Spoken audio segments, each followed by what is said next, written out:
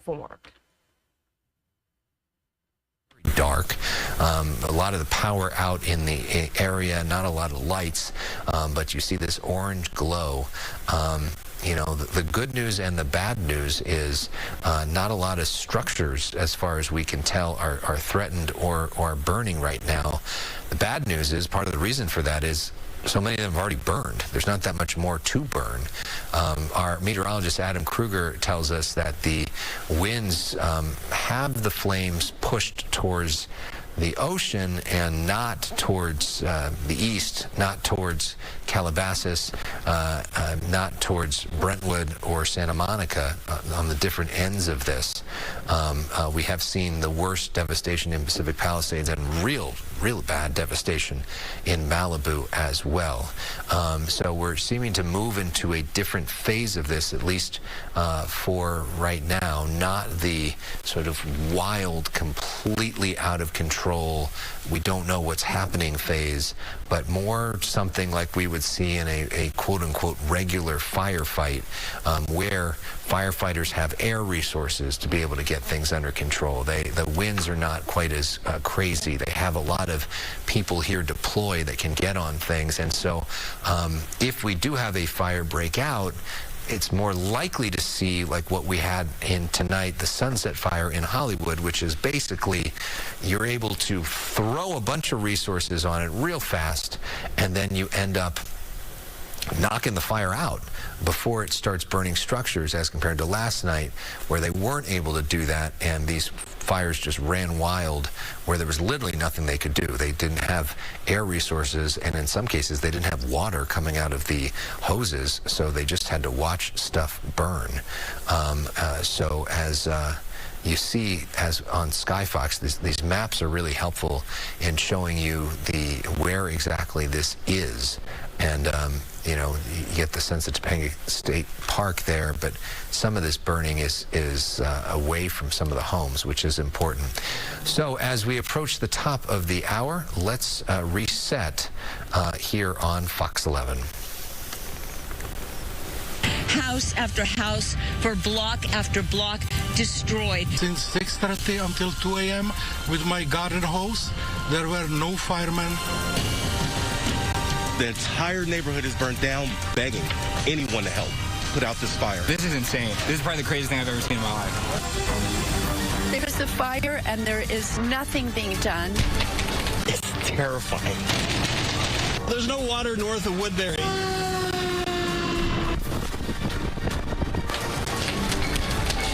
Everything in this neighborhood, Altadena, is not existing right now. This area is a total loss. I'm scared. My daughter is scared. We had to evacuate, and there's a fire nearby. It's really a crazy night.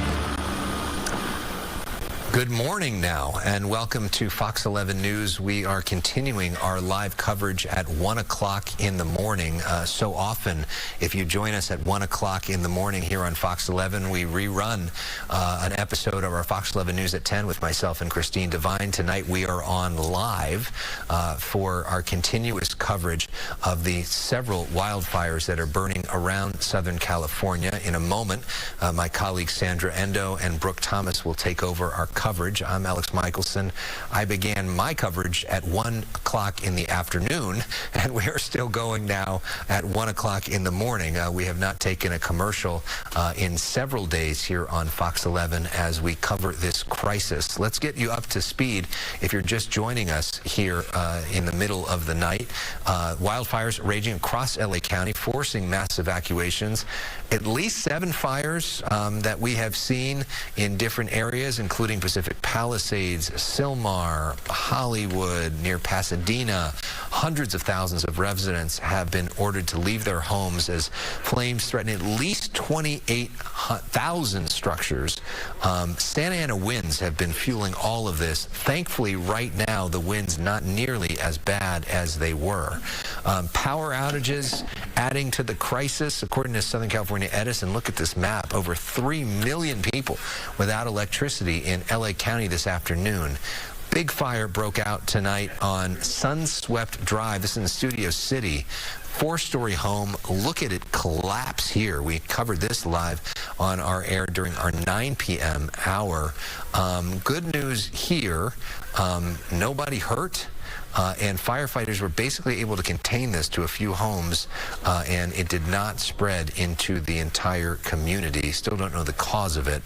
Meanwhile, we saw a big fire tonight in the Hollywood Hills. The Sunset Fire burned 60 acres. Good news is here, it did not spread.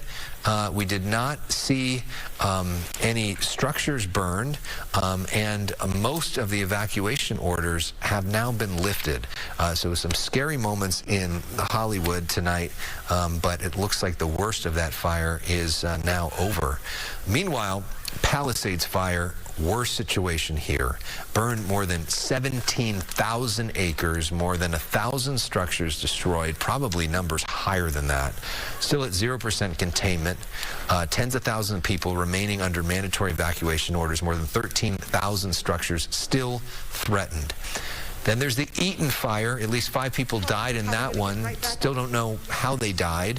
At least 100 structures have been destroyed there. Over 10,000 acres, 0% contained.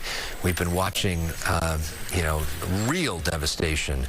The worst devastation in all this we've seen is in Pacific Palisades, is in Malibu on PCH, and in the community of Altadena. And then there's the Hurst fire. This is in Silmar. This one not as bad. More than 800 acres, 10% containment. So they are building a containment line around this one, and not seeing the devastation there that we are seeing in some of the other fires. So we were just talking about Altadena. Christy Fajardo has seen some of the worst devastation, including an elementary school. She continues her reporting in the 1 a.m. hour. Christy, good morning to you. Good morning, Alex. It's actually a middle school. We're standing in front of Charles Eliot Magnet Art School, and you can see how much it has been damaged. It has been hollowed out. This is a 2-story building. The roof has collapsed. There's no longer a floor separating the two.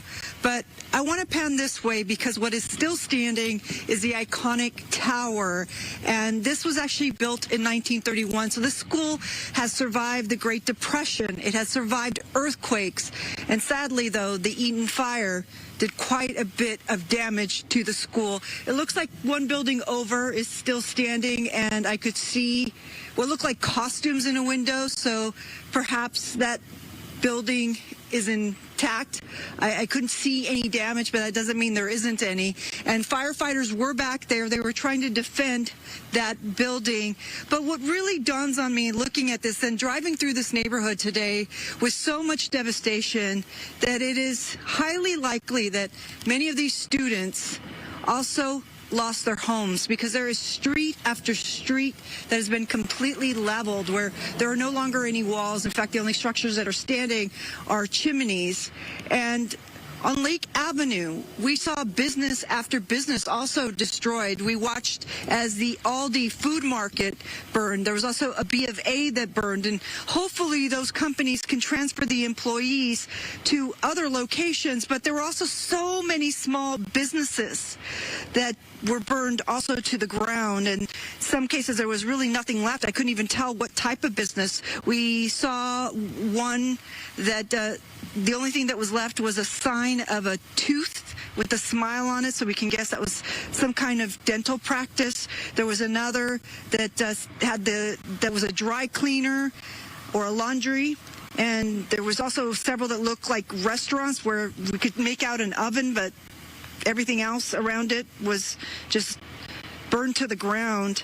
And so this could be a very terrible trifecta for some of these students. They might have lost their homes, their school, and their parents, possibly their livelihood. So this is not going to be easy for them to rebuild. And sadly, we're talking about middle schoolers, so 6th, 7th, and 8th grade, kids that are between the ages of 11 and 14, just depending on when they were born and when they entered school. And the one source of comfort would be their school, their friend groups. And And that would be the constant, maybe reassuring to them, and that may not even be an option. So really heartbreaking scene here in Altadena. Let's send it back to you.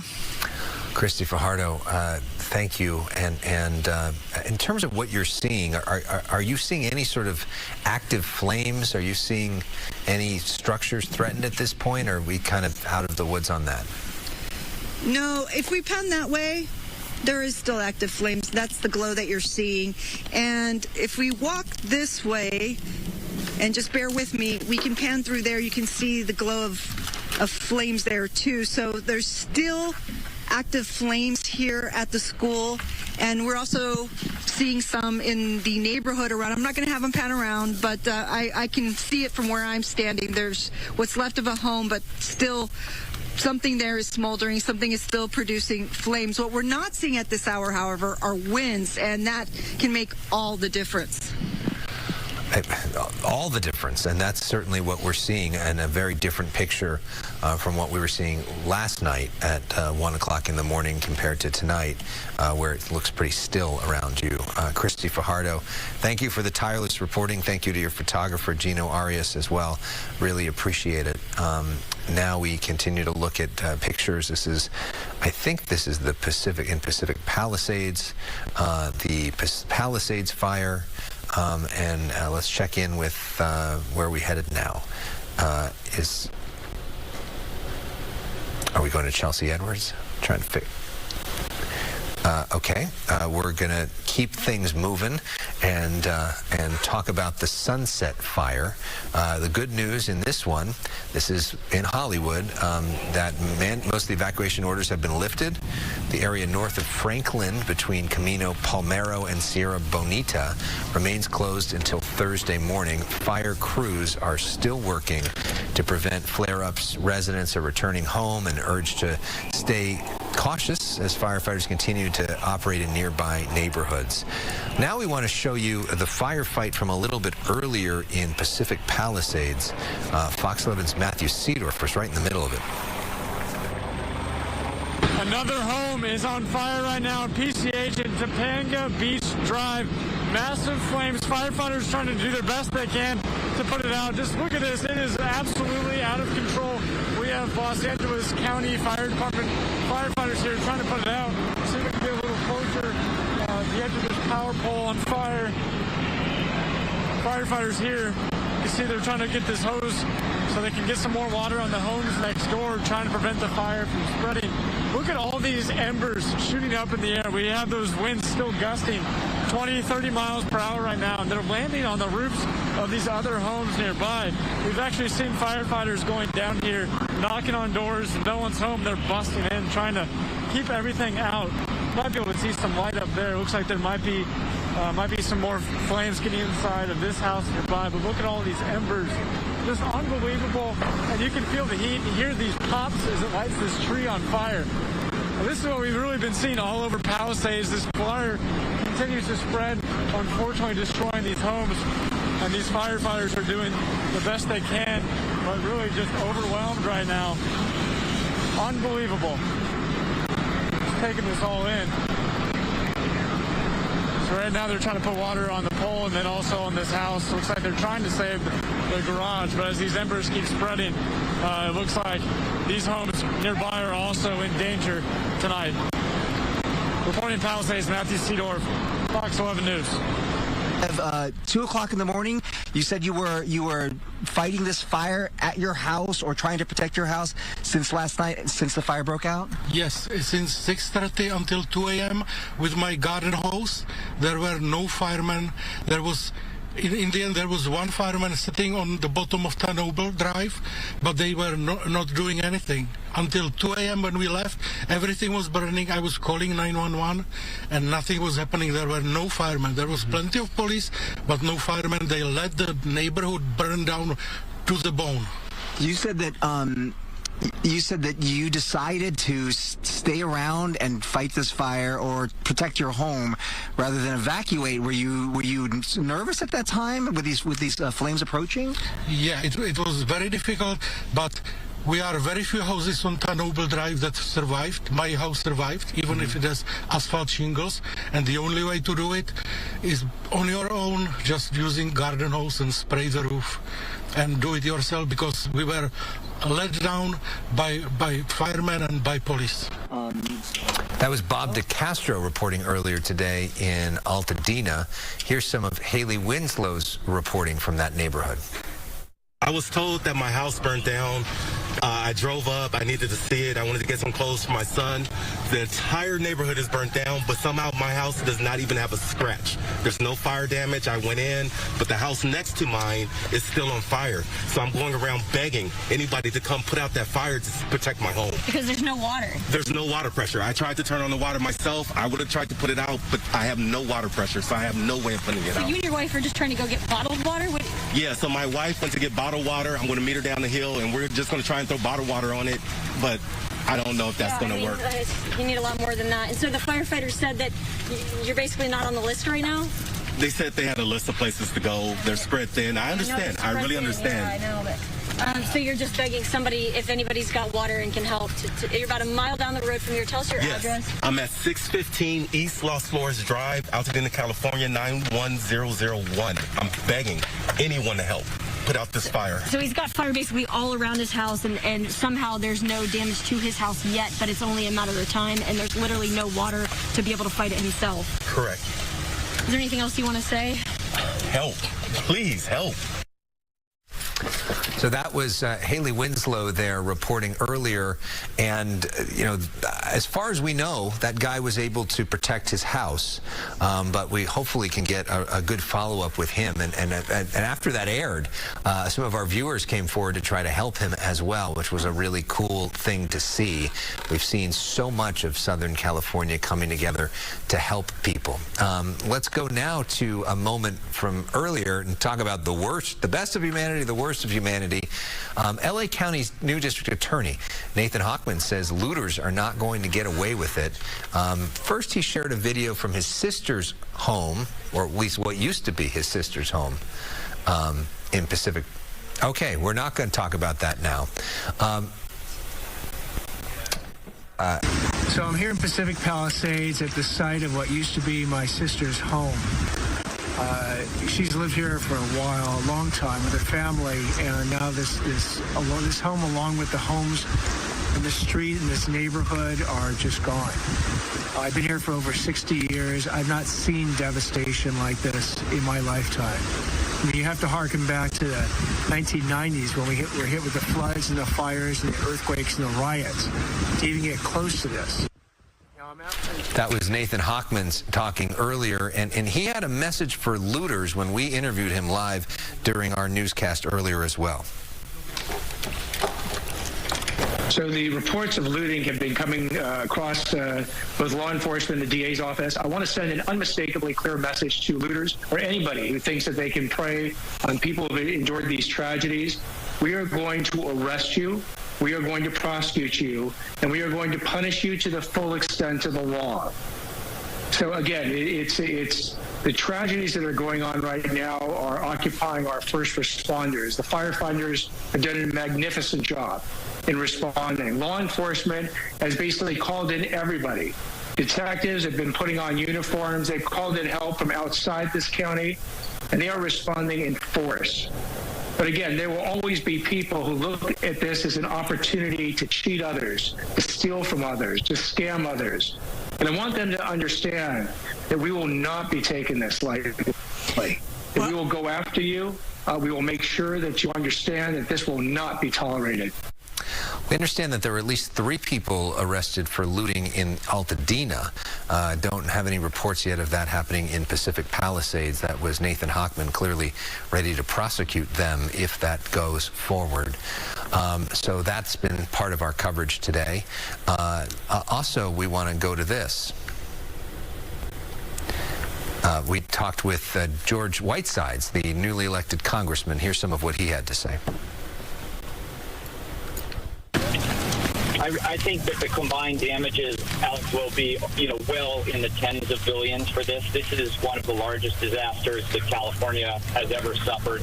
And that support from the president is going to be absolutely crucial. He made an extra commitment, I think, going above and beyond. And I think that is going to be super important to, our communities recovering from this, which will take, let's be honest, years. What are you hearing, Mr. Whitesides, from your constituents? What do they need right now? Well, I just left an evacuation center here in Pacoima where people are bringing their pets and, they are scared. They are concerned about the smoke. So far, the evacuation centers on the north side of the county are well stocked with food. I think people want to make sure, particularly for elderly and the young people, that they're managing the air that they're breathing. So if they're going outside, to use a mask. But to stay indoors if they can, and to protect the folks who are the most vulnerable in our communities. And I don't know if you're near a TV screen or seeing this on the stream, but when you see these images and what you've seen in person today, just what goes through your mind on a human level? My heart breaks. My heart breaks. My wife grew up in Santa Rosa, and they had the Tubbs fire where they lost 5,000 homes in just a couple of hours. And we're going through our own version of that last night and today. And it is just, there was a story that the fire chief told of telling one of his best friends that his home had burned to the ground with just the chimney remaining. And it just breaks your heart. And we just have to work as hard as we can to help these folks get back on their feet for the long recovery ahead. George Whitesides joining us earlier tonight. Now a live picture you're looking at from Skyfox. This is the time of night or morning that we toss things. Sandra Endo and I did a toss to each other 12 hours ago. And so now this is the end of my day and the beginning of your day. But as I say good night or good morning or whatever time it is, I just want to give a shout out to all the firefighters who are working so hard protecting us, and to our field crews who have worked so hard as well every day. And I will see everybody later today, but now to Sandra Endo, Brooke Thomas, and the continuance of our coverage. Thank you so much. So as KTTV, Fox 11 LA, as they switch out their anchor team, I want to continue to give you live compelling images that come into our Live Now from Fox Studios. You're taking a live look out in Pasadena, California, here at 419 on the East Coast, and you can see those fires continue to rage. Sad news as lives have been taken from these deadly fires. At least 5 confirmed deaths this Thursday morning. The time now 4:20 here on the East Coast. I'm Jeanne Francine. We have to take our first 2-minute commercial break of the hour. We'll be right back.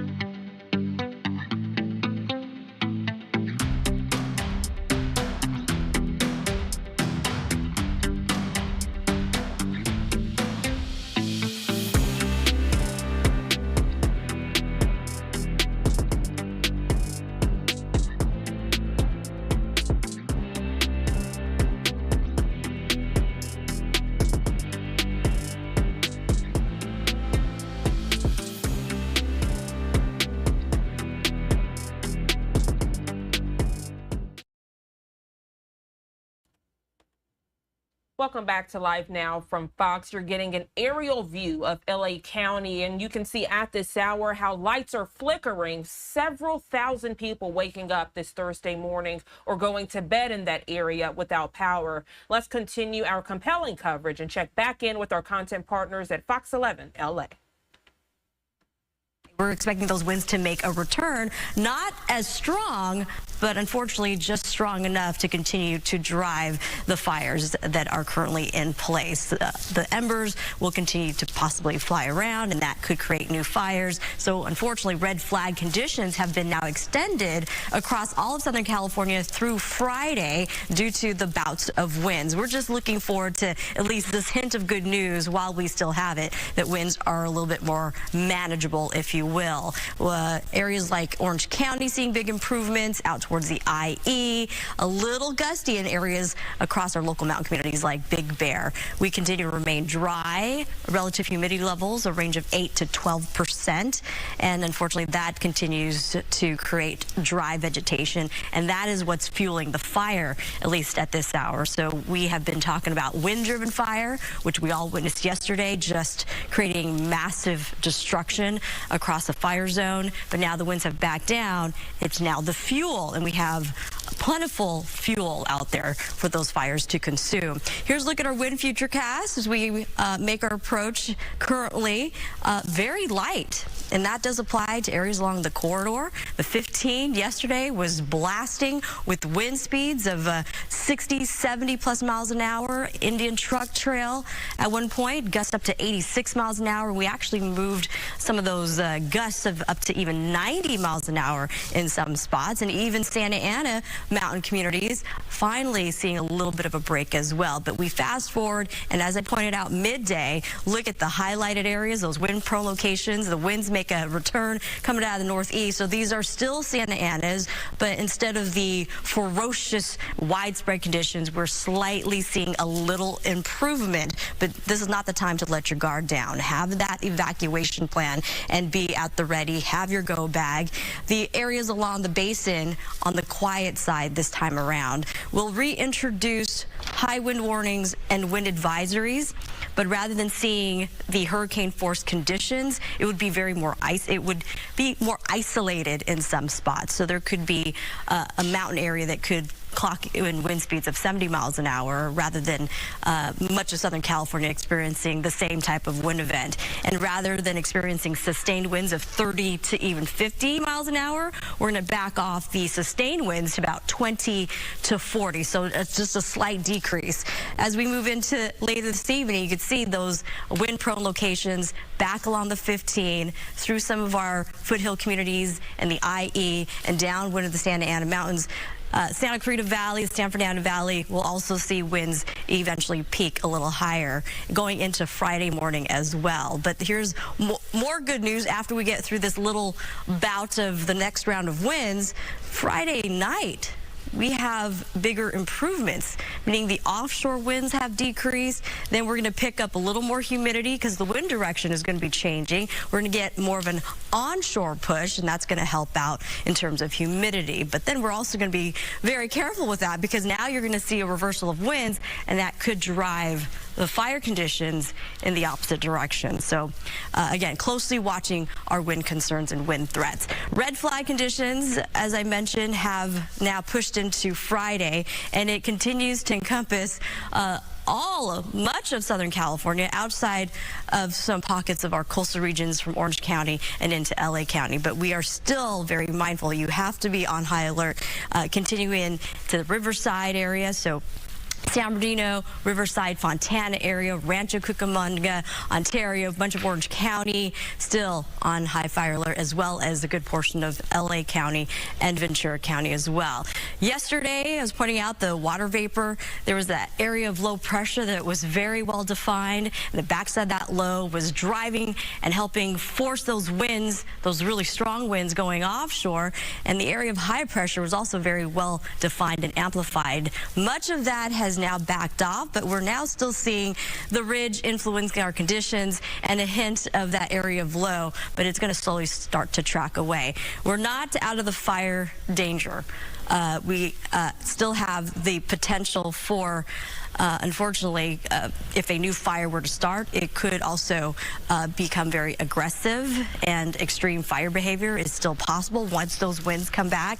Power outages are still likely, and travel, especially that time frame I just pointed out, midday and into this evening, could be pretty difficult, as well as those crosswinds make a return. Much of our foothill communities through canyons and passes, we're going to keep eyes on the Grapevine, the 14th stretch of the Newhall Pass, and as well, of course, the Cajon Pass. So if you have travel plans heading in and out of the high desert communities, if you're leaving town, headed, say, towards Vegas, those wind conditions will unfortunately impact your drive. Those campers, big rigs, if you're heading over to the Coachella Valley, same situation with blowing dust and debris, especially when we're still dealing with those really strong gusts. So the big takeaway, calm winds right now, but we are expecting those winds to make a return more on the, I would say, a typical red flag instead of the extreme conditions that we saw yesterday. So we're moving in the right direction, and by this weekend, we're hoping that the calmer winds will stay in place, and that will really help our firefighting team out there. Sandra, Brooke. All right, Samana, thank you. I think right now we have a live picture. This is in Los Feliz. There's a power outage happening, which is, you know, many people not dealing with the fires, are dealing with these power outages, and you can just kind of see, Sandra, there, the lights and blinking. Right, as we pan down, or Skyfox readjusts this shot right here, again, overhead Los Feliz, you saw those blinking lights along the hillside, but clearly just spanning over the area right here to take a look at our perspective at this hour, 1:30, we're approaching, and yeah, a lot of communities without power at this point because of the situation dealing with fires. Are obviously the infrastructure is tapped right now, and people trying to get a handle of the weather situation, the resources that are available out there. Many communities not even in the fire zones feeling the impact from all of this with those power outages as well. Right, like it's not just the wind, it's the power outage. A lot of And with those power outages, you can see why, as multiple fires continue to rage on this Thursday morning. You're getting a live look out in Pasadena, California. The time now 4:29 here on the East Coast. We have to take our second 2-minute commercial break of the hour. We'll be right back.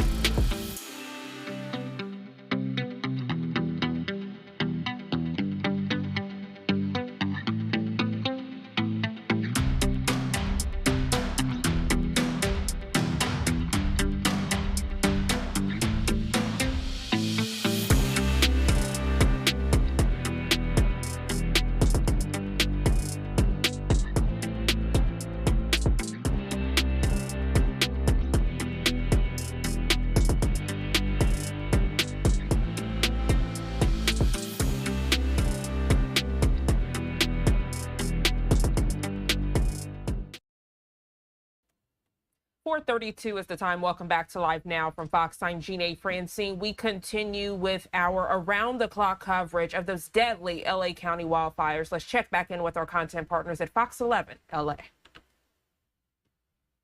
American people. Just what do they call the salt of the earth? I just love them. Palisades, people who live there, they're taking this burned, char. They're dealing with this. They are still standing. Look at this American flag. As they're taking this as a sign of hope. Obviously there are, yes, many people in the Palisades who also have a lot of money, but these are still human beings. These are families. There are children. The impact of losing your home and like this, it just can't be overstated. Everybody matters. And as he was mentioning, yeah, it doesn't matter how much your home is worth. It is a home to somebody. And he was saying that the misconception is that only the wealthy live in this area. But for him and the community there, it is a place where they call home, and living paycheck to paycheck. Clearly, this is going to be a really hard hit in terms of what it does to their livelihoods and their lives. We're taking a live look right now, though, at 1:33. This is the Palisades fire, continues to burn. Thankfully, we do have a little reprieve from the winds right now, but clearly things can change at a moment's notice. And just you saying that it's, 1:33, it is now Thursday morning, 1:33. We've been watching this community burn since 11 a.m. Tuesday. That's right. 10:30 it broke out on Tuesday morning. So what an incredible couple of days for so many of us as we've been watching this, and the turn of events, hour by hour definitely changes as we give you updates on the acreages that have been burning, and also the multiple fires now that we're dealing with throughout the area. But speaking of the Palisades fires, we take a live look right now in the Palisades. A particular devastating are the celebrity homes we've been talking about. A lot of celebrities living in the community there. Page 6 reporting Paris Hilton, Heidi Montag, Spencer Pratt, Leighton Meester, Adam Brody, Anna Faris, Miles Teller, Eugene Levy, Anthony Hopkins, Billy Crystal, Tom Hanks, and Rita Wilson, John Goodman. They are among the celebrities, the Hollywood stars, who have lost their homes. And many of them shared emotional messages on social media, expressing heartbreak over the loss of cherished memories, just like anyone else who have lost everything. Others, like Ben Affleck, Mandy Moore, Mark Hamill, they were forced to evacuate as well.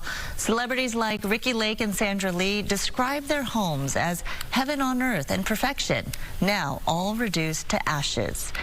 And if you've been following Jamie Lee Curtis on her social media, she's been posting a lot of the devastation she's seeing. She's speaking out about these devastating wildfires in the Pacific Palisades. And she shared this video on social media that her family is safe, she says, but many of her friends may lose their homes. And Curtis described the situation as terrifying and expressed gratitude to first responders and firefighters and neighbors helping one another.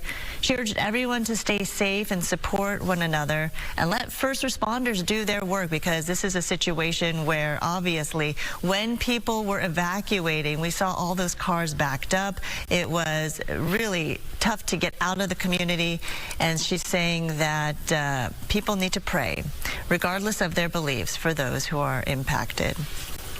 Jamie also sharing this, that a church in the Palisades where she got sober 25 years ago is now gone. She's describing it as a place of comfort, hosting baptisms, weddings, funerals, and helping countless people reclaim their lives through sobriety. She also mentioned the women's club in the area where she connected with others on their sober journeys.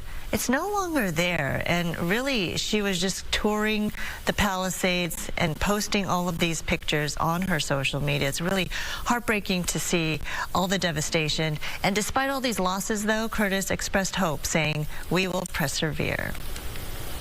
Yeah, look at this. A really important, well-loved Malibu landmark is gone. And this is Moonshadow's iconic oceanfront restaurant. It's been open since 1966. We've been told it's been destroyed in the Palisades fire. And Sandra, that's not all, obviously. Yeah, it's known for its dining room that's perched over the water right there, as you're seeing some of the pictures that people have enjoyed staying here, dining here, enjoying the view. The restaurant had been a favorite for decades. And while representatives of Moonshadow couldn't be reached, these videos are going viral to heartfelt tributes from fans mourning the loss. All these homes along this stretch just south of Dukes are gone. Firefighters continue to work here on PCH. Iconic restaurant Moon Shadow is gone. The Rosenthal Winery burned down. Topanga Motel has been burned down. That was Jeremy Lee Quinn who posted this video that has, gone viral. Employees, people who have long gone, they are sharing memories of the iconic spot. They called it a second home, a place for celebrations. One person actually said they visited weekly for years. Another talked about, recently ringing in the new year there. Many people are just kind of struggling to believe that, the loss of this cherished gathering place. Moon Shadows was more of a restaurant. It was a part of Malibu's identity, just obviously driving past it. Many people have, even if you've never gone. You've seen this building. That's right. It's always a landmark along PCH saying, okay, it's north of Moon Shadows, south of Moon Shadows. Kind of gave directions based on that, and you definitely knew the area and knew that iconic landmark. We want to go back to that live picture of the Palisades fire. Again, we've been talking about the fact that this has been burning for almost 2 full days. And to give you perspective of how much has burned, the Palisades fire right now is 17,234 acres in size. And giving, again, perspective to all this, the size of Manhattan in New York City is 14,604 acres. So the size of this Palisades fire is bigger than the size of Manhattan, New York. That's the enormity we're talking about. That's the size and scope we're talking about. And again, as we came on the air on Tuesday at 10:30 when it broke out as just a vegetation fire along the hillsides there in the Palisades of 20 acres burned, and it has exploded into this devastation and this tragedy. So clearly you get the sense of size here that we're talking about. Oh, for sure. Bob DeCastro, he was at the Eaton fire yesterday where firefighters in one neighborhood, they actually didn't have any water, and then an airdrop came in to help. And the fire chief here was very honest with me. He looked at me. He knew who I was. He said, "Oh, you're with the news." He says, "We have no water. We have no water." And I said, "What is that normal?" And he said, "I've never seen anything like it before." He said he'd never seen anything like it. So I don't know what the problem is with the infrastructure or what had happened with the water here. If it's the same situation as the Palisades when they had run out of water because they depleted the resources or all the tanks had already been drained and they have to replenish those tanks and it hasn't happened yet. I'm not an expert on the water delivery system here, but all I know is this is a home that's on fire, and the fire chief that is here on the scene from another city here in California is telling us he has never seen anything like this, and there is nothing they can do. They're just doing the best they can to try and protect these surrounding homes. The winds, I will tell you right now, they've let up quite a bit. So that is the good news, but it's just surprising.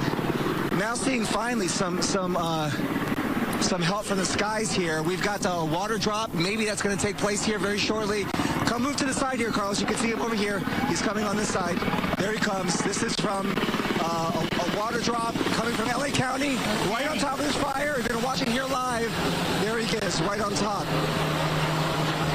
How is that? Just as I said that it was better here, that the winds weren't had subsided a bit, that maybe it's time that they brought out some of the air assets, and that looks like what had happened here just moments ago. We just saw that airdrop, the first airdrop that I have seen here since we've been out here for a couple of hours. Just talking about those airdrops, you even heard the excitement in Bob's voice. You may not be dealing with this personally. You may not be impacted. Your home may not be impacted personally, but I think that everybody is pulling for everybody. I saw people talking about, watching these airdrops happen live and cheering them on like they're watching a basketball game, just because everyone wants this to be over. Absolutely. And as they discuss those airdrops, I want to show you why it's so important. 441 here on the East Coast, and you can see those wildfires rage on. Unfortunate news, at least 5 people confirmed dead. And you heard them mention the wind gusts and how there's even been water scarcity to put these wildfires out. We have to take our third break of the hour. Don't go anywhere. We'll be right back.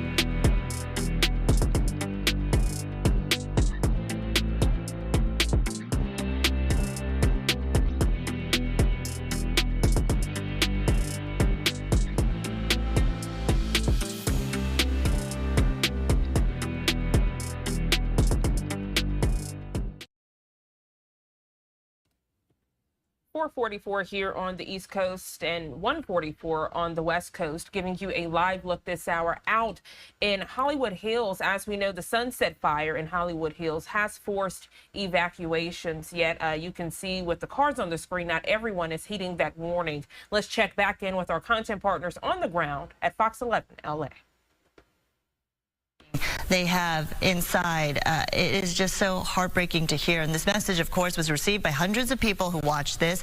A lot of people around the world sending this man and this area water and supplies. Listen to this. And thanks to you guys in the public, all over the country. This guy was out of water, of course. He and his wife going to the store to get bottled water to throw on their house. He lost his uncle's house, his mother's house. There was fire literally all around his house, and he was desperate for somebody to come help him. The community stepped up, and he right now has a home still tonight because of you. So here's what he had to say earlier. I hope I can get some help. To know that my house is standing and then I might lose it because I just couldn't get help, that will even be more painful than it being gone last night. So again, I mean, I know that, LAFD was asking only firefighters yesterday that are, with the force but maybe off duty to help. But maybe if there's somebody out there who's got firefighter experience and they're trying to see what they can do, anything you can do to help guys like Chris Anderson who are just begging. They're out of water and there's nothing else that they can do. I know he could really use the help. And speaking of resources and manpower, people did step up and help literally all over the country. People were dropping off, giving them tips and then coming to his house and dropping off cases of water. And with everybody's help, they were able to save his house. Of course, there's still fire all around it, so he's hoping that it stays that way. Poor guy, I mean, he was literally crying, just desperate. So thank you to everybody out there who stepped up and helped him. The desperation of trying to put out a house fire with bottles of water. That's like throwing teaspoons of water on a raging fire. But somehow, as Haley mentioned, that his house is standing and is okay and it was unaffected by the fire. But speaking of resources and all hands on deck with the call out from LA Fire to have any active duty firefighter or volunteer to come in, step up and help out in all this, the Clark County Fire Department and the Las Vegas Fire Department, they sent a 24-member strike team of 5 engines here to California. Just one example of the many surrounding areas bringing in the resources, volunteering to help our situation. We were just talking about water and the water being gone, and you heard that man say, I tried to turn the water on. There's nothing there. What often looks like there's just no water. Firefighters are not able to refill the water supply. Also, an engineering professor at Purdue noted that in, large cities like the one that we're in, oftentimes massive wildfires like this can damage pipes. Pipes that are already slightly damaged, pipes that are perfectly fine. You have fire raging all around you, and so a damaged pipe, something that you can't even see, can also help deplete a water supply, can also help stop the process of, water being able to be of use for firefighters. So sometimes it's not even just exactly what you're seeing. There are multiple things happening when a wildfire damages an entire system like this. There are things happening that, we can't even see. And what looks like, negligence may actually be a wildfire doing what a wildfire does. And this is horrifying because regardless of what has happened, you end up with someone desperate, doing anything they can just because he doesn't want to sit there and watch his house burn. So he's using water bottles because that's all he can do other than watch.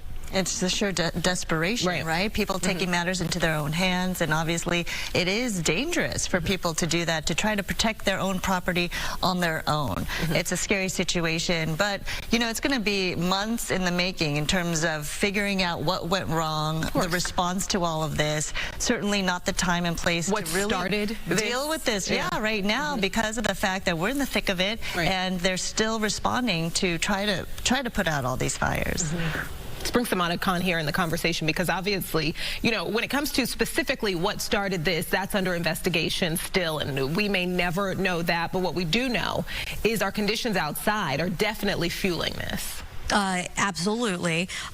There is, though, some good news, at least at this hour. If you just walk outside, you'll notice dramatic differences in wind conditions. Yesterday, just a matter of just 24 hours ago, we were witnessing catastrophic, strong rivers of wind going offshore, fanning the flames and creating these massive fires.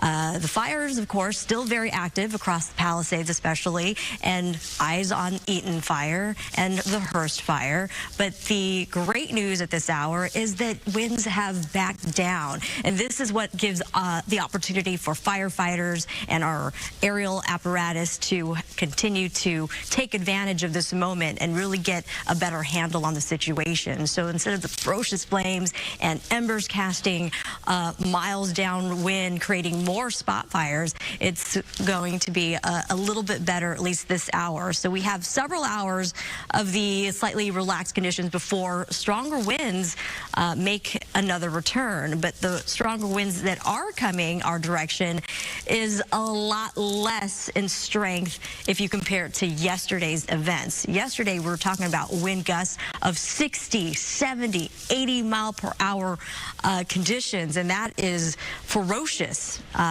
Right now, calm, but eventually, instead of moving up to 80 miles an hour, those hurricane force conditions, we could be looking at gusts, again, still in the danger zone, about 60 miles per hour. A high wind watch will be reissued later, sometime late tonight into Friday morning. So just keep that in mind, especially if you live in the areas of the Santa Clarita Valley. And yes, this does apply to some of our local corridors, the 14, the 5 through the Grapevine, and wind advisories currently in place. We are anticipating those winds to come back later midday, and we're looking at wind speeds range of 20 to perhaps 35 miles an hour, and that's sustained coming out of the northeast because we're still dealing with Santa Ana conditions. But again, not expected to be chaotic as what we have been witnessing. High wind watch will also be in place, unfortunately, for the Santa Monica Mountains, and that does, unfortunately, may impact the Palisades firefight. But for right now, I'm sure much of our first responders and the firefighters that have been working around the clock tirelessly to get a good handle of the current wind situation. Again, very relaxed at this hour. We, unfortunately, are still dealing with red flag conditions, red flag warnings that were supposed to expire yesterday evening, unfortunately has now been extended into Friday. So we have another day of these conditions where if a new spark were to occur, and yes, we're watching those embers that could create new fires, that is still possible because we're still dealing with very dry conditions. Relative humidity 8 to 12%, and that's bone dry. So if a new fire were to occur, it could also become could rapidly spread. And we're also dealing with those winds that are expected to make a return, and the two combined, of course, leading to these conditions. And it's widespread. We're talking about, back to Ventura County, much of LA County, the San Gabriel Valley, the Inland Empire communities out towards Orange County. So just about anywhere across Southern California, a fire could be likely. We are looking at some improvement for our coastal areas of LA County and pushing out to Orange County out of the red flag zone just due to the slightly higher humidity levels. We have been very dry. Speaking of bone dry conditions, since the beginning of the water year, just trace amounts of rain for October, 14 1/100ths of an inch of rain for November, December, and into January. Barely there in terms of rainfall accumulation. And unfortunately, that continues to add to these hazardous conditions that has unfortunately led to what we have been seeing across Southern California with the dry vegetation. So any new fire that has been sparked, there's a couple of elements in place. We have the winds that could drive the fire. We have a lot of the dry chaparral that adds fuel for that fire to continue to grow. And we also have topography. We've been seeing some of these major fires occur in those hilly locations or mountain areas. And as we have chatted and addressed many times over, that fires can create its own weather system, especially when we're dealing with a lot of intense heat that continues to rise. A lot of that cooler air rises, filling in that gap, and that creates chaotic winds. And we've also seen the potential for fire tornadoes in some of those spots, and that creates embers, and those winds that are created by the chaotic conditions spread the embers in various unpredictable conditions. So that's what the type of conditions that our firefighters are working with.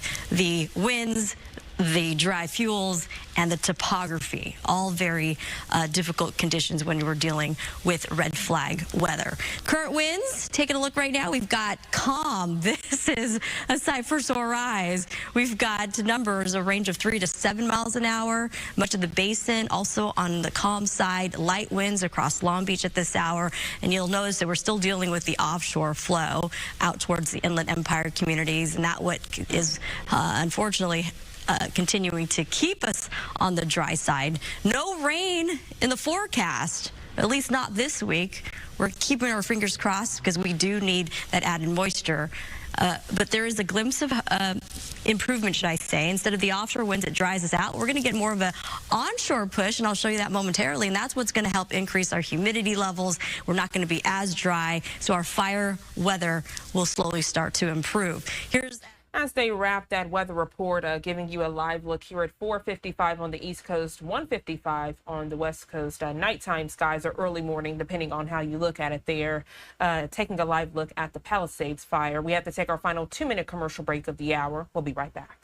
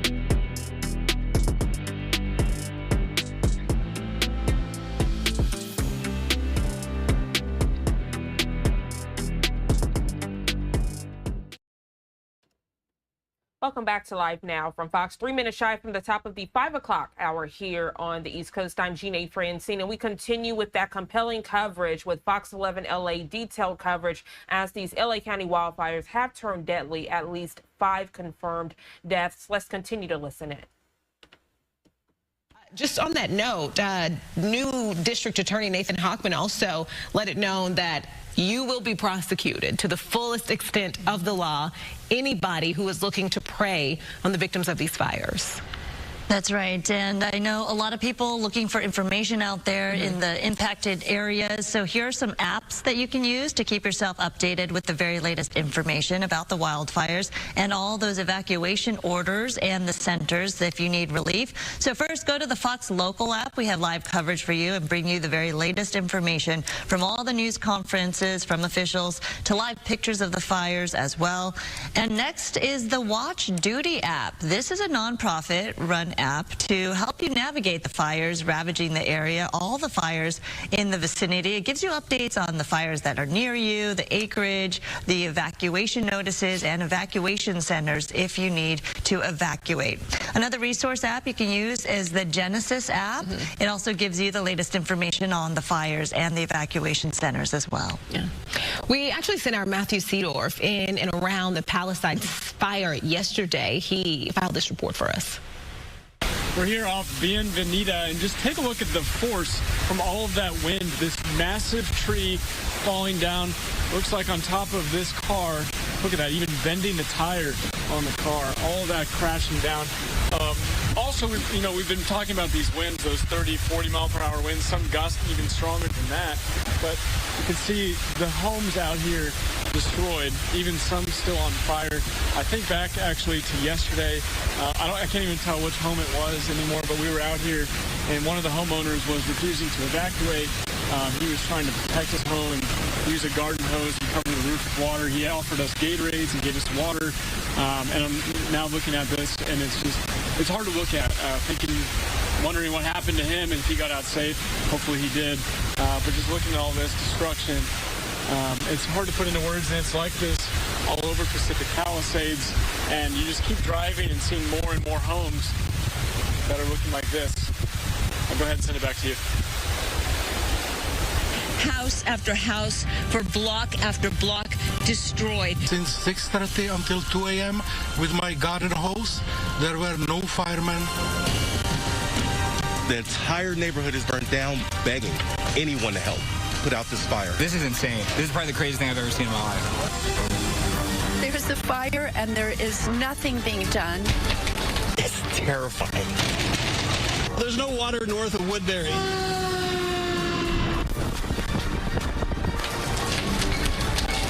Everything in this neighborhood, Altadena is not existing right now. This area is a total loss. I'm scared.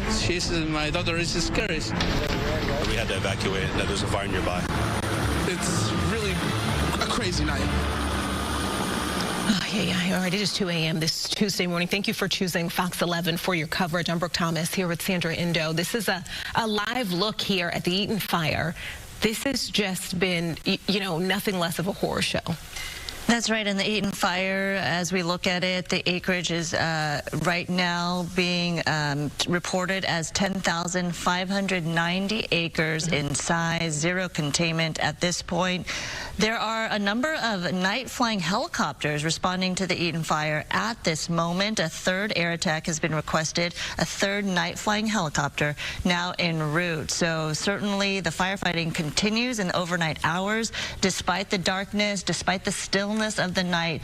In comparison to what we've seen in terms of the wind gusts, there's a little reprieve, so it helps with the aerial attacks and the assessments that are going on with the work that they're doing from the sky. So certainly, hopefully getting some progress being made on that as the winds die down a little bit at this point. Yeah.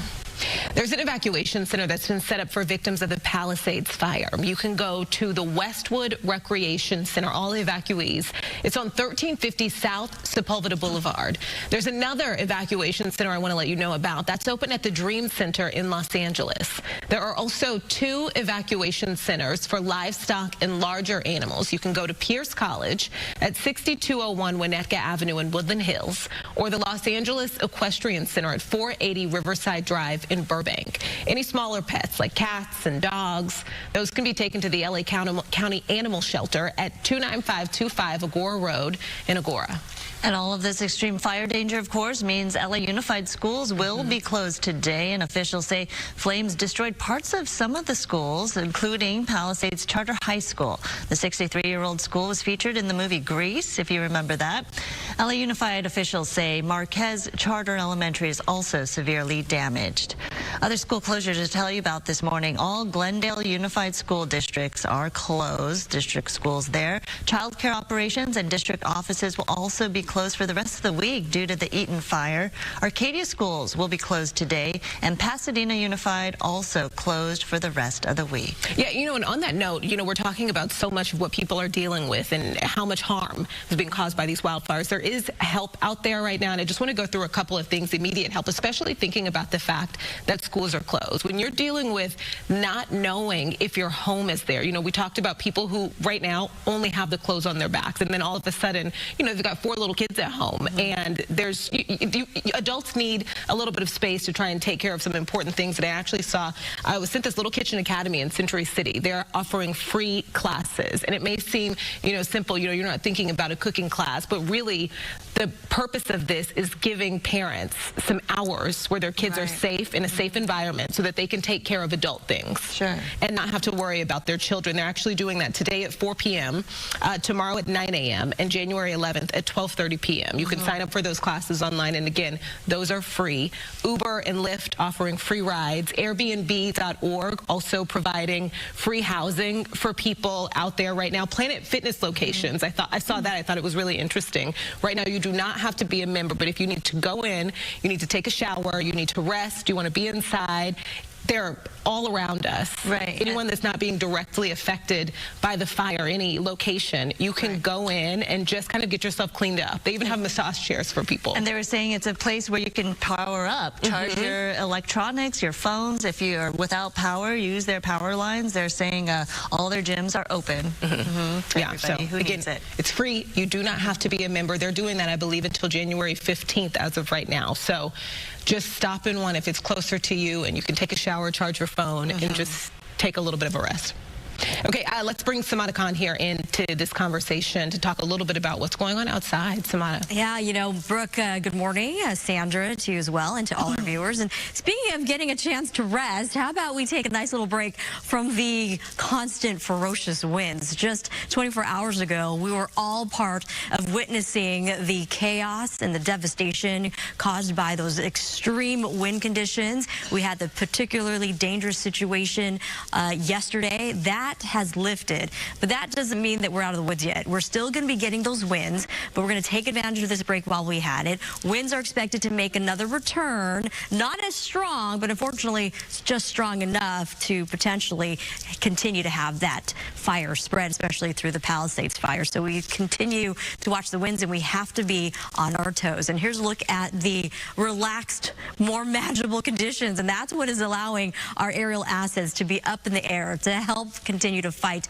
these local fires that are very active, not just for Pacific Palisades, but also the Eaton Canyon fire, the Hurst fire, and all the other active fires that are working right now. Current winds, 0, which translates to calm conditions, 3 to 5 mile-an-hour winds from Camarillo to Oxnard. And look at this from areas of Santa Clarita out towards much of our valley communities. Nice to see that we're looking at light winds all the way down the Santa Monica mountain ranges.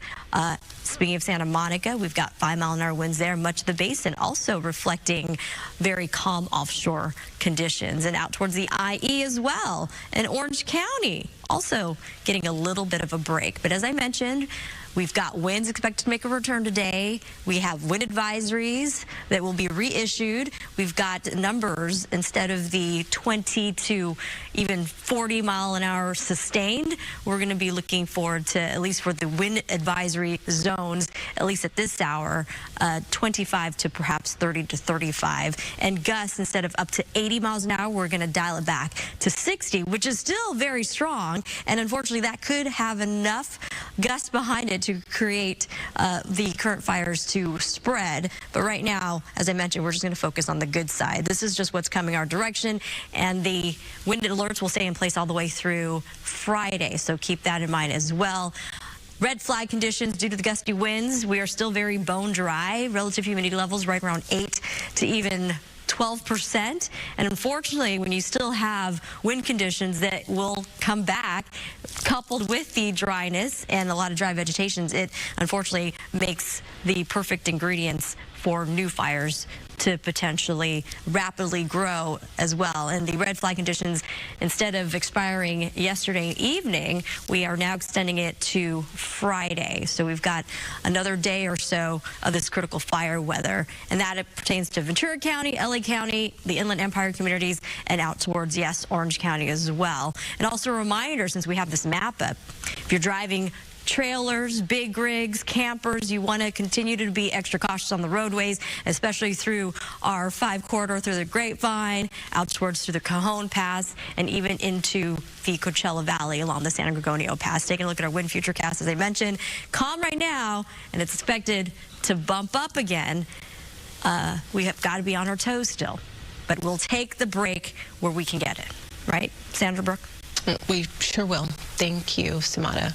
Let's go to our own Gigi Graciette, who obviously covered this fire, this Palisades fire, for hours and hours yesterday. She's actually already 2:08 this morning on her way back to the same location this morning. Gigi, we have you on the phone here, right? Yes, good morning, Brooke. Good morning, everyone. We are on our way, and to sort of speak to what Samada said, we've made our way through the Santa Clarita Valley, through the San Fernando Valley, and as we move into the west side, we are seeing and feeling no wind whatsoever, a much different scenario than what we saw yesterday, Brooke. Gigi, can you talk to me a little bit about, what you're seeing? How close are you right now? We're on our way. We're on the 405, okay. So we're making our way to the fire right now. But I can tell you what we saw yesterday, and that was complete destruction, devastation. You had a fire official on yesterday from LA City Fires, I believe, that described it very apropos, which was catastrophic damage. Yeah. I mean, we're talking about the center of the city, what we consider, the city square, sort of, our supermarkets. Brooke, our churches, the public library, right. All of that burning, all of that, Gelson burned to the ground, Ralph's supermarket burned to the ground. We're talking about Corpus Christie Church, which, if it wasn't entirely burnt, sustained heavy damage. And we spoke to the Archdiocese yesterday, and they were trying to get someone in there to confirm that the fire had indeed moved into the sanctuary. The Palisades Presbyterian Church destroyed, the bell tower standing, and the walls, the skeleton of the building was standing, but there didn't seem to be anything else there. Yeah, Gigi, we're looking at video right now of all the devastation that the Palisades fire has created for that community. Virtually the whole town just leveled to the ground after being up in flames. And you were reporting quite extensively on the community along PCH, the mobile homes there that have been completely destroyed. And those are the homes of so many people, that tight-knit community there. You spoke to a resident who lost everything, and coming back to see the debris that was left behind, and a single American flag still standing strong, flying in the wind. I have to tell you, Sandra, that brought tears to my eyes, and it also brought tears to Andy Rocker and his wife, Rosanna, and they're the ones who lost a home there. And Rosanna, I had just posted on social media, that our flag was as resilient as the people who call Southern California home. And it's funny because Rosanna came up to me on her bicycle. They were touring the mobile home park where over 180 mobile homes were leveled. I don't think there was one that actually survived the Palisades fire. And Rosanna came up to me and she said, "Did you see the flag? It's as strong as we are, and we'll rebuild, and it's as strong as we are." And I said, "Oh my gosh, I just posted basically that same message on social media." That American flag, very symbolic. And we were on Positano, I believe, and there the homes were leveled, they were burned to the ground, and there stood an American flag just waving. It was amazing how those flags just survived such intense heat and flames. And just to think that this fire right now still 0% contained, that is still, almost 2 days later, it just makes my chest tight. We talk so much about how so much of this community is gone. The fire is still going, Gigi. And the damage assessment teams, Brooke, those are the people that will come in and they will physically walk block by block and log Mayoral law has a home sustained smoke damage, has a home sustained damage, or a business, or is a home or a business totally destroyed. And we've spoken a lot about homes, and obviously our focus is there. But let's keep in mind our business owners. And we're not talking about, Chase Bank and Ralph, major conglomerates. We're talking about hallway cleaners that I saw burning yesterday. The small Thai restaurant on Sunset and PCH that was burning yesterday. Those most likely are small, family-owned businesses, and they will be severely affected because their livelihood has basically been shut down. Right. So our hearts go out to all the business owners also. We saw entire buildings on our way out as we made our way through the village of the bank, the building where Chase Bank is. There was a small medical clinic there. And let me tell you, and let me just sort of divert my attention here. We had a fire off the 405 yesterday, too. And we are driving by and we see a lot of units still staged here near the 405 freeway. So Los Angeles and its surrounding communities, Altadena, Pasadena, Silmar, they have been hit so hard. And Brooke, I think Brooke and Sandra, when everything is said and done, I think almost all of us are going to know someone affected or know someone who knows someone. Personally, yesterday I heard that 2 of my friends lost their home in the Eaton fire, Altadena, Pasadena. These are women and their families who have lived a life of service, a school teacher, Los Angeles County employee. They've worked their entire lives to be able to retire in their family home, and their homes are now gone. I'm so sorry to hear that, Gigi. That is... Yeah. I think we're all going to hear of someone that we know that has been affected if we don't know them personally. Right, absolutely. And when you talk about the size and scope of the Palisades fire, Gigi, just to put it into perspective, I mean, wrap your mind around this. The acreage in terms of how it's burning right now, it's up to 17,234 acres burned. And the size of Manhattan, Gigi, 14,604 acres. So we're talking about a fire that is bigger than the size of Manhattan, New York. And you know what, Sandra, yesterday I spent a considerable amount of time with our Fox affiliate in New York City. Of course, New York and Los Angeles have a lot of ties, business ties, personal ties, and they had a very strong interest in what was happening here in Los Angeles. A lot of folks in New York really glued to their television sets watching what is happening here. Gigi, since, you were out there all day yesterday and you were able to see this, just firsthand, I saw something interesting, someone talking about, how typically when there's a wildfire in our area, they get calls from people around the country saying like, hey, we're checking on you, are you okay? And not at all to say that wildfires aren't always, devastating, but I think sometimes so many people here feel like, you know what, we've dealt with this, I'll be okay. And he actually said, he tells people all the time, like, it's bad, but I'm going to be okay. It's not as bad as it looks like on TV. But now he's telling people it's even worse than you can tell on TV. What would you say to that? Brooke, I mean, it's like you're reading my text messages. Oh. those are exactly my text threads to friends in Pennsylvania, to friends in Central America, to friends in Florida, friends around the country, my family in Portugal that was watching our live coverage yesterday, our streaming coverage on the Fox app. I was telling them exactly what you just said. It is worse in person. Imagine driving for block after block after block where there are no houses standing. They have burned to the ground. These are entire communities. Other blocks, there is one home standing.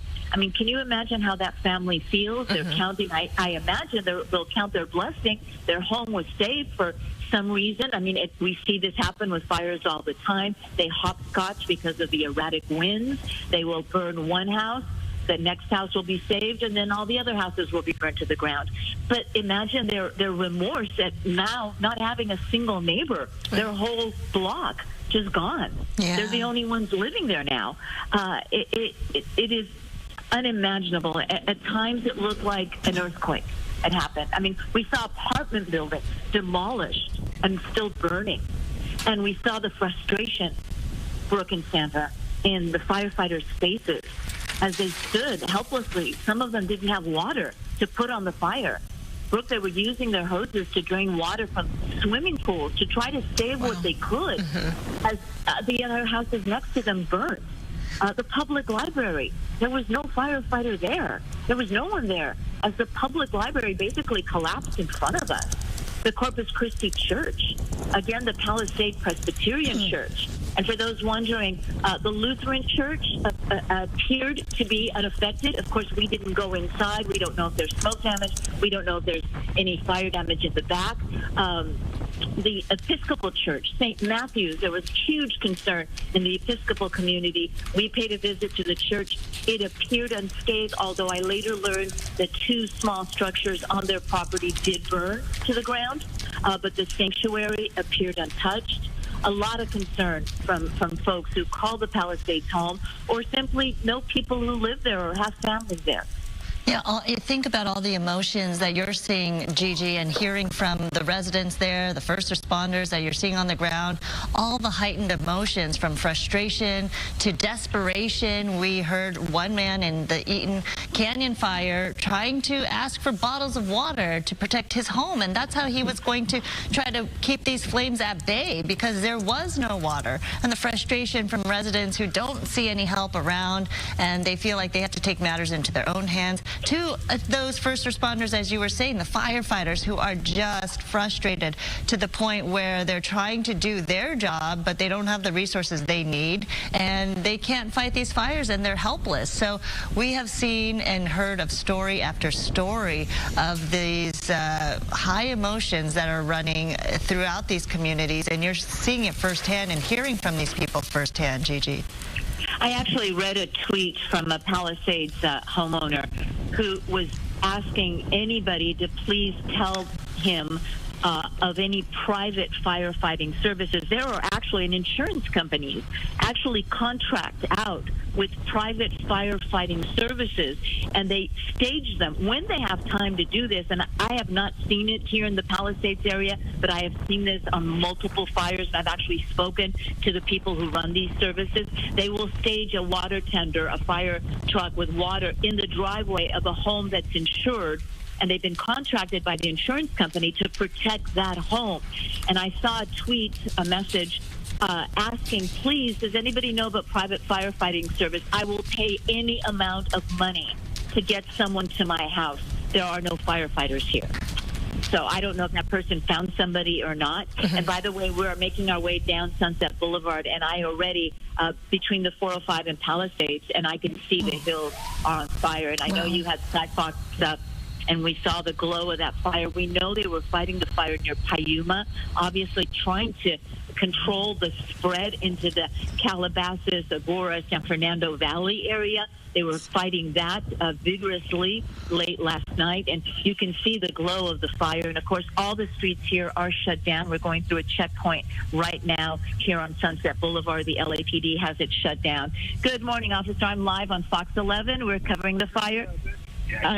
Okay, there's a checkpoint here, and they're asking for our credentials, even though we're in a live satellite trip right now. LAPD has the streets closed off. Of course, they're doing their best to keep out people who don't belong in the area. Obviously, we always see looters and things like that, so they're working really hard to keep them out. Yeah, thank you, officer. Speaking of the people trying to get into the area, right, you know, looky-loos, even though this is happening, that want content or to see, survey the scene, or people who are desperate to try to find out if anything is left of their property and their homes. Now's not the time to do it. Please wait for officials to let you go back into the area because there's work to be done. They are still trying to get a handle on this fire, so now is not the time. Even though you think there's a lull in the wind and maybe we could go back and maybe try to scope out your property or what's left, this is not the time. Please listen to officials. The evacuation orders are still in effect. And the conditions are extremely dangerous. Brooke and Sandra, as we made our way down I believe it was Bienvenido. It was as we made our way to St. Matthew's Episcopal Church. The wires down. Oh my gosh, there were wires down everywhere. They were de-energized, luckily, and we were able to make our way very gingerly, very carefully. I'm with photographer Tony Butita. I think we're losing you there a little bit, Gigi. Ooh. these fallen.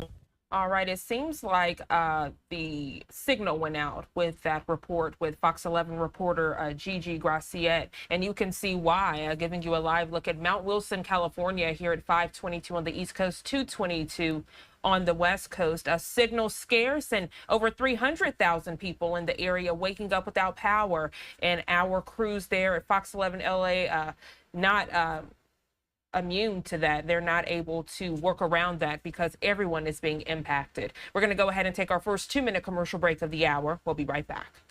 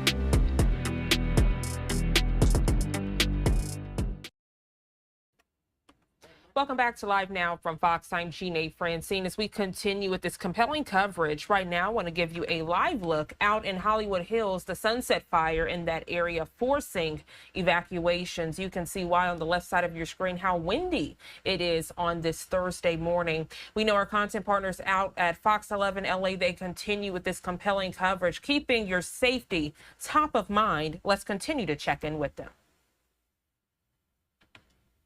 I just cannot imagine the many children who are dealing with this, and in the days and years ahead, these memories and what they're going to have to kind of work through. You hear an alarm and you all of a sudden it takes you back to this memory. That's right. And I'm thinking about all of the kids who, their parents had to say, okay, it's okay. We've got to get out of the car. We've got to walk through this smoke. We've got to run here. That's you right. can hear the panic in your mom and dad's voice. And I'm just immediately thinking about how hard, these days and the days ahead are for the little ones. And the children who aren't at school because of all of this, whether their school has been damaged in these fire zones or for the fact that LAUSD schools are closed and kids may, want to get back to a routine and they don't have it at this point because of these devastating fires. And then, all the questions that they're asking and the fear in their minds as a little child, will our house be okay? Right. Will I be okay? Will my school be okay? Will my friends be okay? So it definitely has an impact and a domino effect all throughout this area, whether you're in the fire zone or not, for these little children, especially, as you mentioned. I think we have Stu Mundell, I believe, live up in Skyfox. Stu, good morning. Talk to us. Where are you? What can you see? Hey, good morning, you two, and definitely looking at that Palisades fire. Now, we're off at a distance. Actually, Skyfox pretty much just directly over the Brentwood area and over the 405. We're not allowed in because of the TFR, but that TFR in effect still. But right now, at this moment, no aircraft fighting that fire. The reason why I'm doing that wide shot where you can actually see the moon out there is to give you an idea about the smoke this morning, because it is a lot less, but that fire is still very, very active down there. It is burning away from a lot of those homes, but we did see that shot report on the ground there just moments ago. There are still plenty of homes in that Palisades area still burning. Devastating to see. But take a look at this. That's going to be all that vegetation up on that hillside, and it continues to burn up here. And the fire department, they're doing what they can to keep these flames in check. The winds, much less today, and that is going to be a huge help for those firefighters. This is going to be the time where they can actually start making those efforts to get these flames under control. Looks like a moonscape down there. You can see all those hot embers, a lot of those hot spots. Again, though, this is up in the Chaparral areas. This is up on the top of those mountains out there, the Santa Monica Mountains, though you probably can see some of this glow from the valley. But as it stands right now, we're still talking about 17,000 plus acres, pushing that 18,000 acres out here at the Palisades fire. As we took off this morning from Van Nuys, I did do a scan of the area. The Eaton fire still very active out there, but a little less flames are being seen, at least from the valley this morning. And of course, that Sunset fire, the one that broke out last night, as I understand it, Dylan, my pilot this morning, the one that actually called it in. The guy that said, hey, you know what, we've got something burning over here. He's one of the first people that called, and maybe there were some 911s, but you know what, very proud of him indeed. That fire definitely under control, but right now, the Palisades one, that seems to be the one still burning out here, very devastating, waiting for that sun to rise, because I definitely want to start seeing that some of that areas that have been devastated by the fire. I'm told that it is apocalyptic to see from the air, and actually waiting to see that myself and to show it to the folks at home. Sending it back to you all. Right, Stu, and your perspective is just quite eye-opening, because we've been talking about the enormity of the Palisades fire, larger than the size of Manhattan, and you can really tell from your shots just how widespread it is, how devastating it is, and from your perspective as well, the wind, right, how it's shifting. It definitely is still having an impact on these fires. I mean, we are enjoying a little bit of a reprieve from those high gusty winds, but you can tell that smoke is moving, and the flames are as well, Stu. Definitely, you know, Sandra, the smoke, you know, the winds are really, I mean, even though we haven't been in the air, or I haven't been in the air that much since this fire started, the winds have been what I've been watching. And that Eaton fire, that is going to be definitely a concern, because if the winds definitely shift, it might be pushing it away from the Altadena area, but it's going to get up into the Angeles. And I'm sure firefighters, as well as I, can just do the math right there. That is going to be a very dangerous situation. Out here, though, you can see a little bit of that smoke, like you said, Sandra, still kind of pushing it towards the same direction, but it's moving from the valley towards the shoreline. That's what those high winds or the crazy gusts were giving us for the most part during those Santa Ana events. But right now it is much lazier. That's probably the better way to put it, but it's still very devastating. Even if this was just the fire that we were looking at, this would still be a lot of fire for those firefighters. And of course, you can see it right there, those winds kind of pushing it over towards the ocean. A lot of hot spots, a lot of vegetation still out here. And when I say that, that's fuel for the fire. So this fire definitely is still very, very active. I'm still hearing those containment numbers at 0. Hopefully they're going to start getting those up a little bit higher as these winds start to slow down a little bit. I did see Sam Dubin's report yesterday, and they do have the tractors out there, the big bulldozers, and they're actually going to make those lines around the fire. And since they've been out there, I'm still hearing the 0% containment, but those numbers have got to start climbing, especially because of all the work they've been doing out there, putting those brakes for that fire it can basically burn up to and then be able to stop at. But right now, still very active out here. And again, this is in the Palisades, the flames that we're showing you away from the homes. I'm actually doing some button pushing up here, but I'm having a little bit of an issue this morning. Not sure exactly what is going on, but I'm unable to bring up the map at this moment. But because I wanted to show you where the shoreline is, where Gigi's at down there over by the actual shore. That's going to be way down over in this area over here. So those flames quite a distance from the Pacific Coast Highway. You can see some of those red embers right there. I would venture to say that that is probably one of the structures that are burning. And of course, you can make out the red lights. Those are going to be the fire trucks. But those are way at a distance, and that's going to be out by Pacific Coast Highway. So you get an idea of all the distance between there. And something else that's very eerie that when you think about it, and it's something that I'm more used to than most of the people watching, is usually you'd see lights on down there. You'd see a lot of like what you're seeing in the foreground right here out towards the Palisades area. All that is off, probably due to the power being out, but the wires down and etc. So it is a very eerie situation. And of course, that devastation, thousands of homes, or at least 1,000 homes burned. That is, it's quote unquote apocalyptic. And as when the sun starts to rise and the smoke is not going to be there, hopefully we're going to get some pictures of that as well.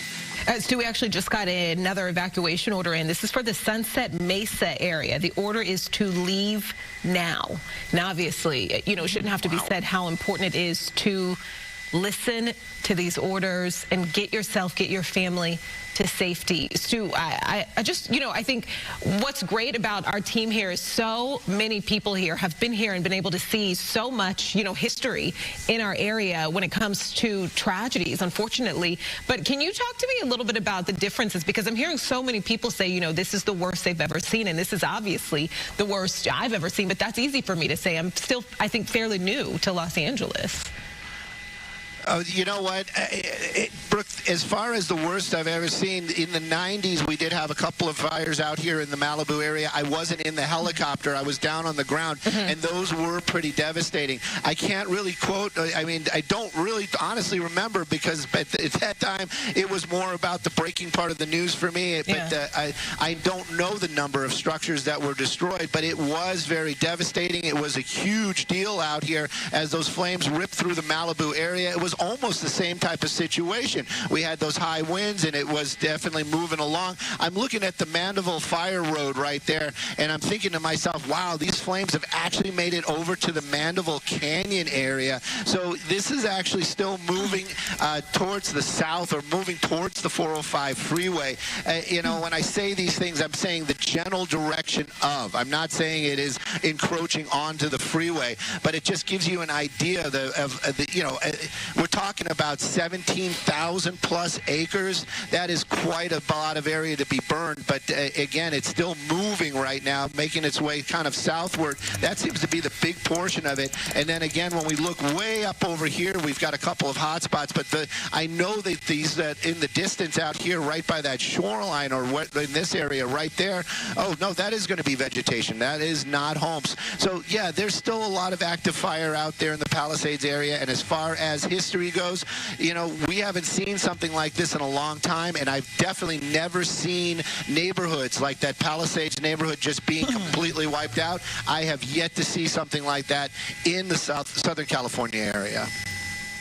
Right. I mean, to give you perspective, just looking at the facts from the Woolsey fire, we're talking about 96,949 acres burned for that fire. Of course, that broke out in 2018, and 1,600 structures burned in that. But again, every fire has a different characteristic, a different personality. But the fact that there are so many fires burning right now, and they're pretty much big, enormous fires for those communities. But the fact that this one has leveled so many structures, and you know, we haven't even begun to start counting how many livelihoods and lives and homes have been lost, you know, and businesses. So clearly the impact is just very different fire to fire, and unfortunately this one, just as Stu has been mentioning, apocalyptic is the word that so many people are using after seeing all the damage left behind.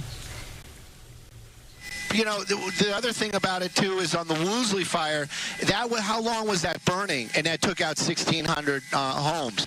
How long has this one been burning? The Palisades, this is what, day 3 now? Day 3, right? And all those homes were wiped out almost within the first couple of hours, or well, 24 hours of that fire. And that is, I think, what the impact is, especially out here in the Palisades. Eaton Canyon, that's another one. We saw, you see the destruction out there. And also, in both those situations, these flames weren't just in areas where there were homes. These flames moved into areas where there's commerce. The Palisades, the commons down there, like what I would call downtown Palisades, devastated. As far as I could see from the ground footage, almost leveled. And then we saw yesterday at Eaton Canyon almost that same type of situation, where those flames were, yes, of course, they were in neighborhoods that were in with the trees, but those flames also, and those embers, making their way into areas that were businesses, and all those businesses getting destroyed. Yep. Yeah, and these are the things, as far as the fires go in the southern Los Angeles area.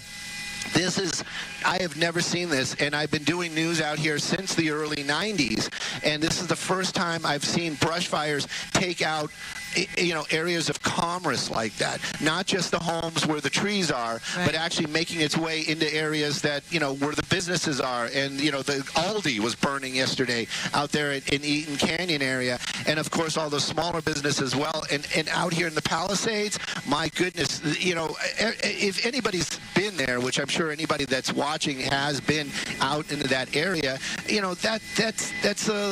like the heart of town. It's like downtown, just gone, just leveled. And we're taking a look at the fire. The Aldi's up in flames. This is the Eaton Canyon fire in Altadena. And as you mentioned, Stu, you often talk about the urban wildlife interface, and that's usually where we see these fires break out and the edge, the bordering edge of homes that are butted up against the wildlife interface. Those are the ones that are usually in harm's way and impacted. But this is completely different, sweeping through entire neighborhoods and even town centers. Yeah, and that, I think those are the things that makes this fire, and every fire is a little bit unique, but this one's so unique and so devastating to see that type of destruction in these areas. Like you said, these are not areas that usually would burn or would be associated with a brush fire. Yes, we lose homes because they are, like you said, that urban interface where you have like these beautiful homes up in these hillsides, and of course, you have the trees, you have all the vegetation nearby, but these flames, and because of the high winds and those embers, were making their way into areas that usually would never even be affected by a brush fire or a vegetation fire, and now they're gone. Right, all these communities thinking they're safe because they're in kind of a more populated urban setting, but yet with these wind gusts that we've never seen before, since 2011 was the last time we've had such a severe windstorm warning like this. Now all these communities impacted, as we're seeing right now.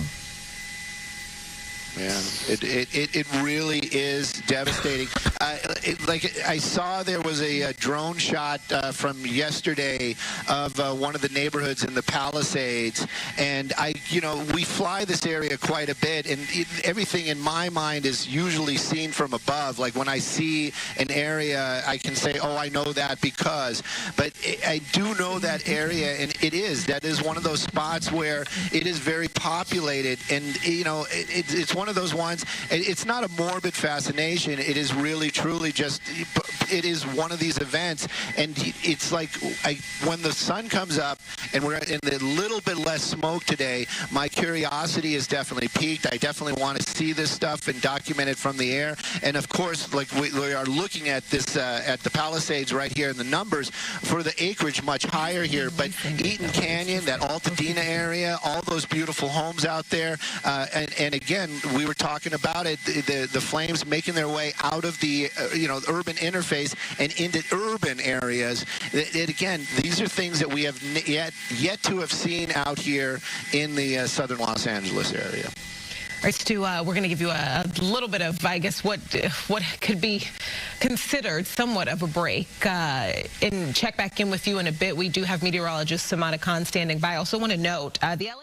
All right, so as they go to a quick break, I just want to fill you in. Stu there giving that aerial report. Normally when we have those high-speed chases or car chases, that's who you hear from the chopper. But truly compelling report that he gave, and then showing you that bird's eye view, how it looks on top as those wildfires continue to rage. And then again, if you're just now tuning in, I'm Jeanne Francine. A new evacuation order given on this Thursday morning for the Sunset Mesa area. Folks in that area are encouraged to leave so that they can be safe. Let's go ahead and go to a quick 2-minute commercial break. We'll be right back.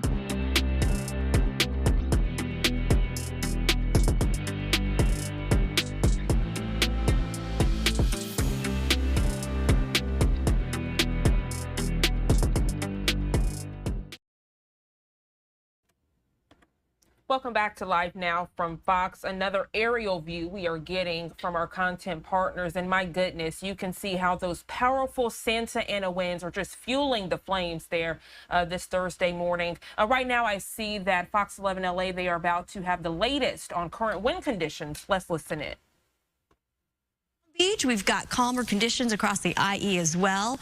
And unfortunately, even the IE will be going through another round of winds. The National Weather Service actually reissued a high wind warning that will be in place at 6 o'clock this morning for the Inland Empire communities, and I'll show you that momentarily. In the meantime, 24-hour, big difference. Yesterday, those really powerful gusts. Today, at this hour, calm, but eventually we're going to be seeing gusts not at 80+ miles an hour, but more like at 60 miles per hour. You can see these wind alerts widespread still, but mostly pertaining to Ventura County and LA County, where sustained winds could still be right around 25 to higher levels at times. That's a great shot, by the way, that Stu and our Skyfox crew is offering us, and that's a shot of the moon, the waxing gibbous, about 80% of the moon being illuminated at this hour, and then all that smoke that is in the atmosphere, the light is being scattered, and it's showing us even the moon has a kind of an orange glow. Here's the look at the high wind warning coming out of the northeast, 25 to 35 miles per hour. This is what I just touched on. It is being reissued for these locations beginning at 6 a.m. this morning, and that's in advance of the midday winds that will be approaching, and that stays in effect through about tomorrow morning. This applies to Riverside, San Bernardino, Rancho Cucamonga, Fontana, all the way out south towards Temecula, Lake Elsinore, and it does apply to all our local roads in that region. The 15, if you've got travel plans, especially those trailers, the campers, if you're heading through the Cajon Pass, be extra cautious. Perhaps, as we have been chatting about yesterday, rearrange your travel plans. And this does also apply to areas of the Banning Pass, the San Antonio Pass, heading in the Palm Springs stretch. If you're heading into San Diego, you'll be met with similar conditions. A quick check of our wind futurecast. The break now, but here you go. We're going to see those highlighted contours make a return. The brightly lit areas are going to be where the winds are going to be the most strongest, and unfortunately that is areas near the Pacific Palisades, Santa Monica Mountains there. As you can see, areas of the Santa Clarita Valley out towards the IE, and this reflects kind of the same type of story that the wind advisories and high wind warnings are indicating.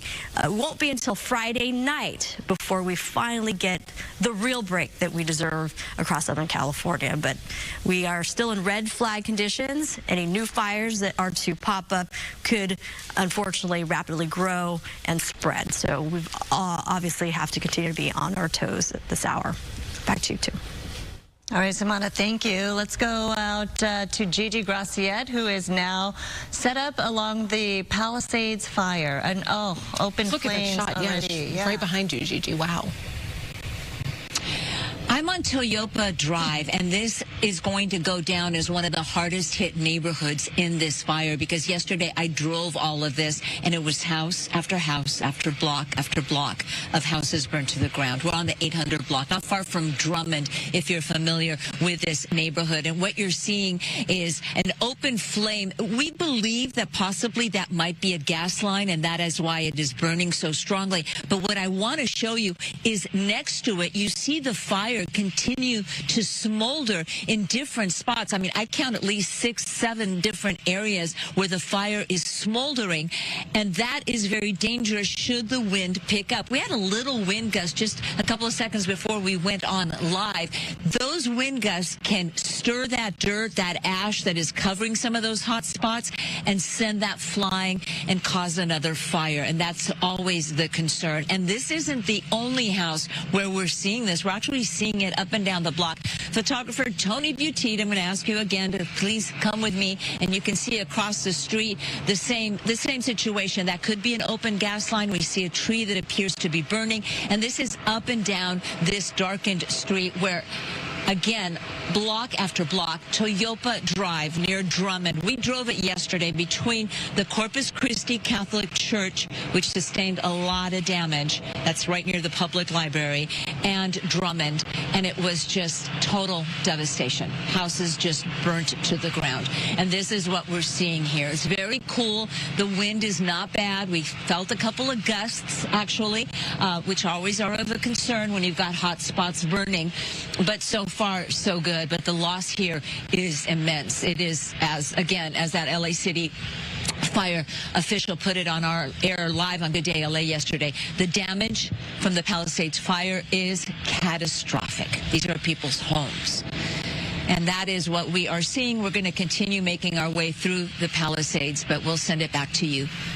Gigi, I think something that you do that I always think about, I think you do a really great job of like acknowledging, obviously, during any sort of tragedy that your life is the most important thing. And trust me, the people who are dealing with this, they know that and they are grateful. But just losing your home, the trauma, the stress, just even the fact that you have to even start thinking right now about rebuilding, it just can't go unsaid that this is devastating. You know, we talk, or I talk a lot, and I say this a lot, about the pieces of people's lives. I have seen people scour through the ash looking for a wedding ring, looking for a book that might have survived the fire. I saw a family rejoice when they found the family Bible that had only been scorched. It's the little things that make up our lives, the little things that mean so much to us. Whether you live in a one-bedroom apartment, a single, a condo, a townhouse, a house, a mansion, that's your stuff. And there's stuff that can be replaced, you know, clothes, all that stuff, pots and pans, fine. But the things that can't be replaced. And remember, this fire broke out at 10:30 in the morning. So the majority of folks who live here and work were away from their homes and may not necessarily have been able to get out everything that they would have taken with them, the things that mean the most to them. And that really is one of the saddest parts of covering a house fire, when you see a house burned to the ground, the memories that have been lost, the physical memories. Absolutely. And you think about when daylight comes and what you're going to be seeing there again, Gigi, it's just quite devastating, because right now already it's dramatic behind you, but once we can see with daylight, it's a whole different story. And what we saw yesterday, I think we have some video. I don't know if Haley Hurst, producer Haley in the booth, can roll some video for us. Gelson's Supermarket. I mean, these supermarkets are huge. Burnt to the ground. Just a couple of walls that were standing. Ralph's Supermarket. We saw banks burning. Chase Bank and that entire bank building with a medical facility in it, apparently some legal consultants. It was hard to tell all the businesses that were burning. I saw restaurants burning, small businesses, the dry cleaners, the public library. We keep talking about that because the library is so important to so many, especially our children. That's where kids go after school. That's where kids go to learn, to check out a book. I know that when I was growing up, the library was so important to me. We couldn't necessarily afford to buy a lot of books. So you would see me, you know, taking out the 10-book maximum, checking those out to be able to read and learn. They are the center of our lives, of communities, and they are gone. They are burnt to the ground. How do you even begin to rebuild? This will take a very long time. The library is a safe space for so many young people, right? So many teenagers, so many kids. It keeps them out of trouble. It also keeps them safe. You know, the library means so much more than just books, you know, but the fact of the matter is the history that is in a library. It just, you know, it can't be duplicated. Gigi, you know, you were just talking about, I love that you pointed out that, you know, the time of day that this started, because I saw a woman online devastated, crying about her cat. And, you know, she was asking if anyone is at all possibly nearby. Could they go and grab her cat? And immediately there were nasty comments and people were saying, you know, why didn't you take him with you? Because she wasn't home. Exactly. 10:30 in the morning. A lot of, working folks have left for the day. A lot of moms have dropped off their kids at school and have gone to run errands if they're not working right away. So a lot of people weren't home. That's why we saw all those people trying to get in to Pacific Palisades. The people who abandoned their vehicles, they were desperate to get in, to get out. They just left their cars because they weren't moving, and they needed to get home, to get their pets, to get family members. Christy Fajardo, our reporter, interviewed a lady who was desperate to get in to see her dad, who's in his late 70s and had a slight dementia, and she needed to get him. And she was struggling because, obviously, like they asked us for identification at a police checkpoint, they were asking her, well, where's your ID, that shows you live in this area? Well, she doesn't live in this area, but her dad does. Thankfully, Christy reported that police worked with that woman and were able to get her in to get her father out. And when you see that play out in front of you, it changes you forever. These are not just stories that we cover. These are people's lives. These are people's homes. These are people's business. This is a tight-knit community. We spoke yesterday to Andy Rocker and his wife, Rosanna, and they actually have a chat group with all the residents in that mobile home park on PCH, Pacific Palisades Bowl Mobile Estates. Over 180 homes were lost there, mobile homes. And Andy was telling us, these aren't rich folks, that there's a rent control there. They are working folks. They're senior citizens. They live on, fixed incomes. They pay their rent, and they enjoy the view of the beach. These aren't folks that will easily be able to move, and not everyone has insurance. That's a whole other story. Right. The insurance situation in California. A lot of folks have seen their policies canceled, and a lot of folks are now going to see their policies canceled after this. Yeah, and that actually may end up affecting everybody, because a lot of people that have had their private insurance canceled, they are all now into the very expensive state insurance policy. And the question right now is, can the state handle the demand that is about to come through? And then who bails out the state? And, well, that goes back to those private insurance companies that are left. And then that may affect you. There's so much to this. And what do you do? Everybody. Yeah. All right, Gigi, thank you so much. What do you do if you don't have fire insurance? Right. Yeah. Exactly. And it's hard to get, and it's very expensive. Thank you so much, Gigi. We'll check back in with you. We want to get to this. Susan here is soon.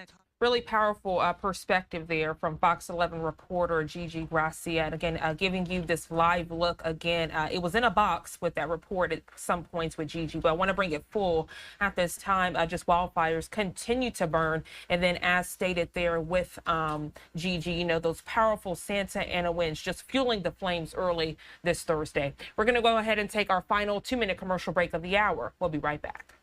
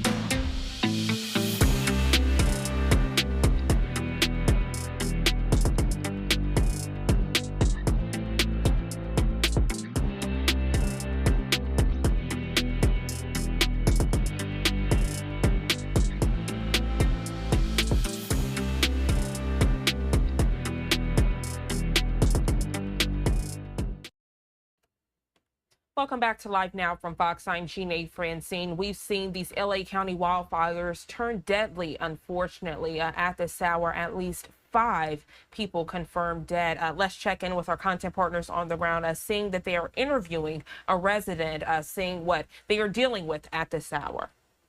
Circumstances could be, there's still not the help, there's not the strategy, and there's so many people who'd want to help. Let's just create a really good plan.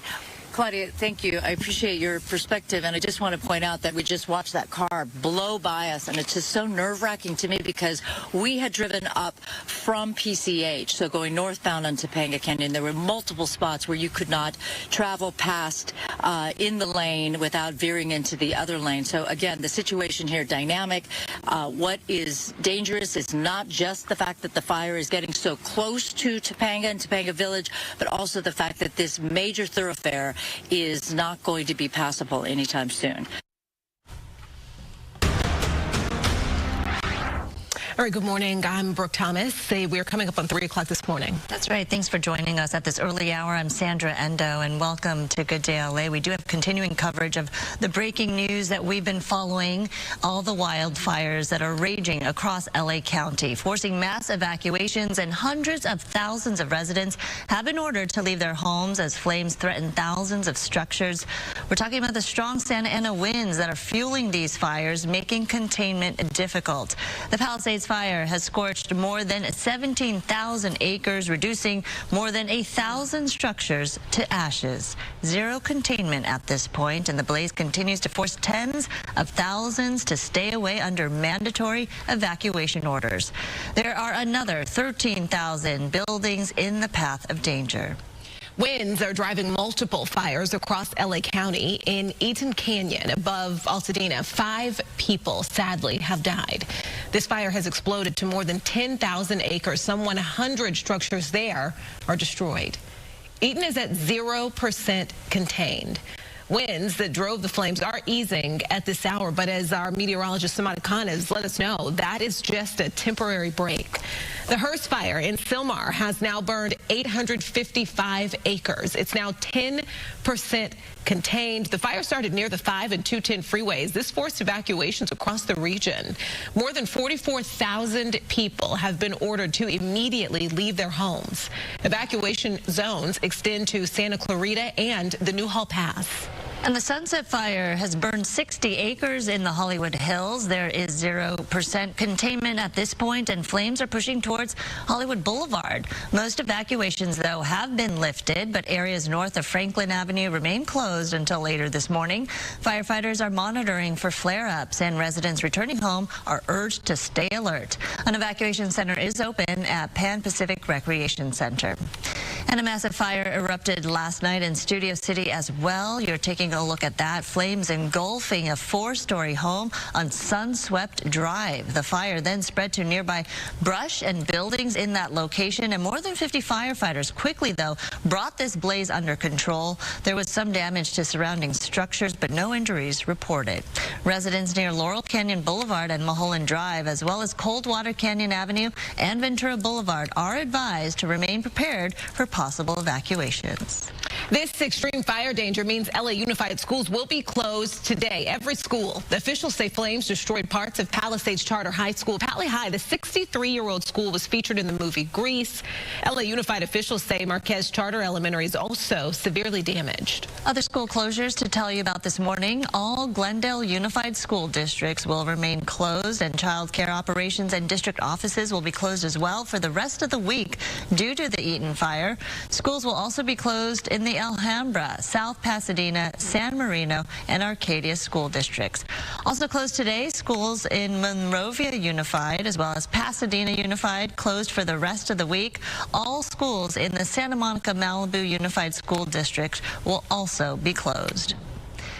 And schools will be closed in the Alhambra area, as I mentioned, but obviously the winds is a big concern. Obviously, we're going to be keeping a close eye on that, and Samana can tell us about the forecast that's expected for today. So. Yeah, good morning, Sandra. Good morning, Brooke, and to all our viewers with us at this hour. Finally, a well-deserved brief break from the winds, more on the relaxed side. A big difference 24 hours has made. Yesterday, we were witnessing the catastrophic hurricane-force wind conditions that drove these fires in these directions that unfortunately took out many areas across the Palisades, and the Eaton Canyon fire area drove those winds to rapidly spread, and the ember cast, very chaotic situation. But at this hour, as I mentioned, much more relaxed. But don't be caught off guard. Eventually later this afternoon, or should I say more midday, the winds are expected to make another return. It will be strong,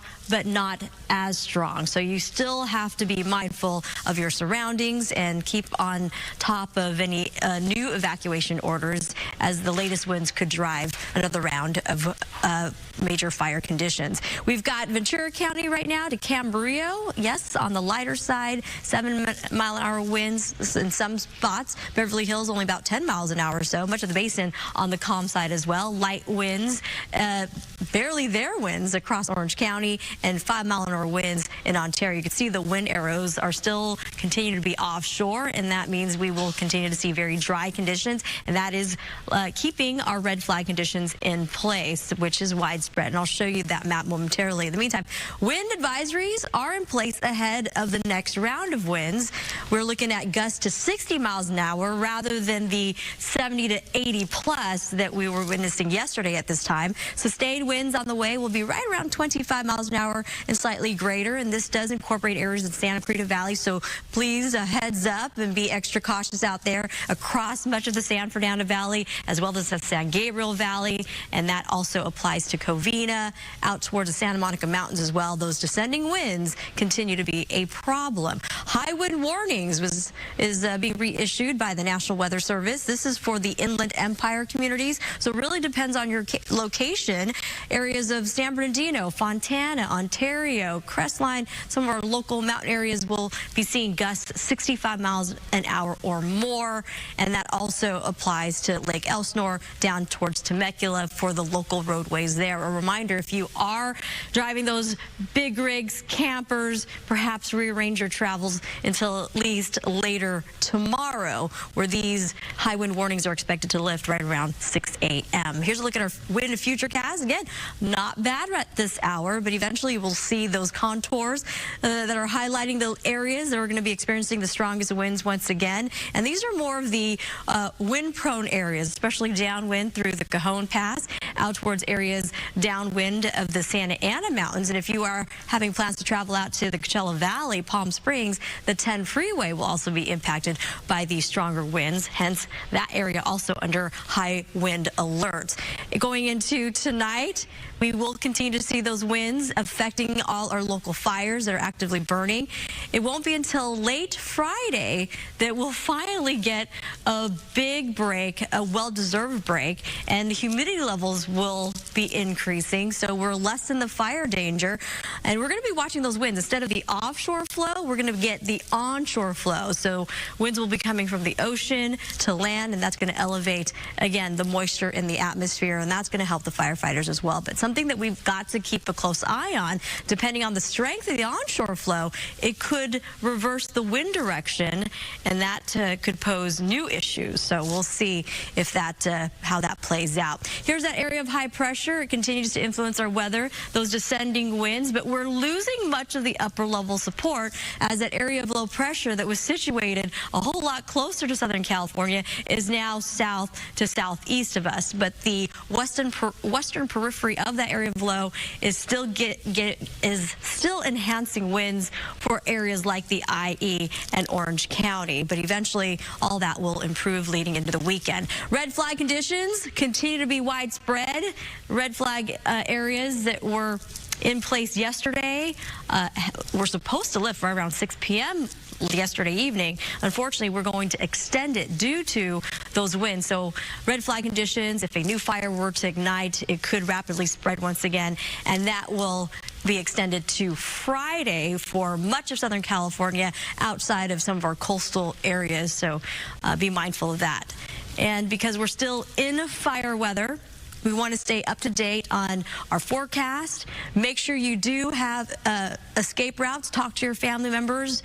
Find a meeting point if you do get separated. Have that communication plan in place and get ready and go kit with your papers, your prescriptions, of course, important documents, and life is the most important thing there. We've got to cover traffic-wise, and we're going to take you over to the Palisades fire closures.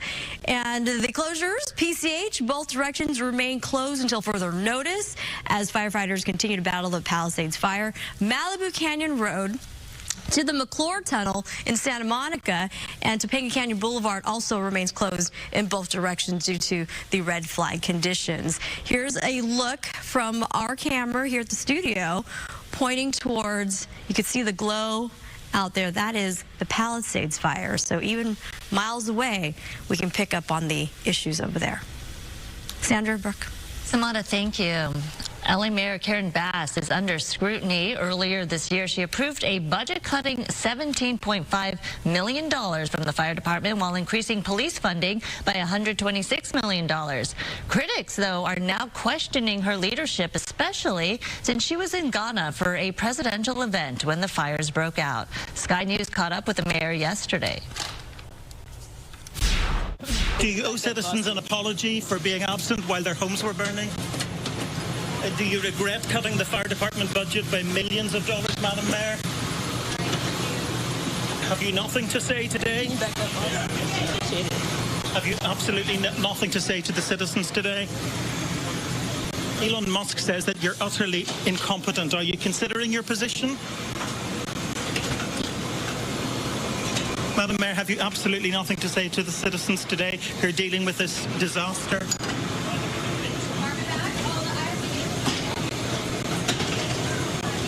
No apology for them?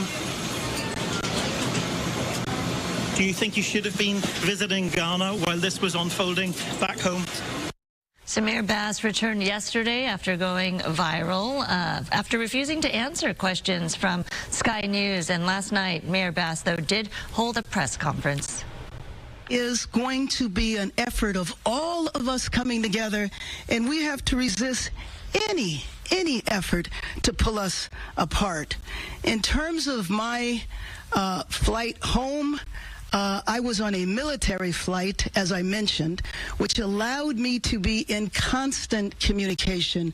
I was on the phone, on the plane, almost every hour of the flight. So although I was not physically here, I was in contact with many of the individuals that are standing here throughout the entire time. When my flight landed, immediately went to the fire zone and saw what happened in Pacific Palisades.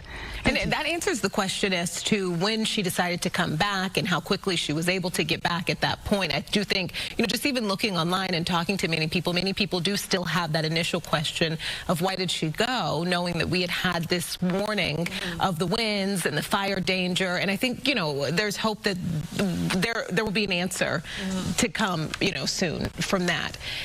Let's toss up to Stu Mundell in Sky Fox, I believe, over the Palisades. All right, so as they talk amongst themselves, want to give you a new live image that's coming to our Live Now from Fox Studios. It takes us out to Mount Wilson, California, and you can see there on your screen how those powerful Santa Ana winds continue to fan the flames, making for many of the fires to be at this hour 0% containment.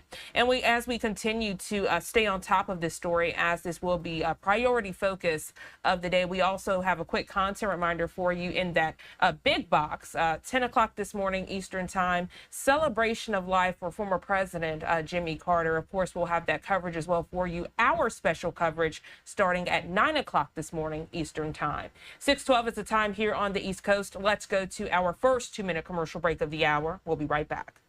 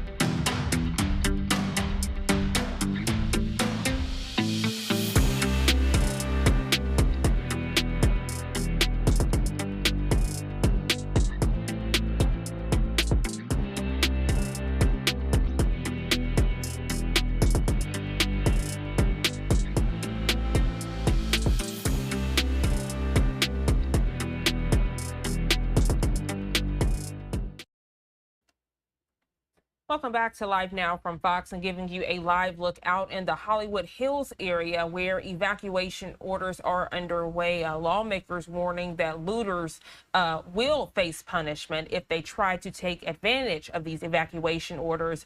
Fox 11 LA taking a further dialogue and analysis on the situation. To scam others. And I want them to understand that we will not be taking this lightly. If we will go after you, we will make sure that you understand that this will not be tolerated. Now, State Superintendent of Public Instruction Tony Thurmond is urging Californians to come together in support of fire-impacted students, families, educators, and school staff. Tax-deductible contributions can be made through the supplybank.org disaster relief fund to help provide, much-needed assistance. The latest figures show that 335 schools and more than 211,000 students are affected. For more information on this, we have a link on our website. We've made it easy for you on foxla.com. And in response to the ongoing wildfires, local Planet Fitness locations are offering anyone impacted by the fires, so first responders and residents, free access to showers. They can recharge there and relax. You can use their power supply, charge up your phones. No membership is required to take advantage of these services, which include the locker rooms there, again, showers, hydro massage loungers, Wi-Fi, and of course those device charging stations. This is at any LA County location not impacted by the fires. And DoorDash has activated its severe weather protocol to pause operations in affected areas. DoorDash first suspended operations in impacted areas of Los Angeles and surrounding the Pacific Palisades area, including Santa Monica, Westwood, Brentwood, Calabasas, Pasadena, and surrounding areas. As conditions got worse, DoorDash suspended service in San Fernando, Santa Clarita, and Northridge, and will continue to adjust operations as necessary. We also have free rides from Uber and Lyft for impacted people. They're going to take you to any shelters if you need to get out and get there free. And then also, we were talking earlier, Little Kitchen Academy in Century City. They're offering free classes just so your kids can have something to do, be safe for the next 3 days. And so parents can, obviously people right now don't even have a second to take this in. They all of a sudden have to worry about insurance. They have to worry about rebuilding. And where to stay, where to go. Exactly. And sometimes you may need a break to be able to get a handle on all of that. And create some normalcy for your children, right? Because they don't know what's going on. They may be afraid, and they don't have their friends around because they're not in school. So, yeah, a little activity is great for them. And then, according to Uber and Lyft, they are going to be providing those free trips to temporary shelters through January 15th. So you have some time to utilize those free rides. Yeah, glad that there's some help out there for our victims of these latest fires. Good morning, Sandra. Good morning, Brooke. Good morning, Samada. On that note, should we go into Gigi? Samada, just talk a little bit about what she sees. She's live at the Palisades fire. Gigi. We're live at the Palisades branch of the public library, and we were here yesterday as this building was just collapsing in front of us. And take a look. There is so much damage. I'm using a flashlight just to be able to light things up, to be able to see. You can't make anything out. There you can see the sign, Public Library, and what once read Palisades branch. This library was actually built under Mayor James Hahn back in 2002. That's when it was open. So it stood here for almost 23 years, and now everything is gone. You can't even make anything out. The roof has collapsed. A public library is really the center of a community. We've been talking about this. This is where kids come after school. There's so many different activities. And I mean, the entire roof has collapsed and it's buried absolutely everything. And what's under the roof is just ash we saw. And there's so much debris. Asking our photographer to be careful because the ground is just covered in shattered roof tiles and debris, mangled metal. You can't make anything out. I see a shelf of maybe what once held books way in the back there. You may not be able to see it because it is so dark. And what looks like books that are burnt, but it's so far back, it's hard to make out. And it's just heartbreaking. A public library, such an important part of any community. And again, this one, according to a plaque which still stands this morning, was established in 2002. So 22 years years, almost 23 years it stood here. And yesterday we watched it burn, and there was no one here. There were no firefighters. We were the only ones here. The City of Los Angeles Public Library branch here in Pacific Palisades. This is right across the street from the Corpus Christie Catholic Church. We just drove by. The damage there, a lot of damage. I was mentioning we spoke to the Archdiocese yesterday. They were trying to confirm how far the fire had actually gone, if it had hit the sanctuary and the school. The school building appears to be standing. It's across the street. Too dark to show you right now, but they've lost a big building. It is completely gone. All that is standing is the skeleton, the metal beams. And we can even hear things in the background there sort of collapsing still around us. That's the latest from the public library. We'll be back here later on when it's daylight to give you a better look. We're sort of just checking out all the sites that we watched in heartbreak as they were burning down around us yesterday. And again, there were no firefighters here. There was just a block away. They had no water to put out a fire at a house. So we imagine maybe they had no water to even fight this fire with. Reporting live in the Palisades, I'm Gigi Gracia. We'll send it back to you. It's just so heartbreaking to see now that she's gone back, or Gigi, now that you've gone back to the site after watching it burn down yesterday, and then now to see it like this. Yes, it's devastating. We saw the roof collapse yesterday when we were here, parts of the roof, the beams. I don't know, photographer Tony Butita, if you can see the plaque. The plaque is still standing. Appears to be a bronze plaque over there on the wall, but the branch sign there, right on the floor. We've got a stuck cable. Let me see if I can unstick it. There's a lot of debris here. Hold on one second. Okay. We've got a cable stuck in some of the debris. There you go, Mr. Butita. We are unstuck now. It is a very precarious situation here with all of that. There's that plaque that shows the library was established in 2002 by the City of Los Angeles, the Palisades branch. And we can only imagine all the folks that grew up coming to this library. Gigi, I just heard you choke a little bit. You know, can you talk a little bit about the conditions, the air right now? You're right in it. Yeah, you know, I don't know if you can make out, like right here. I'm going to pull my thing. Can you see that? It is smoldering. I don't know if the camera can even pick it up. You know, the things that we see sometimes are the camera. It's difficult, challenging to pick up. But everything is still. Oh, I do see it. Yeah, we can see it. There's still hot spots. Do you see the smoke? We can see it, yes. So that is what. Yeah, that's what we're breathing. I may have to go put on a mask because we're so close to this. But that's the air quality, obviously extremely bad. And look at all the debris. Look at that sign. Maybe they can salvage that sign, and it'll sort of be part of history when they rebuild the library, which of course we hope they will. But who knows how long it will take the City of Los Angeles to be able to rebuild this library here. Look at this. Just everything has just collapsed. Please be careful. You and Tony out there. I was getting messages from viewers concerned about you and Tony in the fire yesterday without a mask, without goggles.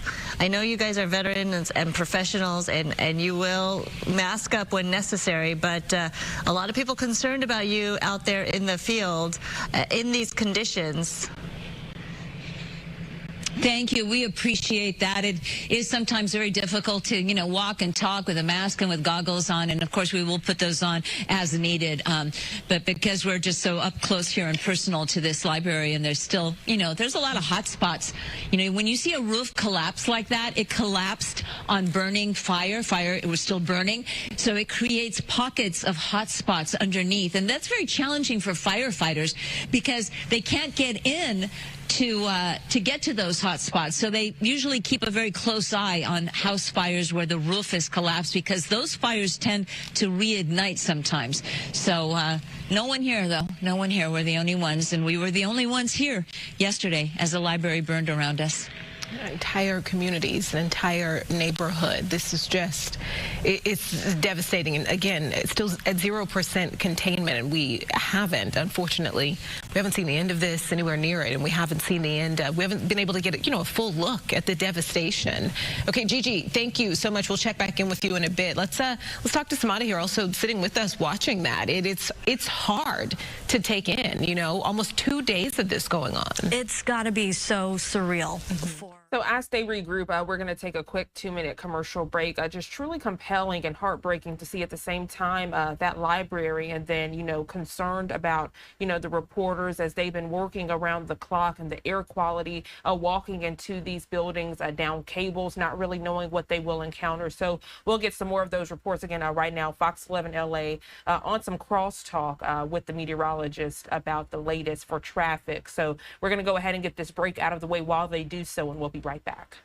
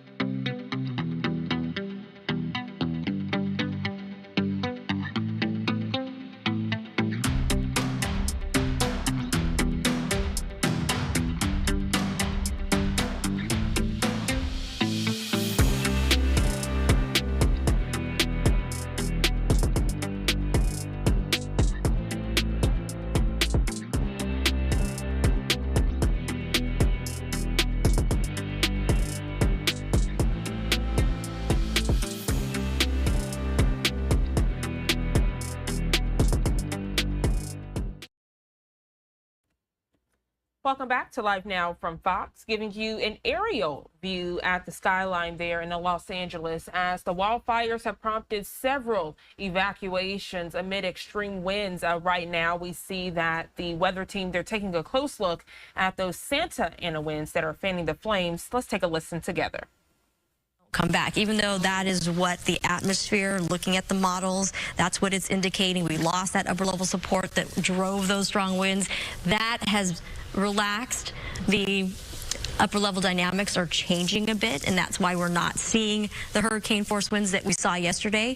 Look at the winds that we had just 24 hours ago. Right. Fremont Canyon, an area of the Santa Ana Mountains, 94 miles per hour. Arrowhead Springs, San Bernardino Mountains, 92 miles an hour. Magic Mountain Truck Trail, we had at one point 86 miles an hour, and as we had forecasted yesterday, that winds were expected to get stronger late night Tuesday and into early Wednesday, clocked into 90 miles an hour. Rancho Cucamonga, Eaton Canyon, just horrific wind conditions. How do you even battle something like that?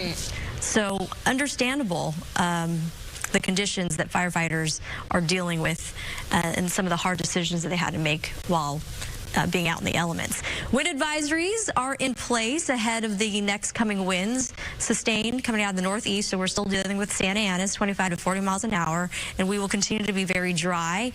The Inland Empire community is really depending on your location, how strong those winds are. Currently, no active fires in the Orange County and the IE and the San Bernardino and Riverside County mountain areas, but the high winds pose that concern where wind speeds could top 35 miles an hour, and again, the gusts up to 65 plus. A reminder for our motorists traveling through our big corridors, the 15, the 10, the 215, the 60 freeway, all those locations will be impacted by those winds. Red flag conditions, as I mentioned, we're still dry, we're still windy, and we are definitely not out of the fire zone and fire concerns just yet. And we also want to remind you to stay away from the fire areas, especially the Palisades. We do have those closures in place. If we have that traffic map available, areas from Malibu. All right, so as they hit traffic again, I want to show you all this compelling image my producer just notified me of before it leaves. We're getting this image courtesy of our content partners at the Associated Press. You're getting a live look at that Pacific Palisades fire happening there. And many of you all might be wondering, okay, is this wildfire waning in any way? And you're seeing how homes continue to catch on fire on this Thursday morning. So wanted to show you all this shot before it leaves just to provide more perspective, and you can see how a reporter's about to enter the shot. So we're going to leave this shot right now. They are finalizing traffic, so we'll go ahead and get a quick 2-minute commercial break out of the way right now. We'll be right back. Don't go anywhere.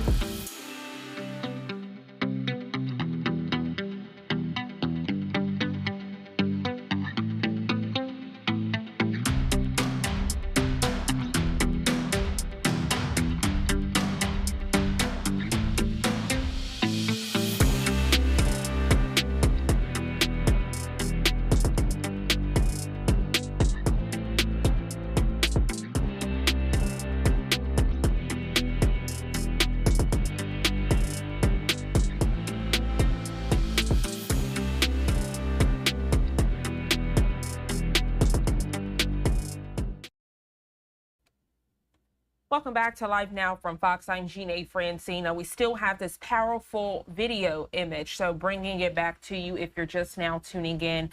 This is a live look at how the Palisades fire is impacting communities, homes, people's lives on this Thursday morning. You can see fire atop of this home, but also on the interior, the garage completely demolished. The roof just hasn't caved in just yet. And then you can see that window there towards the right side of your screen, how that living room area is just burning in real time. People saying they are thankful to be alive, but they will miss the memories on the inside. Maybe it's a family Bible. Maybe it's a family heirloom. They say those things can't be replaced, just like their lives, but they are thankful to still be here to tell the story. Many of these fires are not waning. Many of them still at 0% containment, and you can see why. Powerful winds, those Santa Ana winds, are still impacting the Los Angeles County area this morning.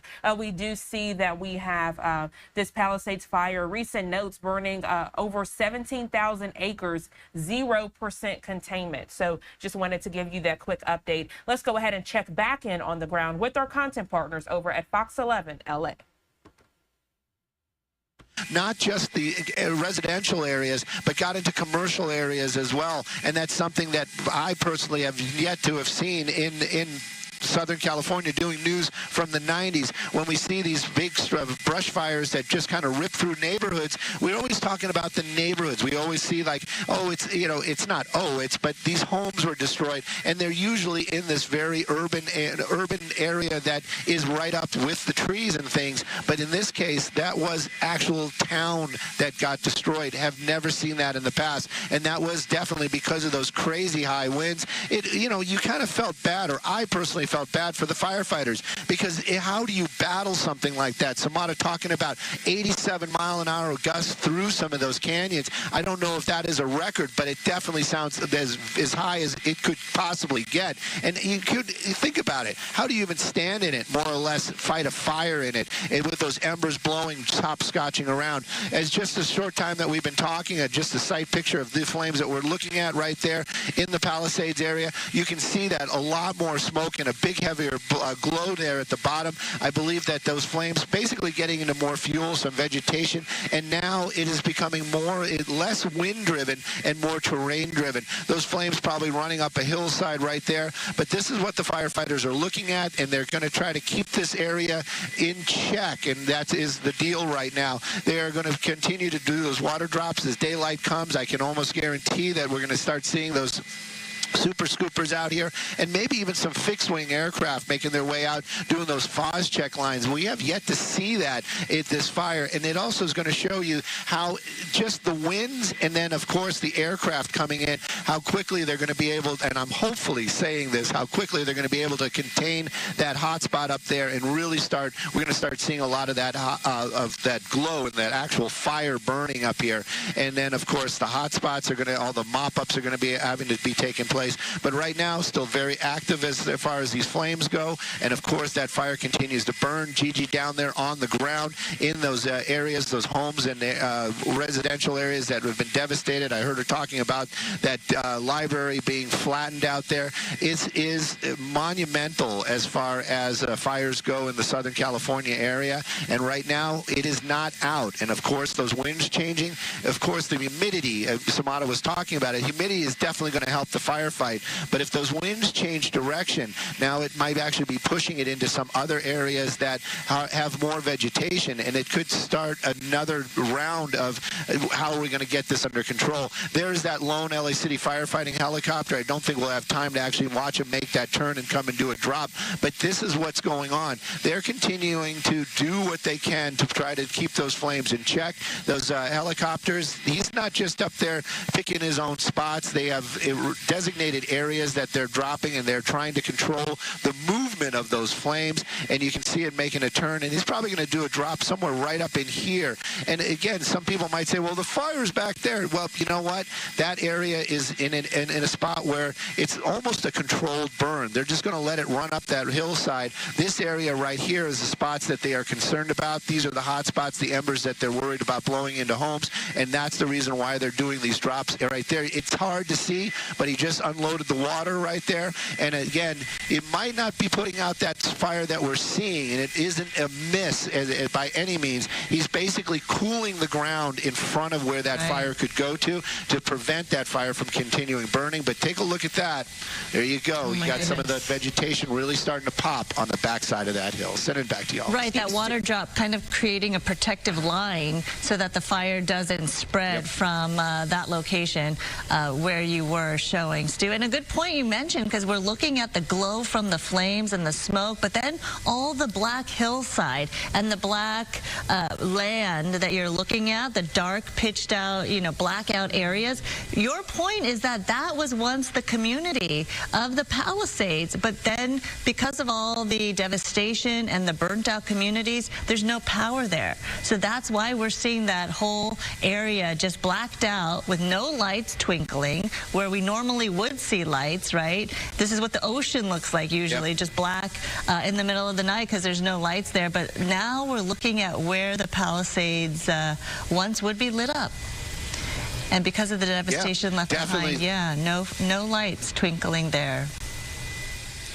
Yeah, and that's that really, it really, I think the pictures when the sun comes up and we hopefully will have a little less smoke blowing over those communities, those pictures are really going to put the face on this fire as far as the devastation. When we start seeing entire neighborhoods where there might be one home standing amongst hundreds, that that is really what's going to start really kind of those are the pictures that people are going to say, oh my goodness, that's what burned. Because a lot of times when we talk about brush fires or vegetation fires out here in Southern California, it is just that. It is in the vegetation. And it's, you know, it is devastating, but it is forest land. It is vegetation that burns. But when you see entire neighborhoods destroyed, that's an entirely different type of situation. And that is basically what happened in the Palisades in the last couple of days. Gigi and all the ground reporters, I've been watching them, Haley, and I don't want to start throwing out names because I don't want to miss anybody, but they have done amazing work down there, and also harrowing. The things that they put themselves into and next to get the story out and try to give people at home the impact of what's happening out here. It really is devastating and apocalyptic in its own way. But right now, this is up in the hillsides. This is the vegetation portion of it. Hopefully these lighter winds and a little bit of humidity is really going to help the situation. And of course, we've been just talking about Palisades because that's what we're looking at right now. But, you know, we have Eaton Canyon, Altadena area. They have been devastated as well, and so many homes destroyed. And of course, sadly, the loss of life up there in the Altadena area. I'm waiting to hear a little bit more about the story behind that, who those people were. But as I understand it, 5 people losing their lives up there. This is heartbreaking in every aspect of covering a news story. No, this is heartbreaking, and I think, Stu, we were talking earlier about how we're just in this space where everyone is just looking for any sort of relief, and we've almost started cheering on these drops, just almost the excitement. You could feel it here as we're watching, you know, the plane go in, and we were kind of waiting, anticipating that drop and wanting to see what happened. And it's become almost like, it feels like you're watching a sports event when, you know, you see the plane come through because you just want this to be over. You know, Brooke, I watch, you know, these are the things that fascinate me. I mean, I know the stories are not about me, but this is what I like about reporting from the air, and especially when we watch a firefight. It is exactly what you're talking about. It is almost like a sporting event. They, you know, the fire department, they aren't just out here running around dropping water. It is very strategic. It is very planned. It is, you know, and how they do it. And then when you start watching it and you start seeing the results and understanding why they're doing it in this way or how they are doing to control or direct these flames, it is amazing. And, you know, we give them a lot of props, but the study and the science behind a lot of that firefighting, it is there. And these and our guys out here in the Southern California area, LA County, LA City, and thankfully now we have all these other firefighters as well, the boots on the ground from all across the state. These guys really, and gals, know their business and know their job. And it is so, like you say, sometimes we hold our breath, but I just sit here and I watch, and you start seeing the progress. Oh, he did a drop here. Now they're putting a line there. Well, they're putting that line there because the winds are blowing. It is really interesting to watch. And if, you know, if somebody's out there and they're thinking about job in firefighting, it is really something to watch and understand. And there's a lot of science behind a lot of this firefighting. It isn't just, oh, we're going to go throw some water on this, or we're going to try to stop it here. It's why they do it, and that makes it so interesting to watch. Stu Mandel up in Sky Fox Live over the Palisades fire. Stu, thank you so much. We'll check back in with you in a bit. Right now, we want to check in with meteorologist Samana Khan. Samana. Oh, yes. Good morning, Brooke. Good morning, Sandra, and to all our viewers. And Stu, good morning to you, and very good visuals, a good idea of what's going on at the fire zone right now. Yesterday, we were watching the chaotic and catastrophic wind conditions. At this hour, much better conditions. Winds are on the lighter side, but we're not out of the woods yet. The red flag conditions, because we're still very dry, and even though we're getting a nice little break from the wind, which is well-deserved, and it's giving our firefighters a good opportunity to get a jump on these hot spots and potential areas of flare-ups, but we're anticipating winds to make another return. There will be locations, depending on where you are, high wind warnings will still be in place for the Inland Empire communities and Orange County areas, as well as some of our local mountains. Wind advisories will continue on into the early part of tomorrow, as well as high wind watches for areas vulnerable to winds, which is the Santa Cruz Valley. But the ferocious hurricane force winds that was widespread yesterday. As it tracks right now, a lot better. We're looking at winds still strong, but not as strong as they have been. Here's a look at the red flag conditions, widespread. If a new spark or any fire ignition, it could lead to rapid fire growth, and hence we still have to be on top of it and be on our toes. Here's a current look at our wind situation, and much relaxed at this hour. Ventura County looking pretty good. Van Nuys, only 7-mile-an-hour winds. Much of the basin looking pretty good as well. Beverly Hills, perhaps 12-mile-an-hour conditions.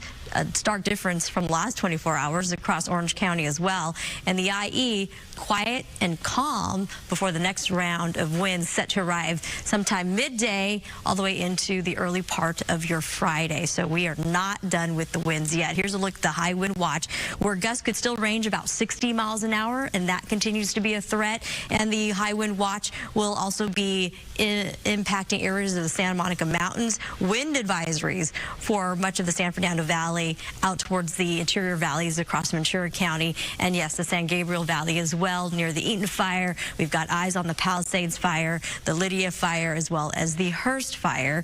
And we have the high wind warnings that will be in place through Friday morning for all these zones, extending all the way from Temecula and northward into San Bernardino.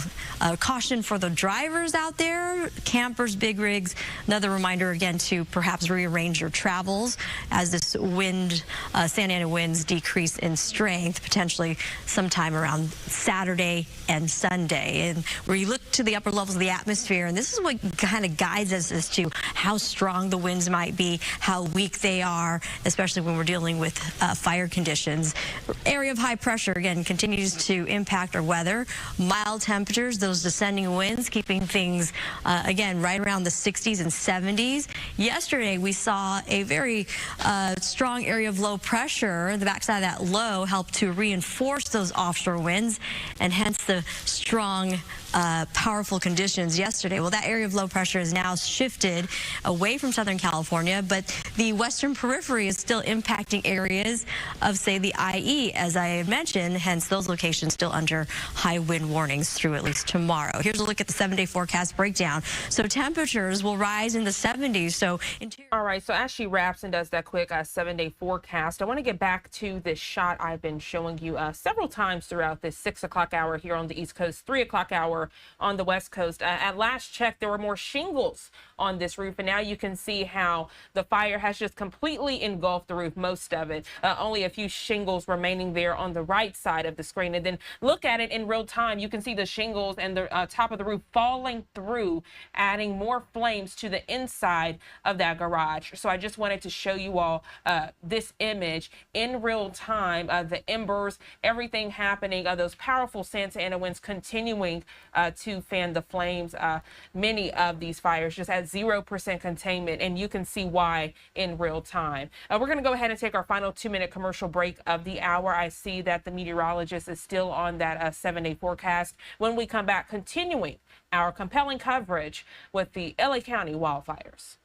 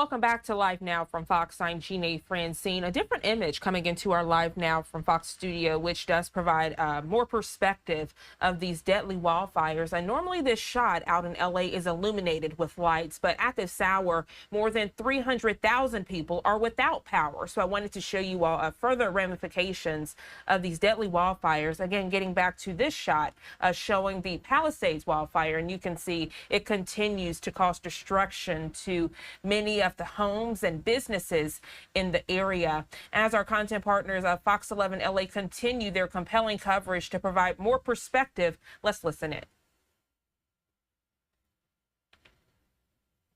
Law, LA County Fire, LA County Sheriff, and Angeles National Forest, along with Pasadena Fire. We have strike teams committed from all over the state and as far as Arizona coming to assist us. Multiple structures have been damaged or destroyed as this wind-driven fire had wind gusts of 70+ miles per hour. We had spotting of embers 2 to 3 miles ahead of the fire. I can confirm tonight that we have somewhere between 200 and 500 structures damaged or lost. We really need, as it becomes safe to do so, and we get a better handle on this fire, we're going to be able to, we need to come in and be able to survey the damage to get an exact total of number of structures that have been damaged or completely lost. We continue to be in red flag conditions, and we expect that to be through Thursday, with variable and high wind speeds, thankfully not as strong as what we saw last night. We are encouraging people to stay updated as the weather can continue to change very rapidly. Please, if we issue an evacuation order, heed our request. Be prepared, have your go bag, and immediately evacuate. Thankfully, the current forecasts allow us today to start getting aircraft in to fight this fire. Since around 10 a.m., we've had aircraft doing water drops. With the goal of limiting the fire spread, we will come behind those water drops with hand crews and fire engines to get a containment line around this fire. We expect, with favorable conditions over the next couple days, to start making good progress on this fire. And with that, I'll turn it over to the police chief. Chief, will you take a question on the statistics and the current situation with you have your firefighters? How are they holding up over the past 22 hours now? Yeah, they're exhausted. We need those reinforcements coming in, but they've done incredible work. Where they've, an example is crews that fought 15 house fires over a 28-hour period. They didn't save any of them, but they prevented 2 or 3 blocks away from burning down. So great work, not just from your Pasadena fire, but throughout this entire region. You requested 60 strike teams. What's the status of that, and how long before they're here? Great question. So we have multiple strike teams have arrived. We're in the early 15-ish strike teams, and we expect over the next 24 hours we'll be close to 50. Even some of the Arizona strike teams should be here by this evening. Can you talk about resources being stretched? I know that this morning, looking at some of the fires, there were maybe 1 or 2 firefighters on scene only because it appeared not to have the resources. Everybody stretched. Yeah, sure. I would be kidding all of you if I said we didn't have resources stretched yesterday, right? It's a rarity that you have 2 major brush fires in LA County like we did yesterday with the Eaton fire and the Palisades, let alone the multiple other fires that we saw. So we had an extreme drawdown from with LA County Fire, and they are our biggest partner. Even with their drawdown, they sent us a lot of resources last night, which was really helpful. It's unfortunate with the wind gusts that we had, up to 70-mile-an-hour winds. They had to ground their aircraft last night. But we really relied on all of LA County to bring us resources, and then with the mutual aid requests from up and down the state. Did that answer your question? Thank you. One more. I wanted to ask about, we were inside the fire zone, and multiple residents had talked about a lack of water pressure or a lack of water at all when trying to fight fires. There's a similar situation in the Palisades when they said it was due to the amount of water usage at one time. Is this what you were seeing? What was the situation there we saw it firsthand as well. Why was this the case, and is this going to be a problem for the future?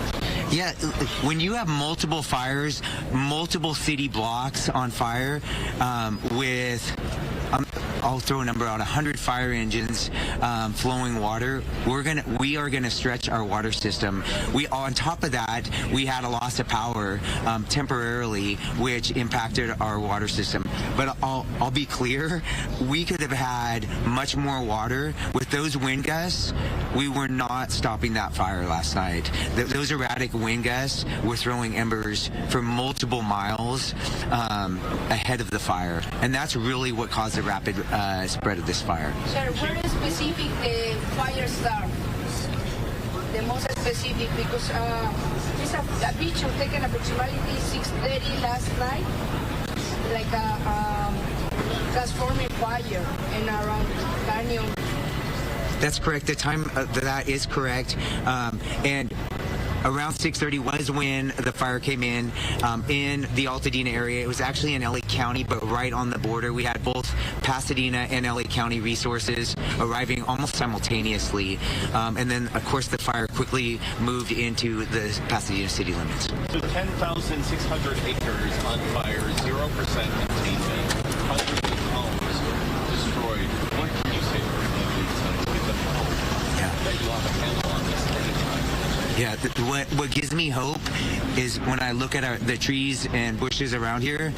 Last night was incredible, right? It was like something that most of you have probably never seen. Tonight we have very mild wind conditions where we can get aircraft and a ton of additional resources getting their hands around this fire. That's what gives me confidence that we're going to get a handle on this fire. Why don't we bring the police chief up, and then then you can ask questions of both chiefs. Can we talk about the cause of the fire, and if there are others? We know that there are several fires burning. Are any of these connected to things like maybe arson? The cause, you're going to love my generic answer, but the cause is under investigation, right? We have multiple fire investigators as well as fire and arson investigators from LA County and local resources investigating that. And we need to let them do their good work so that we can come up with an accurate cause and origin. Hey there, good morning. I'm Brooke Thomas. Thanks for joining us and sticking with us really on this nonstop fire coverage. Yeah. I think a lot of people are hoping that we turn a corner today, that with some of the winds subsiding, at least not as strong as they have been over the past couple of days. Welcome to Good Day LA at 4 a.m. We have continuing coverage of the wildfires that are raging across LA County. This, of course, has forced mass evacuations. Hundreds of thousands of residents have been ordered to leave their homes as flames threaten thousands of structures. Many homes have been lost, many structures have been lost. Santa Ana winds are fueling those fires, of course, making containment difficult. Let's get you updated on the situation out there in terms of the fires, the multiple fires being fought all across our region. The Palisades fire has scorched over 17,000 acres, reducing more than 1,000 structures to ashes. It's 0% contained at this hour, and the fire continues to force tens of thousands to stay away under mandatory evacuation orders. There are another 13,000 buildings in the path of danger. Winds are driving multiple fires across LA County. Let's go to Eaton Canyon above Altadena. 5 people, sadly, have died. It's just some of the worst news to come out of this. This fire has exploded to more than 10,000 acres. Some 100 structures are destroyed.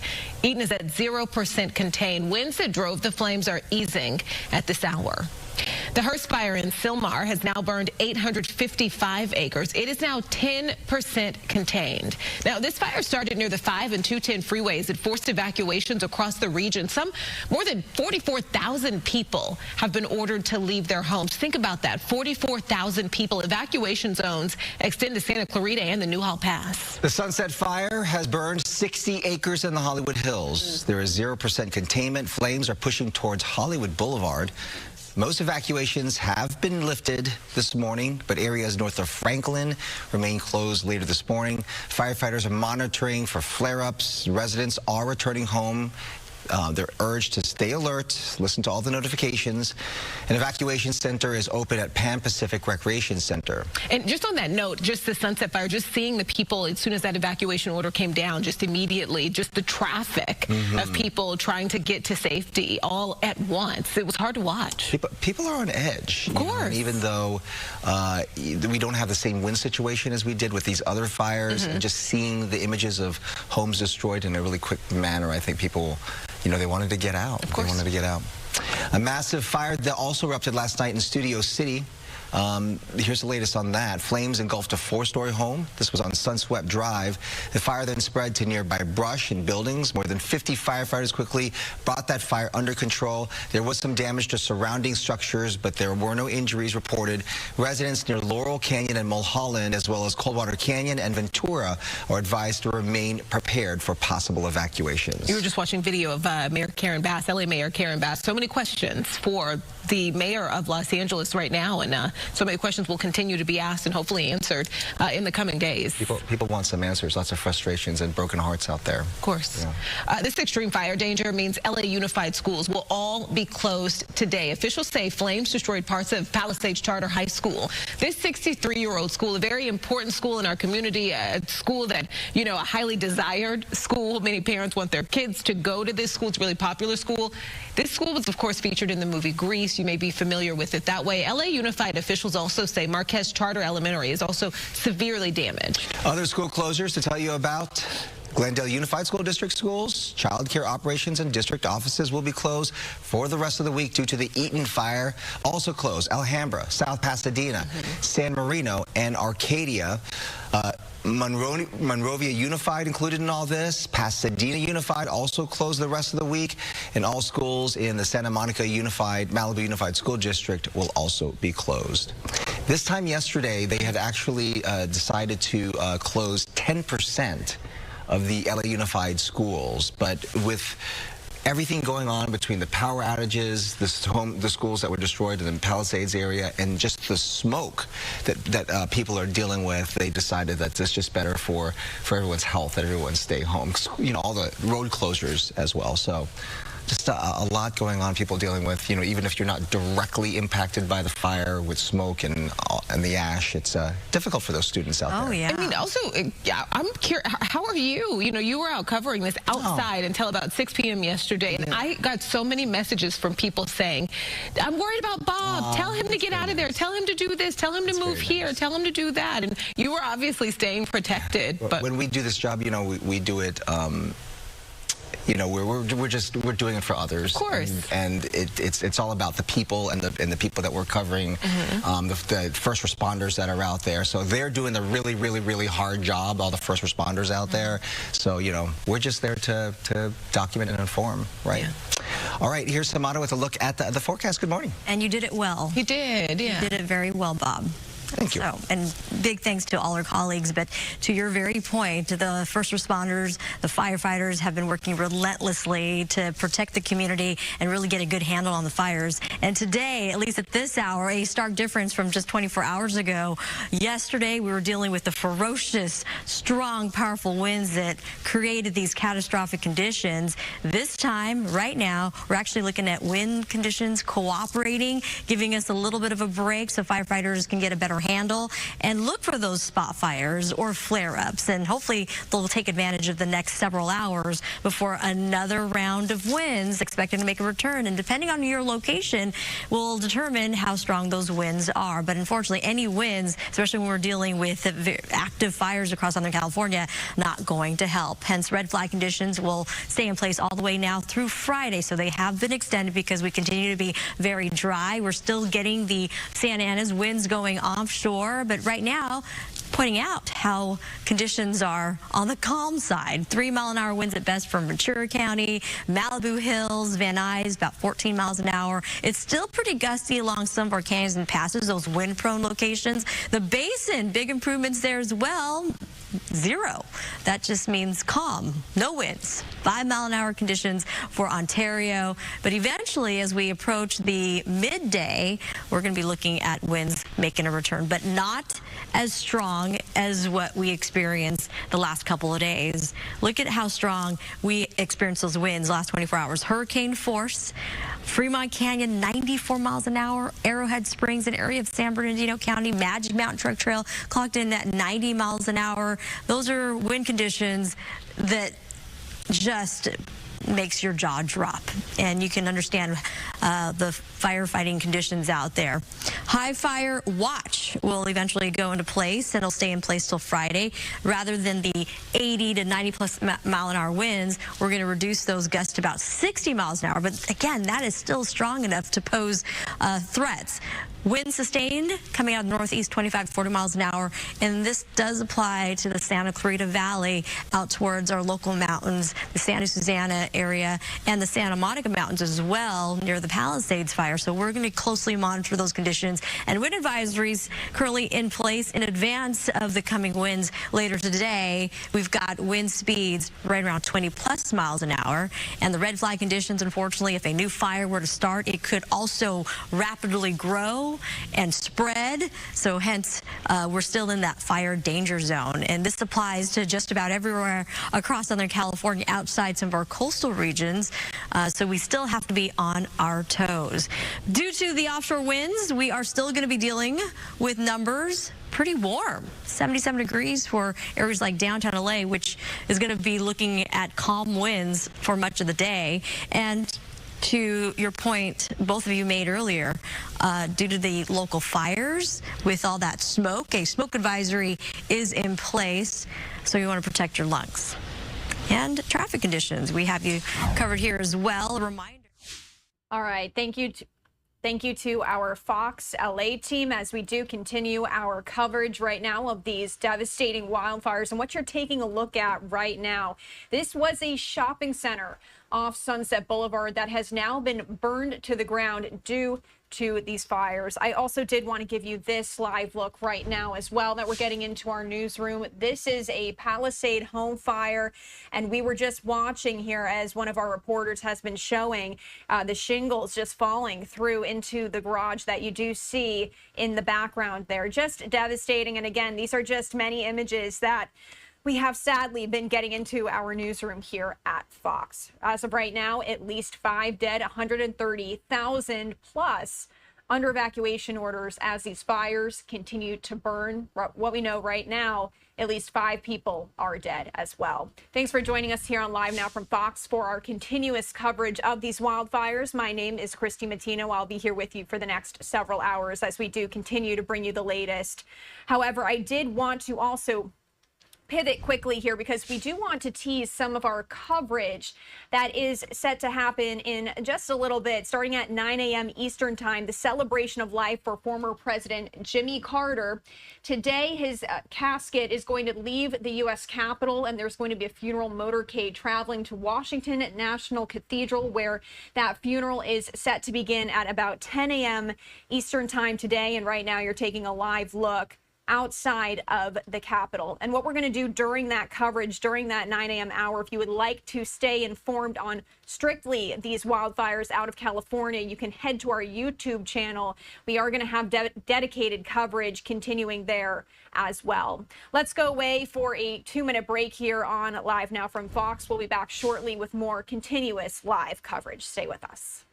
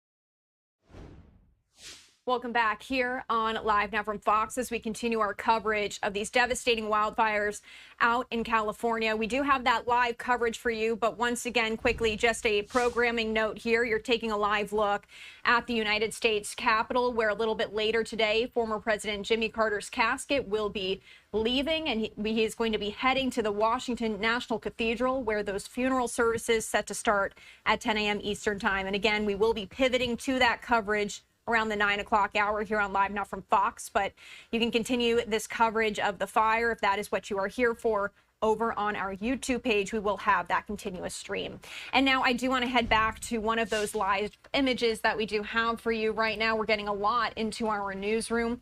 And again, what we're learning as of right now, 5 people are dead as 5 wildfires are continuing to burn in LA County. And again, this last shot before you pivot back to our Fox LA team, as you can see, this is just some of the destruction that we're seeing here. What you're taking a look at, that used to be a shopping center off of Sunset Boulevard, burned to the ground.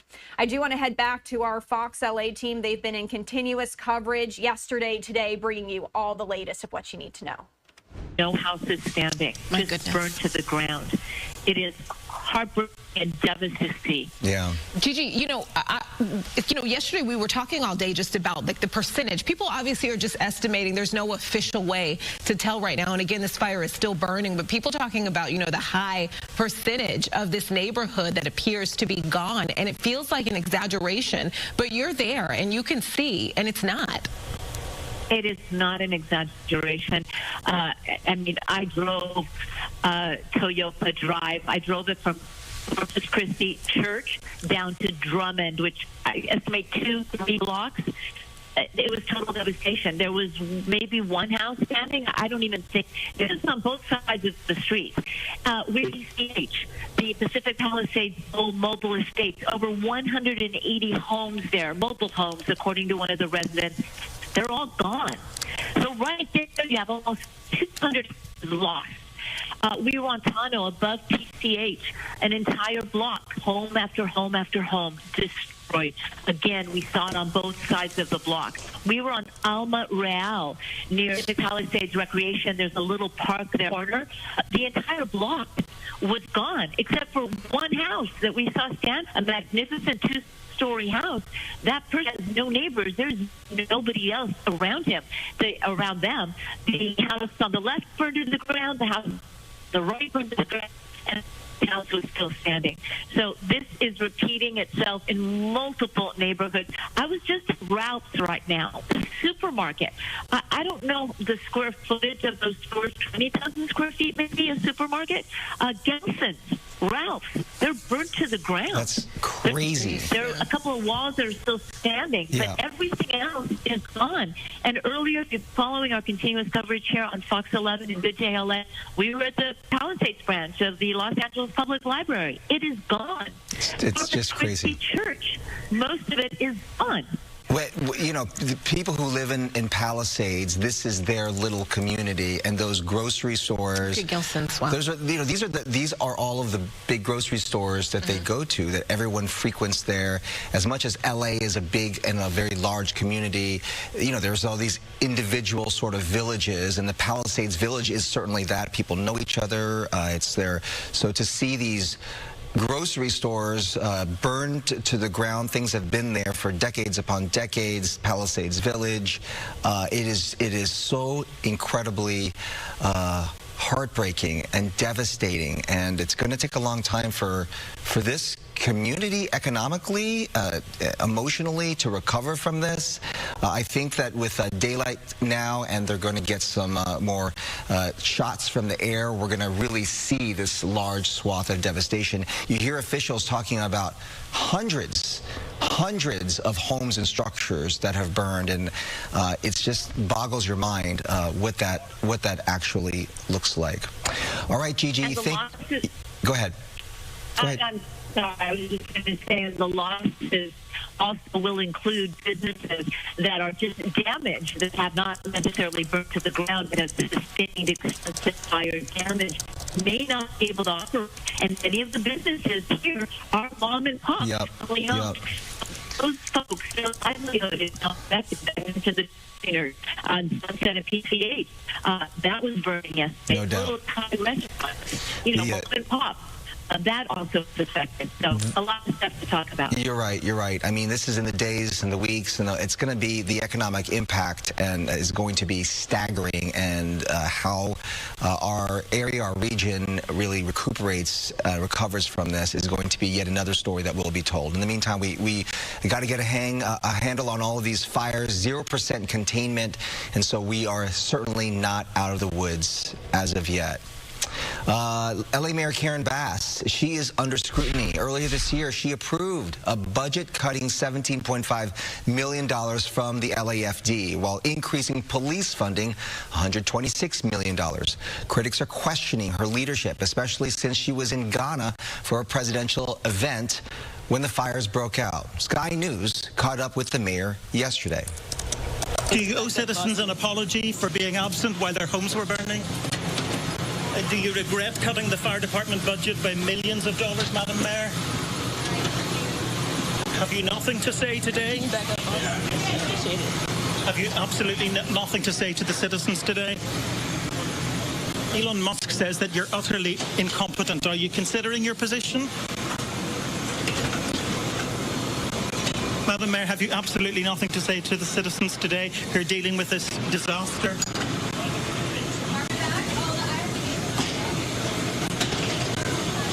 No apology for them? Do you think you should have been visiting Ghana while this was unfolding back home? That video went viral yesterday. She was refusing to answer questions or ignoring those questions from Sky News. Last night, Mayor Bass, back in town, held a press conference. This is going to be an effort of all of us coming together, and we have to resist any effort to pull us apart. In terms of my flight home, I was on a military flight, as I mentioned, which allowed me to be in constant communication. I was on the phone, on the plane, almost every hour of the flight. So although I was not physically here, I was in contact with many of the individuals that are standing here throughout the entire time. When my flight landed, immediately went to the fire zone and saw what happened in Pacific Palisades. Thank you. So many more questions there to be answered, and obviously this is something we're going to stay on top of. Let's get you to this now, though. LA County Sheriff Robert Luna has a message for anyone looking to prey on fire victims. Well, if you are thinking about coming into any of these areas to steal from our residents, I'm going to tell you something. You're going to be caught, you're going to be arrested, and you're going to be prosecuted. Don't do that. Stay out of these areas. It's only for emergency workers and people who live there. Yeah, and he's not the only one sending a message. LA District Attorney Nathan Hochman also had this warning for looters. Us, with law enforcement, the DA's office, I want to send an unmistakably clear message to looters or anybody who thinks that they can prey on people who endured these tragedies. We are going to arrest you, we are going to prosecute you, and we are going to punish you to the full extent of the law. So again, it's the tragedies that are going on right now are occupying our first responders. The firefighters have done a magnificent job in responding. Law enforcement has basically called in everybody. Detectives have been putting on uniforms. They've called in help from outside this county, and they are responding in force. But again, there will always be people who look at this as an opportunity to cheat others, to steal from others, to scam others. And I want them to understand that we will not be taking this lightly. That we will go after you. We will make sure that you understand that this will not be tolerated. There's also this now. State Superintendent of Public Instruction Tony Thurman urging Californians to come together in support of fire-impacted students, families, educators, and also school staff. You can make tax-deductible contributions through the supplybank.org disaster relief fund to help provide just much-needed assistance right now. The latest figures show that 335 schools and more than 211,000 students are affected. That's just students alone. For more information, we have a link on our website, foxla.com. In response to the ongoing fires, local Planet Fitness locations offering anyone impacted by the fires, first responders and residents, free access to to shower, recharge, and relax. No membership is required to take advantage of these services. They include locker rooms, showers, hydro massage loungers, Wi-Fi, and device charging stations at any LA County location not impacted by the fires.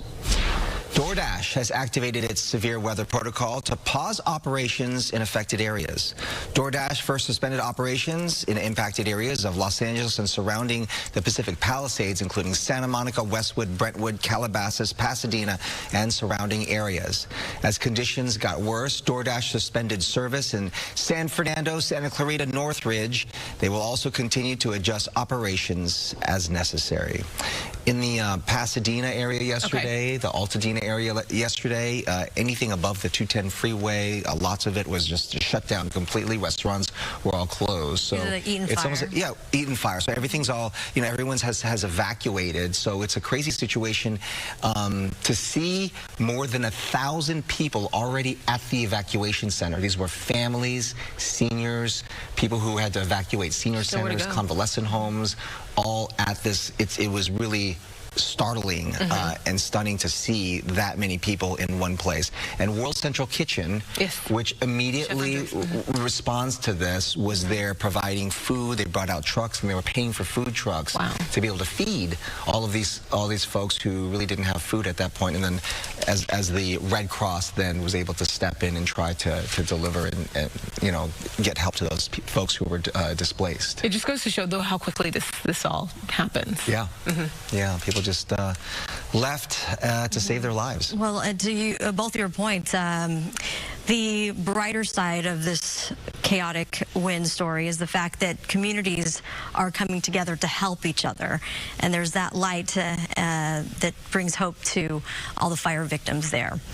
Wind conditions, we are adjusting these a little as well. The ferocious winds that blew through the community yesterday were unprecedented. We had hurricane force winds, and it wasn't just one or two localized areas, but this was widespread with wind gusts that reached up to 90+ miles an hour in some of our mountain communities. Magic Mountain Truck Trail clocked in a wind speed of 90 miles an hour. Fremont Canyon, an area of the Santa Ana Mountains, was reporting back 94-mile-an-hour winds, so a stark difference. At this hour, we're going to take advantage of the more relaxed atmosphere. We've got calm conditions across Camarillo, 7-mile-an-hour winds in Oxnard, and really good to see, at least at this hour, Malibu Hills, very light winds, 10-mile-an-hour winds in the Beverly Hills area, and we'll continue to watch again all our local fires. Much of the basin all the way down the coast, also calm conditions. Ontario at 5 miles at best, and much of the IE in Orange County, yes, winds have backed down, but unfortunately we do have more winds on the way. Another round of Santa Ana is expected to increase in intensity right around midday and through early tomorrow, but it's not going to be as severe, not going to be as strong. But unfortunately, the takeaway is it's strong enough that if a new fire were to break out, it could also become erratic and rapidly spread and be tough to handle. Strongest winds over the last 24 hours, as I mentioned, 94 miles an hour. Fremont Canyon, just incredible wind speeds, a rare event. And these conditions were brought on by an area of low pressure that had a lot of cold air associated with it, and it helped to contribute the offshore conditions in association with an area of high pressure. And the two combined, and those really tight pressure gradients really enhanced the wind flow. It was a river of high-speed air going through Southern California.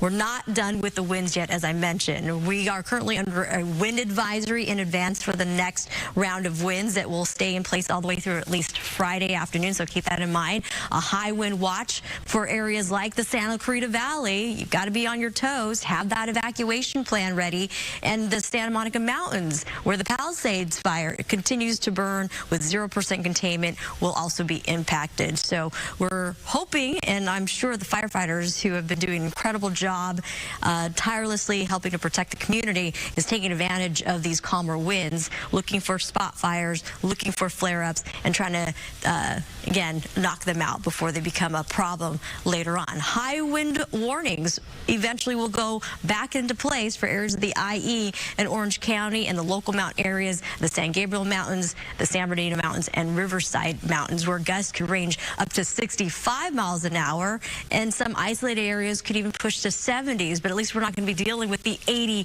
to 90 mile an hour gusts. And due to these winds, it will unfortunately continue to dry us up as well. The red flag conditions that were set to expire last night now have been extended through Friday for much of Southern California. We are still dealing with those gusty winds, low relative humidity down to 8 to 12%.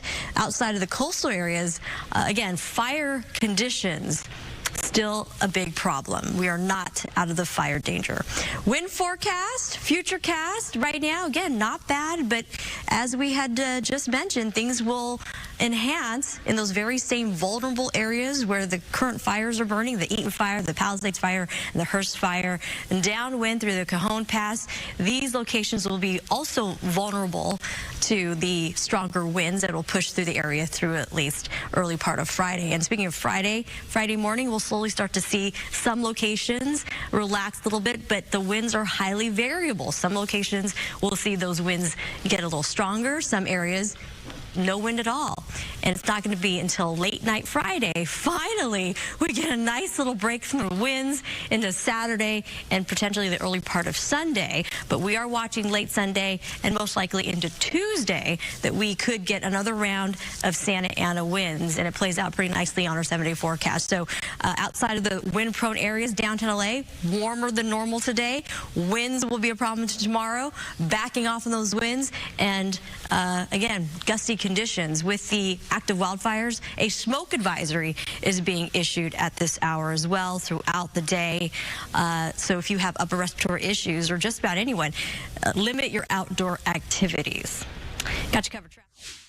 All right, thank you again to our Fox LA team as we continue to take their continuous coverage here of these wildfires. Again, you're taking a live look right now at this home that has just been burning for an hour or so now, a couple hours now, that we've been bringing you here on Live Now from Fox since we've gotten this image into our newsroom. Again, as of this morning, 5 people dead as 5 wildfires continuing to burn in LA County. At least 130,000 in the LA County have been issued evacuation orders. And LA Unified School District, that's the second largest in the nation. They've closed all schools in the county for today.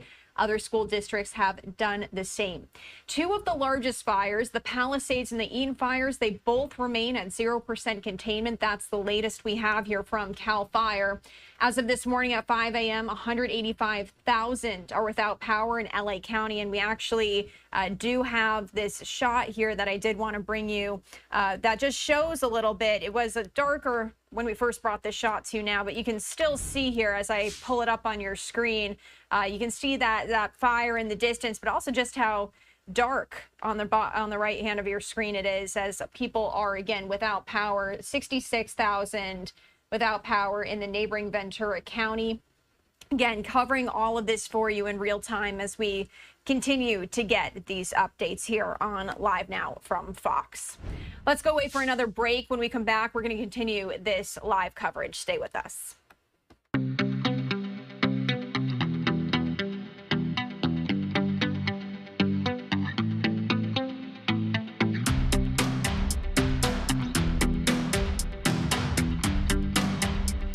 Per CAL FIRE. And as of this morning, we are hearing that many people are without power. 185,000 without power in LA County, 66,000 without power in neighboring Ventura County. I do want to head back to our Fox LA team as they have been giving us continuous coverage on all of this morning. Whenever possible from authorities. It's just so tragic, so devastating. It's the thing that, I keep thinking about the most. Yeah. They haven't detailed them, obviously, but they said 5 deaths and multiple injuries from this fire. So right now they're just, they're trying to contain these fires. Yeah, of course. And so we'll hopefully get some more information about those injuries and the deaths later today. During our extensive coverage, Fox 11's Haley Winslow talked to a man in Altadena. He was begging for the community to help put out his home. Listen. I was told that my house burned down. I drove up. I needed to see it. I wanted to get some clothes for my son. The entire neighborhood is burnt down, but somehow my house does not even have a scratch. There's no fire damage. I went in, but the house next to mine is still on fire. So I'm going around begging anybody to come put out that fire to protect my home. Because there's no water. There's no water pressure. I tried to turn on the water myself. I would have tried to put it out, but I have no water pressure, so I have no way of putting it out. So you and your wife are just trying to go get bottled water? Yeah, so my wife went to get bottled water. I'm going to meet her down the hill, and we're just going to try and throw bottled water on it, but I don't know if that's going to work. You need a lot more than that. And so the firefighters said that you're basically not on the list right now?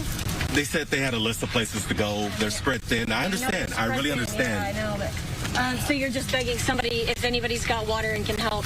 You're about a mile down the road from here. Tell us your address. I'm at 615 East Los Flores Drive, Altadena, California, 91001. I'm begging anyone to help put out this fire. So he's got fire basically all around his house, and somehow there's no damage to his house yet, but it's only a matter of time, and there's literally no water to be able to fight it himself. Correct. Is there anything else you want to say?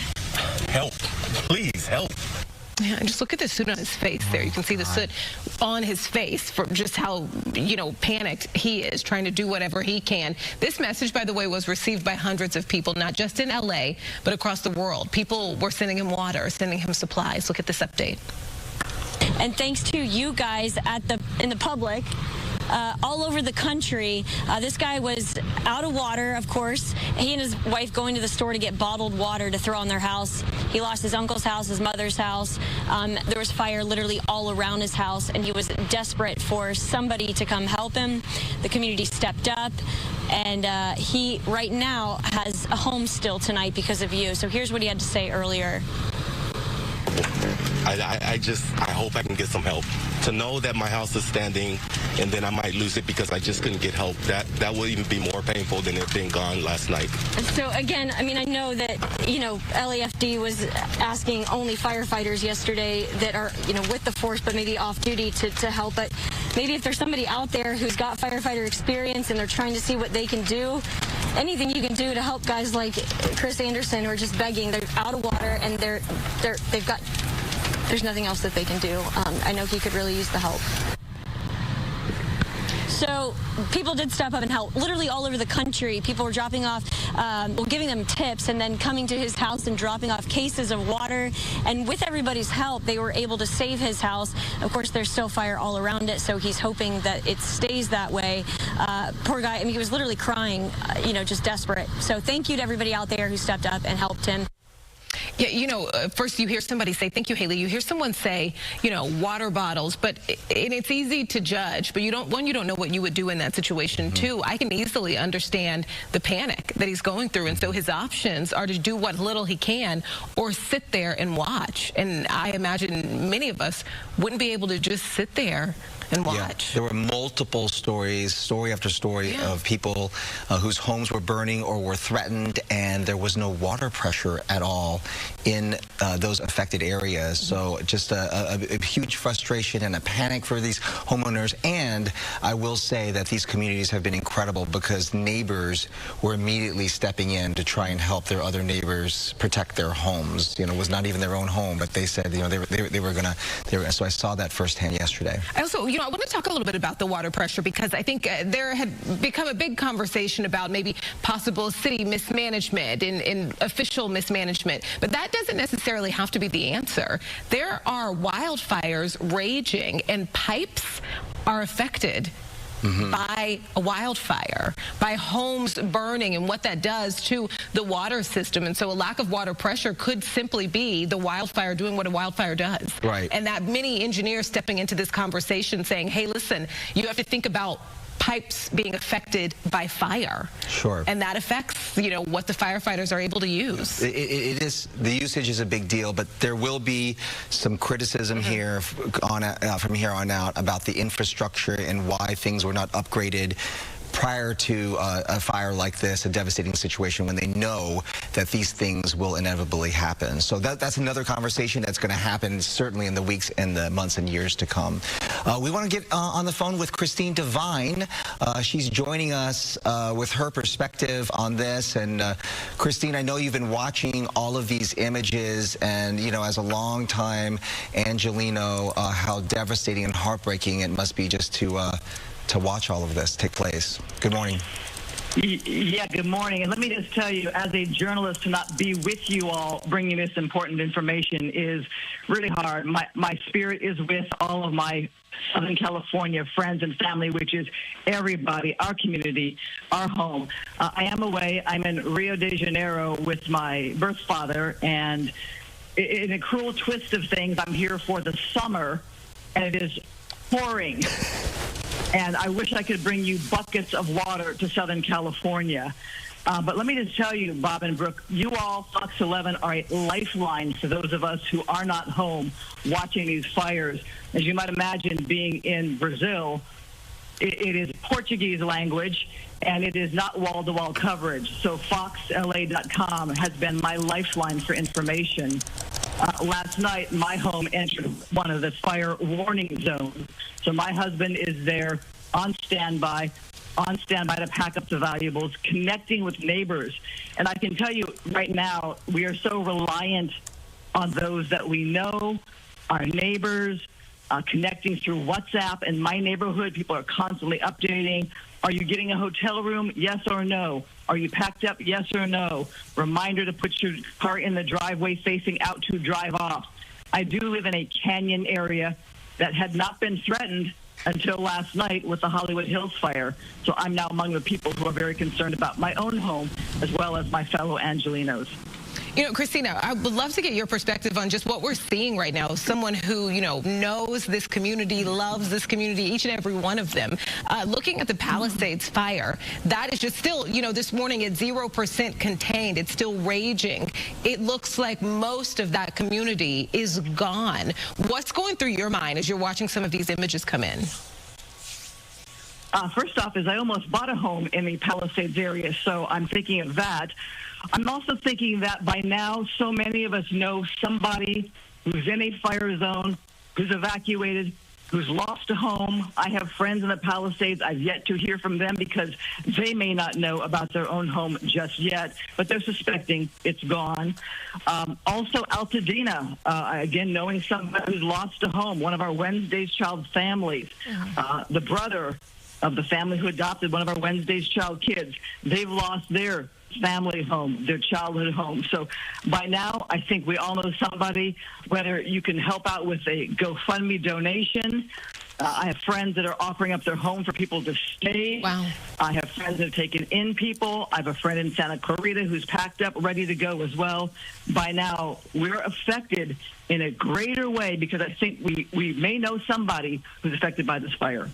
Yeah, the impact is going to be far and wide, and certainly this is a story that will carry forth in the days, the weeks, the months, the years to come, because the impact here is going to be staggering. And yeah, we are seeing a lot of those stories, Christine, of neighbors helping neighbors, businesses. I'm getting a lot of emails. It's hard to get all the information out there because you'll have an individual restaurant or saying, hey, we're offering free meals for anybody that might need them, or we do have some rooms here, or I'm offering up my house, and everybody's just trying to do their little bit. But yeah, for someone that I was saying, for me, you know, when you think about some of these iconic spots, when you hear Sunset Boulevard, Chautauqua, or the Palisades, and the images of even the Palisades Village, many of that has been burned to the ground. The Reel Inn and the spots along Pacific Coast Highway that we enjoy and drive all the time are completely burned down. It's just got to be surreal for you. Yeah, for all of us. And, you know, I'm sure you're getting tons of calls from people. Are you safe? Is your home damaged? Are you in the fire zone? We're all getting 1,000,001 texts. So I appreciate the chance to speak with you all and to let my friends and family know that my home is safe now, but it is in a fire zone with warnings to possibly evacuate. You've got these stronger winds coming this afternoon. So my husband is there on standby. And being away, Bob, I'm visualizing all the things that I would need to have him quickly pack up. Insurance papers, those photo albums that are irreplaceable. I'm working on Brazil Family Matters. I want that bin because I just found my father this year. That is irreplaceable to lose the Brazil stuff that I've gathered over the past year. It's just things like that you think of that if they're gone. And, you know, the advice on the WhatsApp in my neighborhood was to go through your house, videotape as much as you can, the layout of your house, the valuables that you might have to leave behind. And I can tell people that you mentioned the different locations about connecting with donations, et cetera. If you're on your community apps, like I have a WhatsApp group in my neighborhood, and we're connecting literally every few minutes that way with who's doing what and who has what, who knows what. But you mentioned places that are iconic. Moon Shadows. I went to Moon Shadows as a bucket list thing to do on PCH. Yeah. Gelson's. I have a memory of the Gelson's there. My husband went to take a meal, a Thanksgiving meal, to a man who was unhoused on the street there by the Gelsons. So we have these memories. I had a boyfriend in my early days. His mother owned the card shop right there on PCH. So a lot of us have memories of these areas in a great way. Everybody is impacted in some way, and yes, we are also all getting those calls, and you know, we're thinking of you too, Christine, and we will look forward to your return here. We've got a shot here that Jeff, our director, put up here of Moon Shadows, which it's like iconic, just an iconic restaurant and bar there along PCH. We all love it so much. If you are just joining us on Live Now from Fox, that was our Fox 11 LA coverage that we've been taking continuously yesterday and today. Again, if you are just joining us, thanks for being here. What we know right now, at least 5 people are dead right now, 130,000 people under evacuation orders in LA County. The crew is battling 5 wildfires right now, but we've been talking about 2, the Palisades and the Eaton fires. Those are the biggest ones right now. And as of right now, both are still at 0% containment. We're going to go away for a break. More coverage when we come back.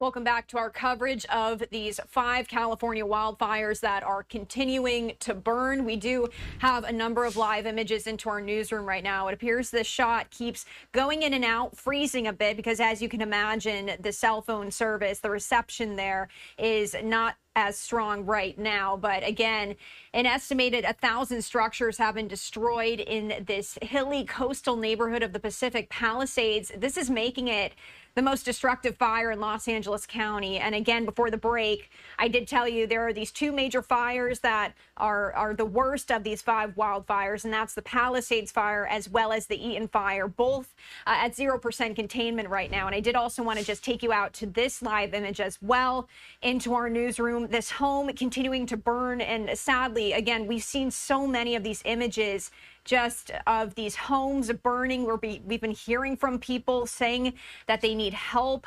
We heard before the break, one of our Fox LA reporters was speaking to a man who was watching his home burn, and he said that he and his wife were going to the store to get water bottles to try to put out the flames of his home, and he was asking for help. And we did hear, thankfully, that people did hear that call for help, and people across the nation did send supplies to help that family. But again, so many people losing so much with these fires. And for that, I do want to turn back to our Fox LA team. They have been doing great reporting on the ground as they are speaking with people impacted.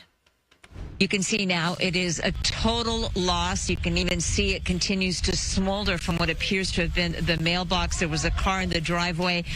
It is now obviously gone. And what's notable about this story is there were multiple firefighters here, and they were trying to save the house next door that was not on fire. They could not save this house because they had no water. And I'm going to repeat that. They had no water. Why? No one knows. That, I'm sure, will be part of an after-fire investigation. But they had no water. So what they were doing next door was pulling water from the swimming pool to save that home because this home was too far gone. And they realized they could do nothing to save it. Again, we're on Carey Street. This home is directly across the street from the parking lot of the Corpus Christie Catholic Church and School.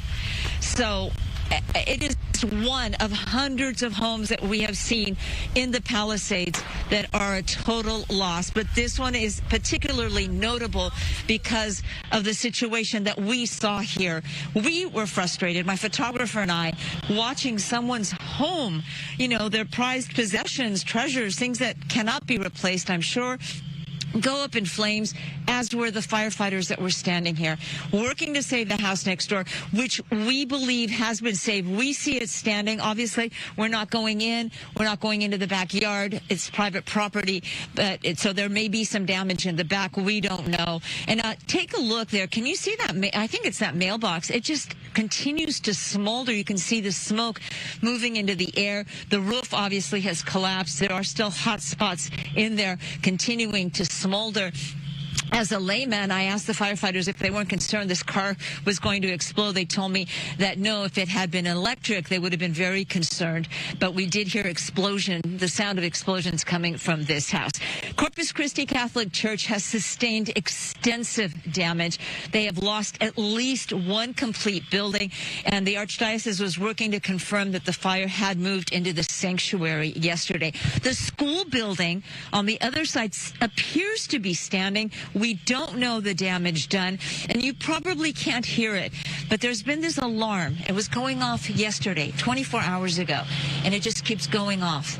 There is no electricity in this neighborhood, and all you hear is the sound of that alarm near the pub. It's part of the school and the church across the street from the public library, which sadly we brought that to you earlier. It's a total loss. So we continue to revisit areas where we were yesterday, where we saw the fire happening. You can see the ash just continue to fall, big chunks of it at times, smaller chunks of it at other times. It just continues to follow that. I don't know if you can even see that on the camera, but we're seeing it and feeling it here in Pacific Palisades. We're on Carey Street, across the street from the church, and one of the many homes that have been lost in this fire. And Gigi, really quickly, because you said water had been an issue over the past couple of days, and certainly it has, and so has personnel.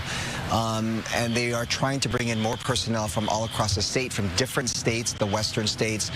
This morning, because containment is going to be an issue, during your drive around, or your short drive around, did you see any more units coming in? What does the staffing look like there in terms of trying to contain this fire?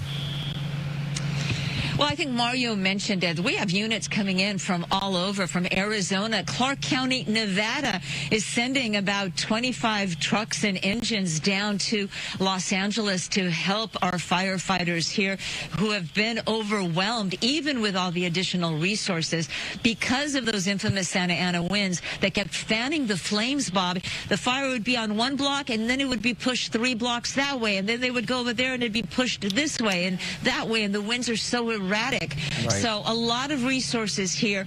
We're in the area that has already burned, so there are no firefighters. There's no one else here. Okay. Gigi, you were talking when you started talking to us here just about the ash. It almost looks like rain coming down. Photographer Tony Bushida, he was able to give us a good look at that. I was just wanted to let you know we can see that, and just what a powerful image that is. So many aspects of this are just... Yeah. It is terrifying, truly. Especially if they are embers. Gigi, thank you. We do have a phoner that we want to get to this morning. We have Kathleen Dunleavy, actually, with SoCal Edison here. Kathleen, do we have you? Yes, good morning. Hi, Kathleen. What can you tell us about power in this area? And power, no doubt, had to be shut down for many of the areas that were these fire zones. For folks, obviously, even power was even an issue. I was told, even with these fire pumps. So, what's the situation like right now? Well, you know, it's just heartbreaking to witness this devastation all around us. And you know, Edison right now, our #1 priority is safety. And in terms of total customers who are without power, it's around 336,000. Mm-hmm. And some of those are from what we call public safety power shutoffs, where we had to de-energize because conditions were so dangerous. And then some of them, it's about half and half, are because of wind-related damage. And our crews are out there working to restore power as quickly and safely as possible. So, of all of the, so how many total customers now are still under these public safety power shutoff orders? Yeah. Has that been lifted at all now that these winds are beginning to subside? So the winds are subsiding now, but their extreme winds are still forecast through the end of through January 12th, really, for several counties in our service area. So we have to be very focused on safety.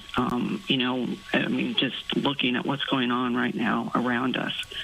So the way that it works is that we put customers under consideration for a public safety power shutoff when we determine there are conditions that are extremely risky. This is a tool that we use as a last resort. You know, we don't want anyone to be without power. So you're saying things haven't changed, Kathleen? What's that? Things haven't changed in terms of the number of people who are still without power under the power safety public shutoffs. So I just want to clarify. So there's some that are without power because of that, and then under consideration. The number under consideration is 434,000. Okay. Kathleen, can I ask you just to explain for everyone watching, people listening, just to break down just these public safety power shutoffs. Can you get into exactly why you all do this and what specifically you're looking to avoid? Because I think there are people who may be watching on their phones and, you know, they're trying to figure out, well, why me? I'm so far away from this, or I'm over here. Can you just explain a little bit about what you all are looking to avoid? Well, we're looking to avoid wildfire.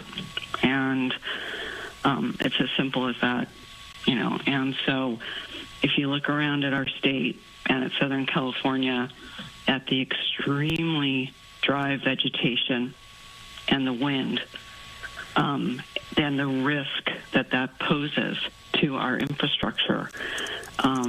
When those conditions are all there and our team evaluates all of those factors and says this is a risk to our customers and the communities, that's when we put an area under public safety power shutoff consideration. So what's being done now, Kathleen? We went to some of those communities, and obviously there are still a lot of power lines down in certain communities.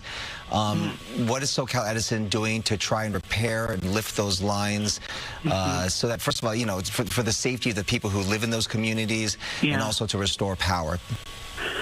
Yeah, well, as we've been talking about, there are very dangerous conditions out there. And so the crews go out when they can. And what I mean by that is when it's safe.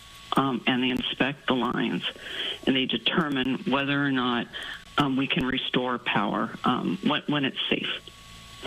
And then after a circuit is cleared for inspection, restoration can take about 8 hours. However, because of what's going on right now, it may take longer for us to restore power. And so we want customers to be prepared for possibly longer and intermittent outages. Until, you mentioned the 12th earlier, longer and intermittent outages, until around when?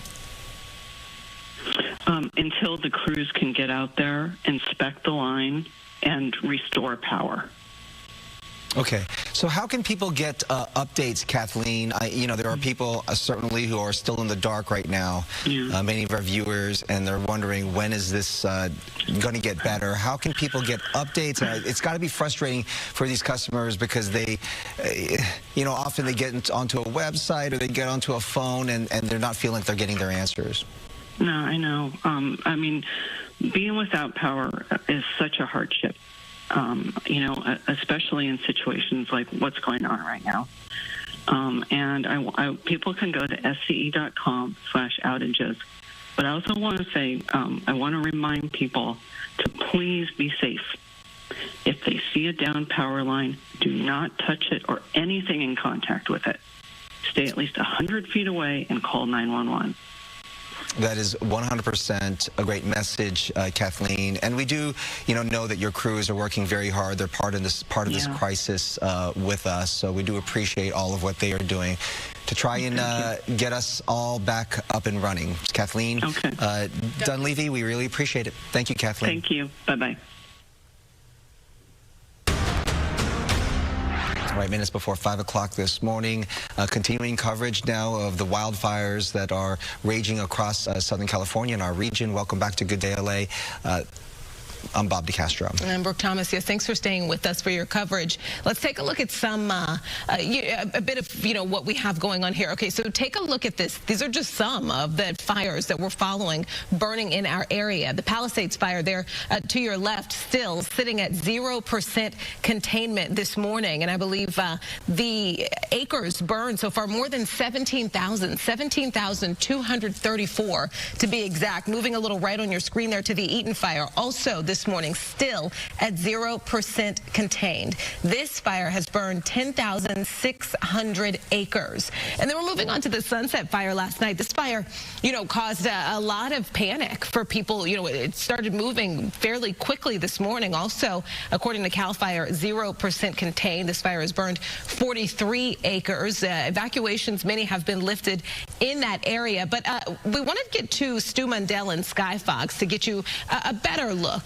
at what we're seeing this morning.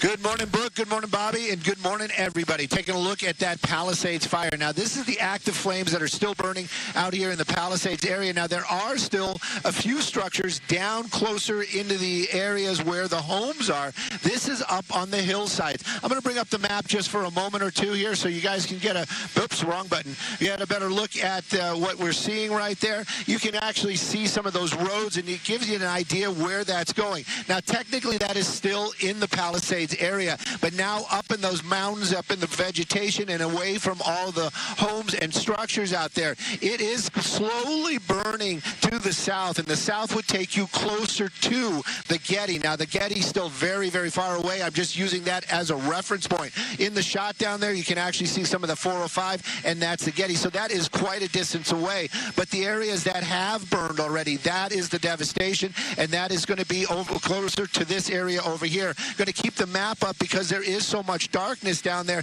This is what we're talking about. Usually this area in here, you would be seeing a lot of the lights on in this spots, and you can actually see some of those roadways right there and in complete darkness. I believe that that is the area where we're talking about all that devastation, those 1,000 homes plus that have burned to the ground. That neighborhood right there is where that all happened. Now, that fire clearly had moved out of there. Gigi is down there on the ground. We did hear her talking just moments ago about how she is dealing with ash. The ash is probably from the flames that are way up over here on this hillside. Light winds, that's what we're seeing right now. And this is the time when firefighters are really going to try to make this move to get a lot of this active fire contained. We are talking about a little bit of a wind event later on, but I'm sure we're going to hear about that from, I'm not sure if it's going to be Maria right now or Samata still, but somebody, one of our weather folks are going to talk about that. But I did hear Samata talking earlier about a little bit of humidity coming in, and that's going to be a huge deal for the firefighters and the firefight.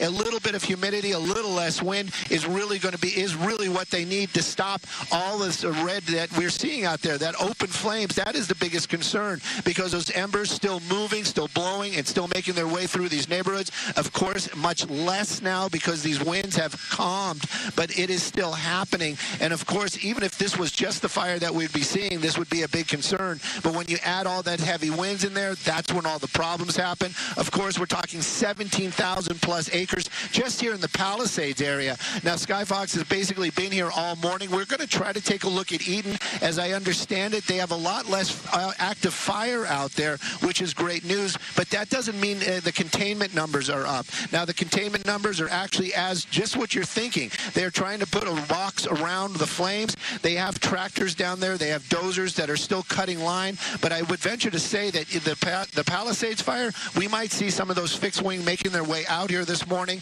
They're going to be dropping that FOS check, and that's going to really start bringing up those containment numbers and make the folks on the ground feel better. And of course, those firefighters, they might really start to be able to catch their breath and really kind of get all that hot spots taken care of. But right now, still very active. And of course, that devastation, we're waiting for sunrise to come. Maybe there'll be a little bit less smoke, and we get a look at that neighborhood to really kind of get a feel for what happened out there. We can talk about that 1,000 homes destroyed, but until you really kind of see it, I don't think people really can grasp that type of devastation. I did see one shot. It was a drone shot yesterday that really I was devastated when I saw that. I did not realize that it was an actual neighborhood. When you think about the Palisades and you think about the living up in the canyons, you don't think about gridded streets and neighborhoods. You think more of like homes lining the canyons. But that area that was where that devastation happened, that seems to be a gridded neighborhood in the Palisades. And then, of course,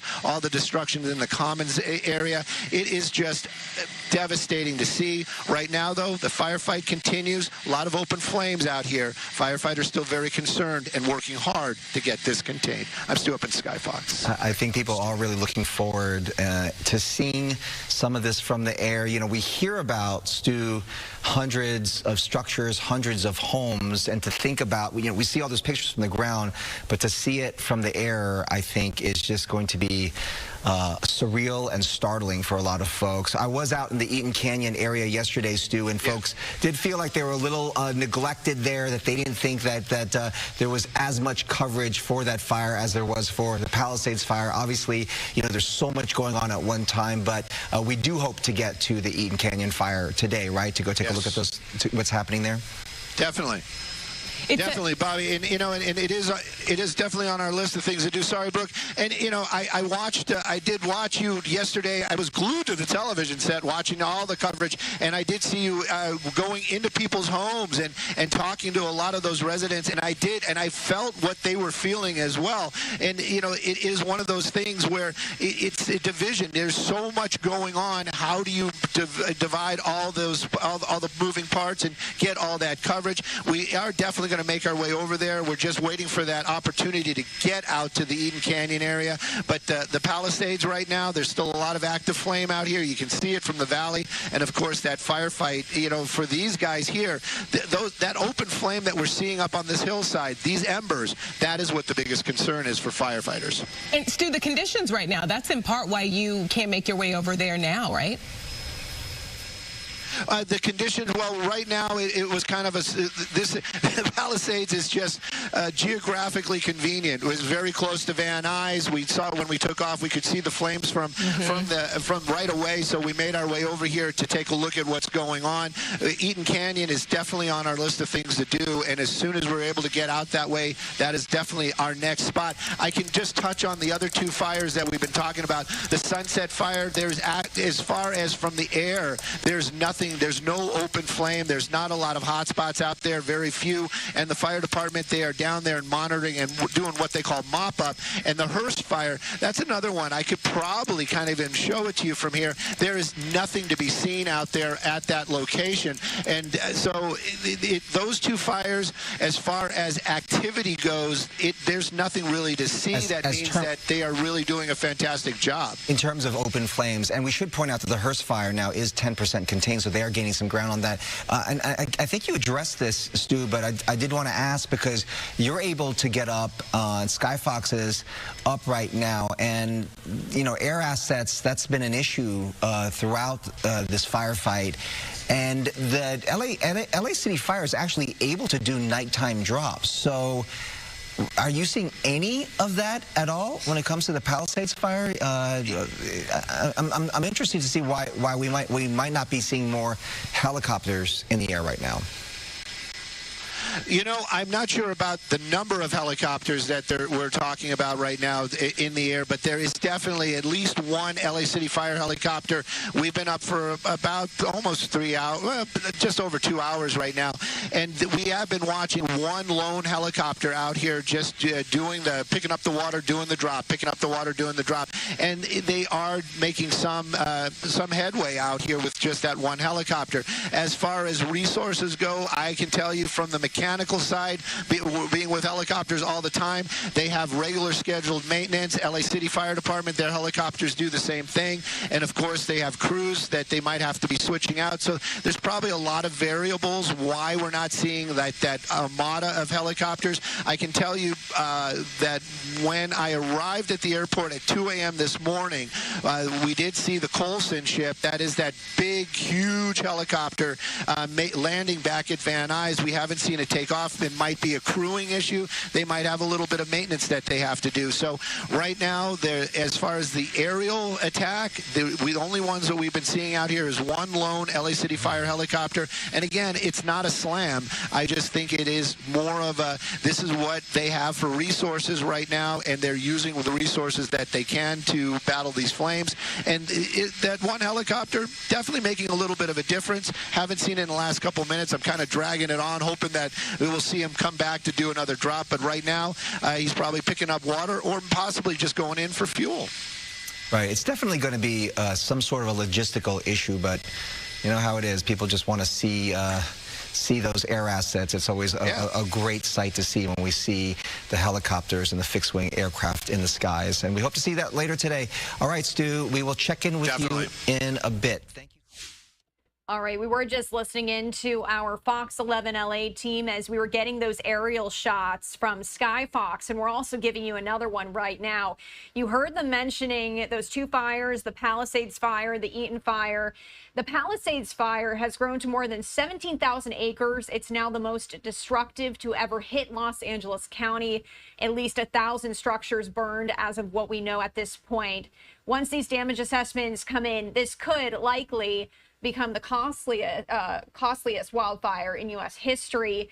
Evacuation orders have expanded to Brentwood and parts of Santa Monica close to the beach. The city of Santa Monica issuing a sunset to sunrise curfew. And again, right now, both those fires that we're speaking of both remain at 0% containment. If you are just joining us on Live Now from Fox for our coverage, thank you so much for being here. We are going to continue that momentarily. However, I do have a programming note that I did want to share with you. I'm giving you a live look right now at the U.S. Capitol, where in just a short while, former President Jimmy Carter's casket is set to depart, and that funeral motorcade is going to head towards the Washington National Cathedral. Again, giving you a live look at that image as well that we do have in here at our newsroom. And so I do want to let you know that at the 9 a.m. hour, we are going to pivot to that coverage of President Jimmy Carter's funeral services.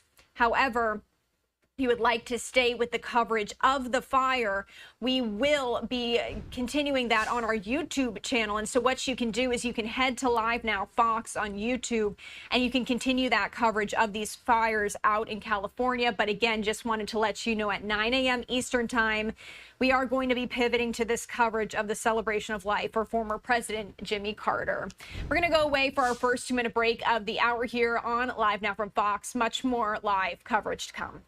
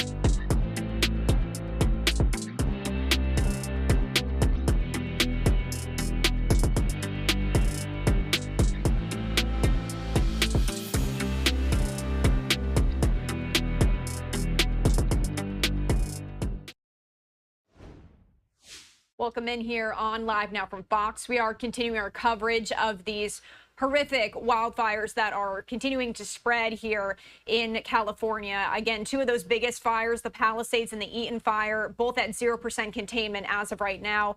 We are unsure of when we're going to hear of another media press conference, but as soon as we do, we will let you know. I did want to take you out to this live image that we're getting in here from Sky Fox as we're seeing those aerial shots right now. We were just listening into our Fox 11 LA coverage, getting a wider perspective of how big these fires really are. And I think it is important to mention here just about the air quality, because of course it is poor given the state of things there right now, but these fires are filling the air with a thick cloud of smoke and ash. It's prompting air and dust advisories for 17 million people across this stretch of Southern California. The worst conditions were in the vicinity of the fires. In East Los Angeles, the air quality index hit an unhealthy 173. And again, our feed just went out there as we've been getting these shots in and out here on Live Now from Fox. They are ever changing. Sometimes the service there isn't great, as you can imagine. But what I do want to do right now is pivot back to our Fox LA team They've been giving continuous coverage for us here on Live Now from Fox, and we are thankful to them. I do want to pivot out there right now as they are giving live interviews and weather updates. Red flag conditions, again, will continue to be in place. If a new fire were to occur, it could rapidly spread and unfortunately create maybe even new fire problems. Yesterday, look at the peak winds. 94 miles an hour in Fremont Canyon. That's an area of Santa Ana Mountains. Arrowhead Springs to Magic Mountain Truck Trail, 90s. Hurricane force conditions. And right now, we're dealing the calm before the next pretty decent size Santa Ana winds expected to come back around right around midday. Traffic-wise, a reminder to stay away from the fire zones. We continue to monitor the Palisades fire and the closures there. PCH, both directions continue to be closed. Malibu Canyon Road in Malibu all the way to the McClure Tunnel in Santa Monica and Topanga Canyon Boulevard from Mulholland Drive to PCH. So avoid getting anywhere near the fire zone. Here's a live Caltrans camera outside of the area, moving along, but it appears to be pretty hazy. This was possibly due to the Eaton fire and the smoke associated with that. A lot of smoke. Again, smoke advisory in place. If you have upper respiratory issues, limit your outdoor activity and do what is necessary to protect yourself against the ashes. A lot of people are working home today because of... That's a good idea. The roads, the impacts all across our area. Some businesses are closed, so tough day still ahead. Yeah, thank you, Samada. Thanks, Samada. Thanks. All right, should we go to Mario Ramirez, actually live for us in Altadena. Mario. Good morning. Yes, we're covering the Eden fire this morning. It is still burning in the hills above Altadena, and I will say that it is hard to tell from what we can see the businesses that were standing, because a lot of what we see here along North Lake Avenue is this just completely leveled buildings, structures. This, from what we can tell online, looking at Google Maps and sort of looking at signage here, what used to be a dry cleaner, a daycare, a restaurant, and production facility here. Now, the power is out. Traffic lights are not working through most of the area, and this is still a very active fire situation up in the hills and the canyons where it is still burning. Evacuations have now been expanded into all of La Cañada Flint Ridge, in addition to parts of Altadena, Pasadena, Sierra Madre, and Arcadia. More than 52,000 residents and 20,000 structures remain under those evacuations, with tens of thousands more under warnings. Now, we can tell you this fire was fueled by fierce and erratic Santa Ana winds, now stretching to 10,600 acres. And firefighters right now are working to slow the spread and protect critical infrastructure. They're now getting slight relief from weaker winds. 750 firefighters, along with 60 strike teams, are battling the fire. And, you know, there's already been damage to hundreds of structures. Fire officials say as many as 500 have been either burned or damaged, impacted by the fire. Around 100 completely burned to the ground. We're talking about homes, businesses, at least 5 Pasadena unified schools that have been damaged by the fire. And to give you an idea of some of the businesses that have been destroyed here in the area, Fox's Restaurant, a 69-year-old restaurant here in Altadena, several churches, the Altadena Golf Course, and Side Pie Pizza Restaurant. Now, we drove through a stretch of North Lake Avenue here where it looks like every other structure has been burned to the ground, or there's very little standing. During an update yesterday, LA County officials also announced that 5 people have died in this fire. The circumstances still not clear, but we also know that 5 people were arrested for looting in some of these evacuation zones, which is why we have seen so many road closures, in part because they're limiting access into these neighborhoods where there are streets of homes that are left completely empty. Some, of course, have been burned, others untouched. So that is a concern. Now, coming back out here live, this is something else that we've seen. We've counted at least a dozen of these torched cars here along the street on Lake Avenue, about a mile stretch that we drove up and down here before setting up at this location. So it is just devastating, quite shocking to see this when you're driving through the area. Before you make it through the road closures, you know, everything looks normal. You just have some thick smoke in the air.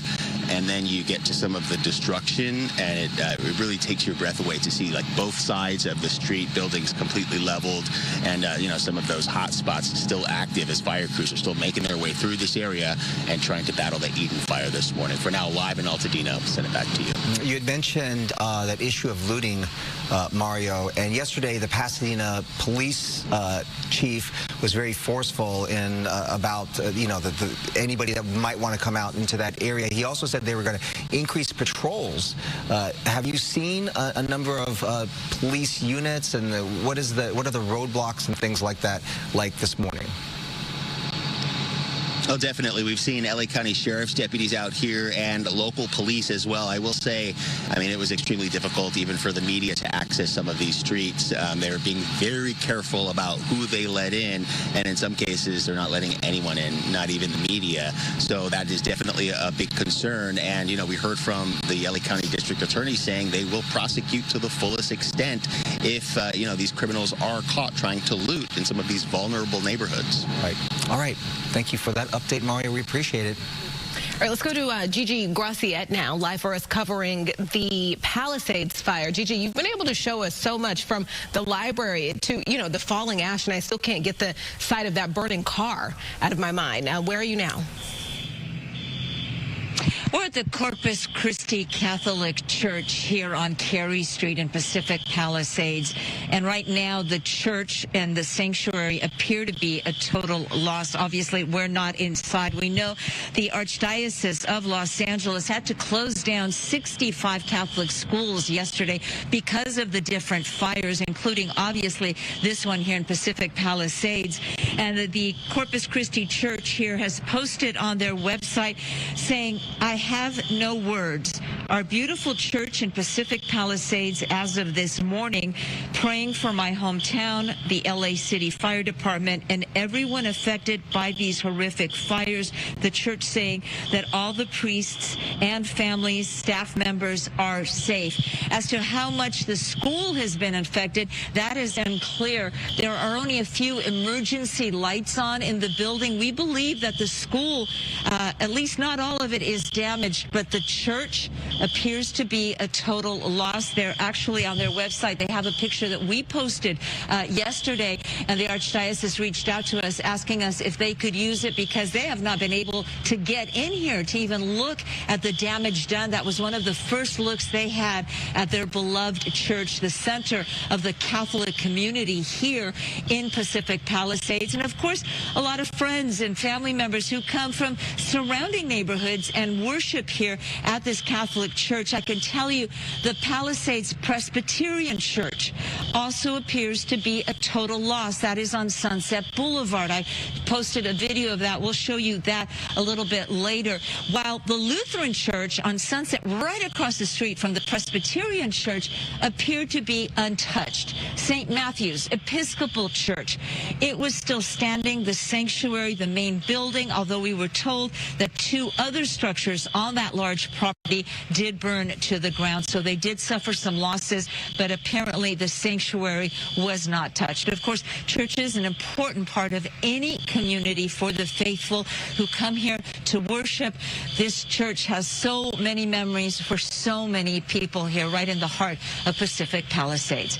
That is the latest from here. We're at Corpus Christie Catholic Church and the school there. And I mentioned there's an alarm that's ringing from the school, and it 24 hours it's been going on, and it just doesn't stop. And it is so eerie because it is basically dark. It is pitch black here, except for a couple of emergency lights that we see, and that alarm just keeps going on and on. Yeah. A couple of schools burned down there, Gigi. I know that Pali High School, 30%, the superintendent was saying was burned. So, like, you think about these communities, and I always say, like, when you go to the Palisades, this is basically a village, right? Like Los Angeles is such a large place, but everybody sort of knows everybody that goes to the church, that goes to the Gelsons, that goes to these schools. And I was asking the superintendent yesterday because for a lot of kids going to these schools, like it's like almost like an extension of their home to see that burn down.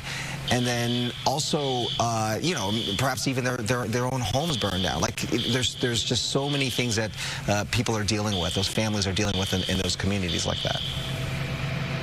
Right, and you also mentioned Marquez Elementary School. That affects a lot of people. We know our station, we spoke to the school principal here who actually called our station yesterday. She was so emotional. She was so heartbroken.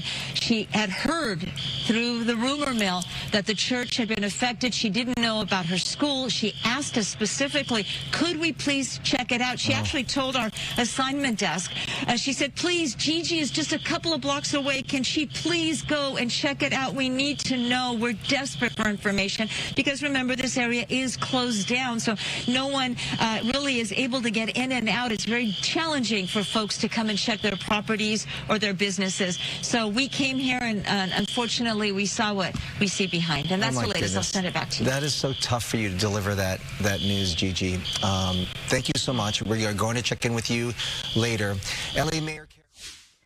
All right, again, that was our Fox 11 team, and I did want to pivot and just show you this other live image that we're getting.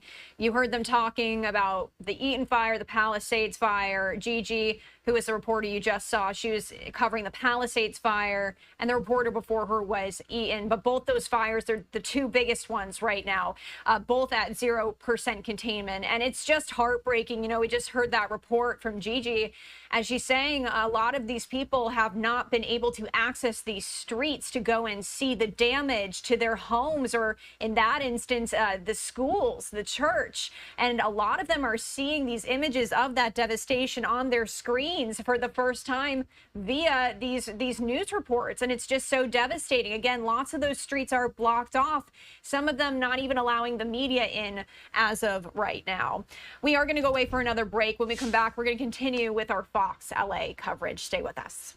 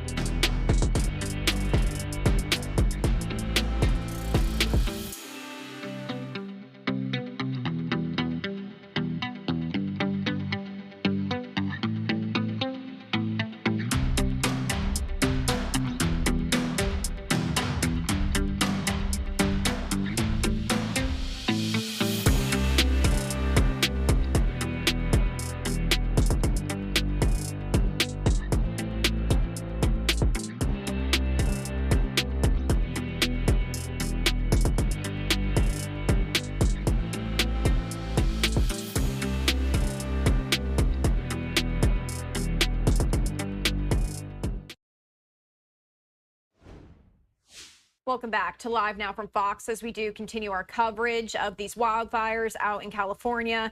As of right now, we still do not know what has caused these fires. We also are unsure of the next time we're going to get a press briefing. We are monitoring the situation. Of course, if we do get that information into our newsroom, we will let you know, and we'll bring it to you here live, raw, and unfiltered, as we always do. Our Fox 11 LA team appears to be in traffic right now, so what I did want to do is just recap for you what we know as of right now, and I did want to just show you this powerful image that we're getting into our newsroom, one of many, sadly, that we have been showing you throughout the day here, throughout yesterday on Live Now from Fox. But as of what we know right now, 5 people are dead as 5 wildfires are continuing to burn in LA County. At least 130,000 in the county have been issued evacuation orders. And the LA Unified School District, for perspective, that's the 2nd largest in the nation, has closed all schools in the county for today. Other school districts have done the same. And we've been saying this here on Live Now from Fox, but just the impact this is having. LA County, a very urban area, lots of lives being affected here, those who have lost their homes and children who now cannot go back to school. And 2 of the largest fires, the Palisades and the Eaton fires, they're both at 0% containment. And that's the latest we've heard from CAL FIRE as of this morning. And the latest as well, 185,000 still without power in LA County, 66,000 without power in neighboring Ventura County. The Palisades fire has grown to more than 17,000 acres. That makes it the most destructive to ever hit Los Angeles County, with at least 1,000 structures burned. And again, once those damage assessments come in, this could likely become the costliest wildfire in U.S. history. Evacuation orders have expanded to Brentwood and other parts of Santa Monica close to the beach. And the city of Santa Monica also issued a sunset to sunrise curfew. We were giving you some aerial footage from our Sky Fox just before the break here, and it's showing that entire city blocks in Pacific Palisades have been destroyed or partially destroyed. Again, all that fire at 0% containment, in addition to the Eaton fire as well, which has grown slightly more than 10,000 acres. So what I do want to do right now is turn back to our Fox LA team. They have been bringing us continuous live coverage, and they are showing these live images right now. Big fires burning in the LA area right now to show you. Look at this here on your screen. The Palisades fire in the Pacific Palisades. The Eaton fire also there above Altadena. Both of those fires right now this morning still sitting at 0% containment. The Hurst fire in the Sylmar area. We also are covering the Sunset fire, Bob, in Hollywood. We are looking at the Palisades fire here. It has scorched over 17,000 acres. More than 1,000 structures have been burned to ashes. It is 0% contained. It continues to force tens of thousands to stay away. There's mandatory evacuation orders still in place. 13,000 buildings are in the path of danger. Yeah, you know, more than 1,000 structures just down to nothing right now. And as you were just talking about, you know, thousands of people under mandatory evacuations, there are another 13,000 buildings in the path of danger here. Winds are also driving multiple fires across LA County. You want to talk about in Eaton, the Eaton Canyon fire winds are driving multiple blazes. The fire has exploded to over 10,000 acres. Some 100 structures are destroyed. More than 32,000 people are under evacuation orders. Residents in parts of Altadena and Pasadena are affected here. 0% contained. Winds drove the flames are now easing at this hour. There's also the Hurst fire in Sylmar. It has now burned 855 acres. It's now 10% contained. Now, this fire started near the 5 and 210 freeways. It forced evacuations across the region. More than 44,000 people have been ordered to leave their homes. Evacuation zones extend to Santa Clarita and the Newhall Pass. Then there's this. A massive fire erupted quickly last night in Studio City. Flames engulfed a 4-story home on Sunswept Drive. The fire then spread to nearby brush and buildings. More than 50 firefighters quickly got this somewhat under control. There was some damage to surrounding structures. No injuries were reported. People who live near Laurel Canyon Boulevard and Mulholland Drive, as well as Coldwater Canyon Avenue and Ventura Boulevard, are advised to remain prepared to have to leave at any time. And we want to tell you about the Sunset Fire. You may recall this broke out last night. It's burned 60 acres in the Hollywood Hills. It's 0% contained. Flames are now pushing towards Hollywood Boulevard. Most evacuations have now been lifted, but there are areas that remain closed north of Franklin Avenue. Firefighters are monitoring flare-ups, and residents returning home are urged to stay alert. An evacuation center has been opened at the Pan Pacific Recreation Center. All right, let's start off. I believe we have Mario Ramirez. He's live in Altadena. He's covering the Eaton fire. He has the very latest on the situation there. Mario, good morning.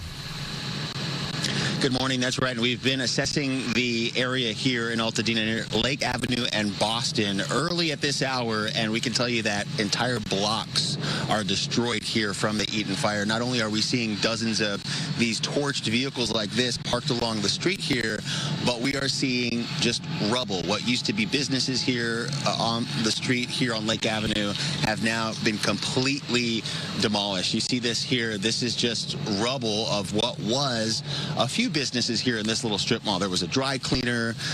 We also know that there was a little production company here, as well as a daycare, all burned to the ground. Now, at last check, 100 structures have been destroyed by the Eaton fire, and hundreds more have been damaged. So this, unfortunately, is a scene that people will be seeing in the days to come as crews continue to assess the damage. Now, this fire sits at over 10,000 acres, still 0% contained. During an update yesterday, LA County Sheriff Robert Luna said 5 people were killed and a significant number of injuries were reported, many people being rushed and treated at hospitals. The fire was first reported Tuesday near Altadena and Midwick Drives around 6 p.m. here in Altadena, and some of the communities still under mandatory evacuation orders include Pasadena, La Cañada, Flint Ridge, and Sierra Madre. The LA County Fire Chief says the department has basically reached capacity. They've requested more resources from not only Northern California, but out of state as well. Those resources that we could see today include 50 engine strike teams and as many as 250 engines. Crews are now also coming in from other states, Nevada, Oregon, and Washington, to help tackle the fire. So we'll be looking out for that, those additional resources. Meanwhile, for those impacted by the fire, the Pasadena Convention Center has been set up as an evacuation shelter. And coming back out here live, while driving through the area, we've seen downed power lines along North Lake Avenue here, downed trees, and again, lots of damage like this.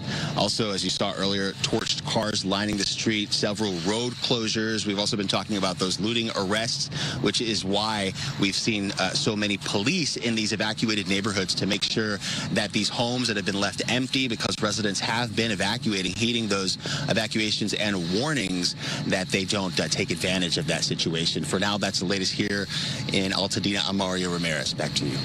All right, Mario, thank you. Let's go up in Skyfox, talk to Stu Mundell. He's over the Palisades fire, Stu?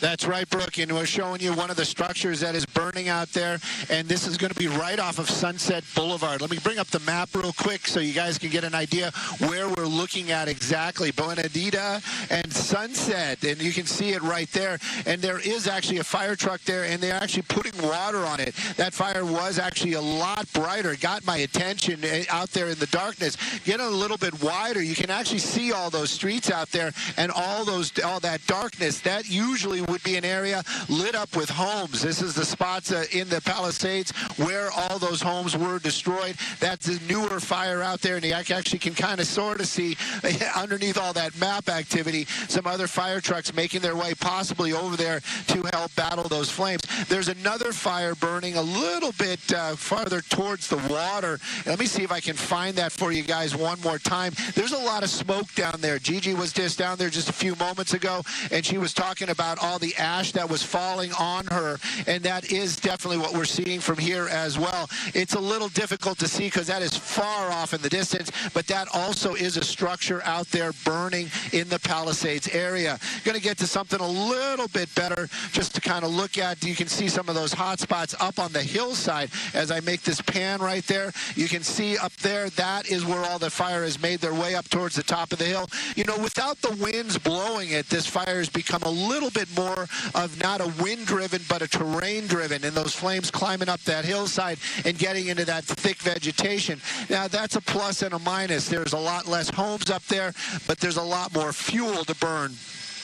And you can see those huge plumes of fire, and that is concerning. But that smoke carrying the embers, that is probably what still is very, very concerning to all the firefighters out there. We're talking about a lesser wind event today. There definitely going to be some more winds. We understand that, and we're going to keep an eye on it. But all those embers, they're going to go up in the air. They are coming down in that Palisades area, and there are still homes out there that have not been destroyed and maybe not damaged. But now with those embers falling down, that could change. But with the amount of firefighters and firefighting crews that are down there, hopefully that if there are hot spots that do pop up, they will jump on them very, very quickly. Bobby was talking moments ago about aerial attacks. I did make some inquiries, as it would be, to find out what was going on. Now, there was one LA City Fire helicopter up here earlier on doing those drops. That's going to be that Augusta, the 139.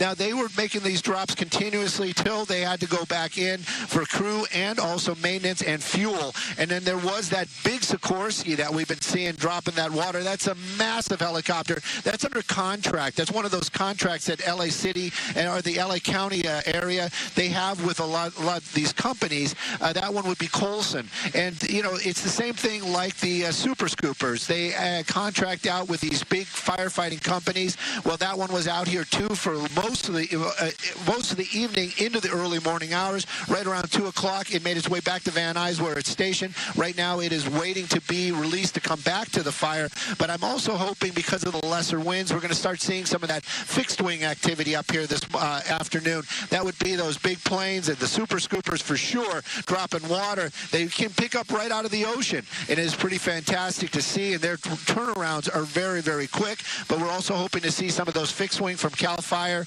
They're going to be out here dropping FOSCheck and start getting those containment numbers up and giving some of these folks maybe in the Brentwood area a little bit of relief. Before I send it back to you, just kind of showing you what we're talking about with those embers. This is a new pop-up right here. Now, this wasn't there earlier on, and you can see it's starting to burn down there at the bottom of the canyon. Probably some embers dropping down over there. It's getting closer and closer to these homes out here. Again, LA City, all the firefighting activity out here, they are aware of it. They know about it. But I can tell you, if you live in that neighborhood, I would be very concerned. If that was my house down there, I'd be extremely concerned. And I'm sure there's a lot of people still very much on edge with all this active fire very close to their homes. I'm Stu up at Skyfox. Can't wait to see that C-130, Stu. And I was also thinking how nice it is, especially for our viewers, that we have Skyfox up now to be able to take a look at this picture. You mentioned that parts of the Palisades are in the dark right now because the homes were lost, but we have that mapping system. And in the past, when we have covered these fires, we've had viewers calling us in real time when you've been able to be up in the air to be able to see whether or not their homes were still standing or whether their homes were threatened. And now with this mapping system and folks that might still be wondering what is happening up there or what it looks like along their street and along their neighborhood, you know, we can provide that technology. Definitely, Bobby. And, you know, I'm just like all of us that work in the news. I've had people reach out to me asking and saying, you know, I have a friend, I have a family member, they have a home at When You're Flying. I know you're busy, but could you please possibly take a look? You know, definitely we want to reach out. We want to help everybody. But as it stands right now, it's still a little dark down there. But we'll definitely, as soon as the sun comes up and the smoke blows, gets to the clearing, we're definitely going to be checking on all of those homes out there and showing the people, the viewers, exactly what has been going on in the Palisades area. All right, Stu Mundell live for us up in Skyfox over the Palisades fires. All right, and we've been dipping in and out of our Fox 11 LA coverage as they've been giving us these live looks on the ground, these live interviews with people who have lost everything. We've been hearing about children who can no longer return to school, people who are going out to buy water bottles to put out the flames of their homes. And right now, we do know that many still without power, 185,000 without power in LA County, 66,000 without power in neighboring Ventura County. And it could be a while until they get their power back. Fox News is reporting Southern California Edison, which is this power company that services 15 million people across southern, central, and coastal California, saying these weather conditions in Los Angeles County are too unsafe for power to be restored for the hundreds of thousands experiencing these outages. They're saying that customers may experience several days of outages. All right, we are going to go away for a 2-minute break on Live Now from Fox. When we come back, the coverage continues.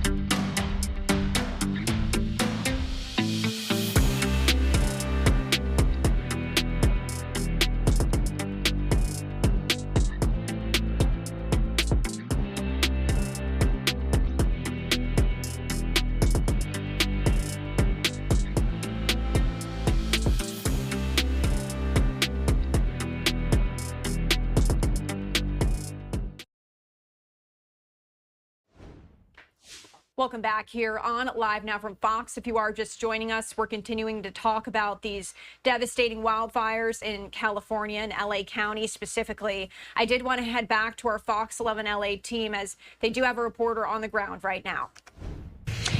And we were here yesterday, and we saw for ourselves after so many people asked us to please check out the local supermarkets. I mean, this is an important part of any community.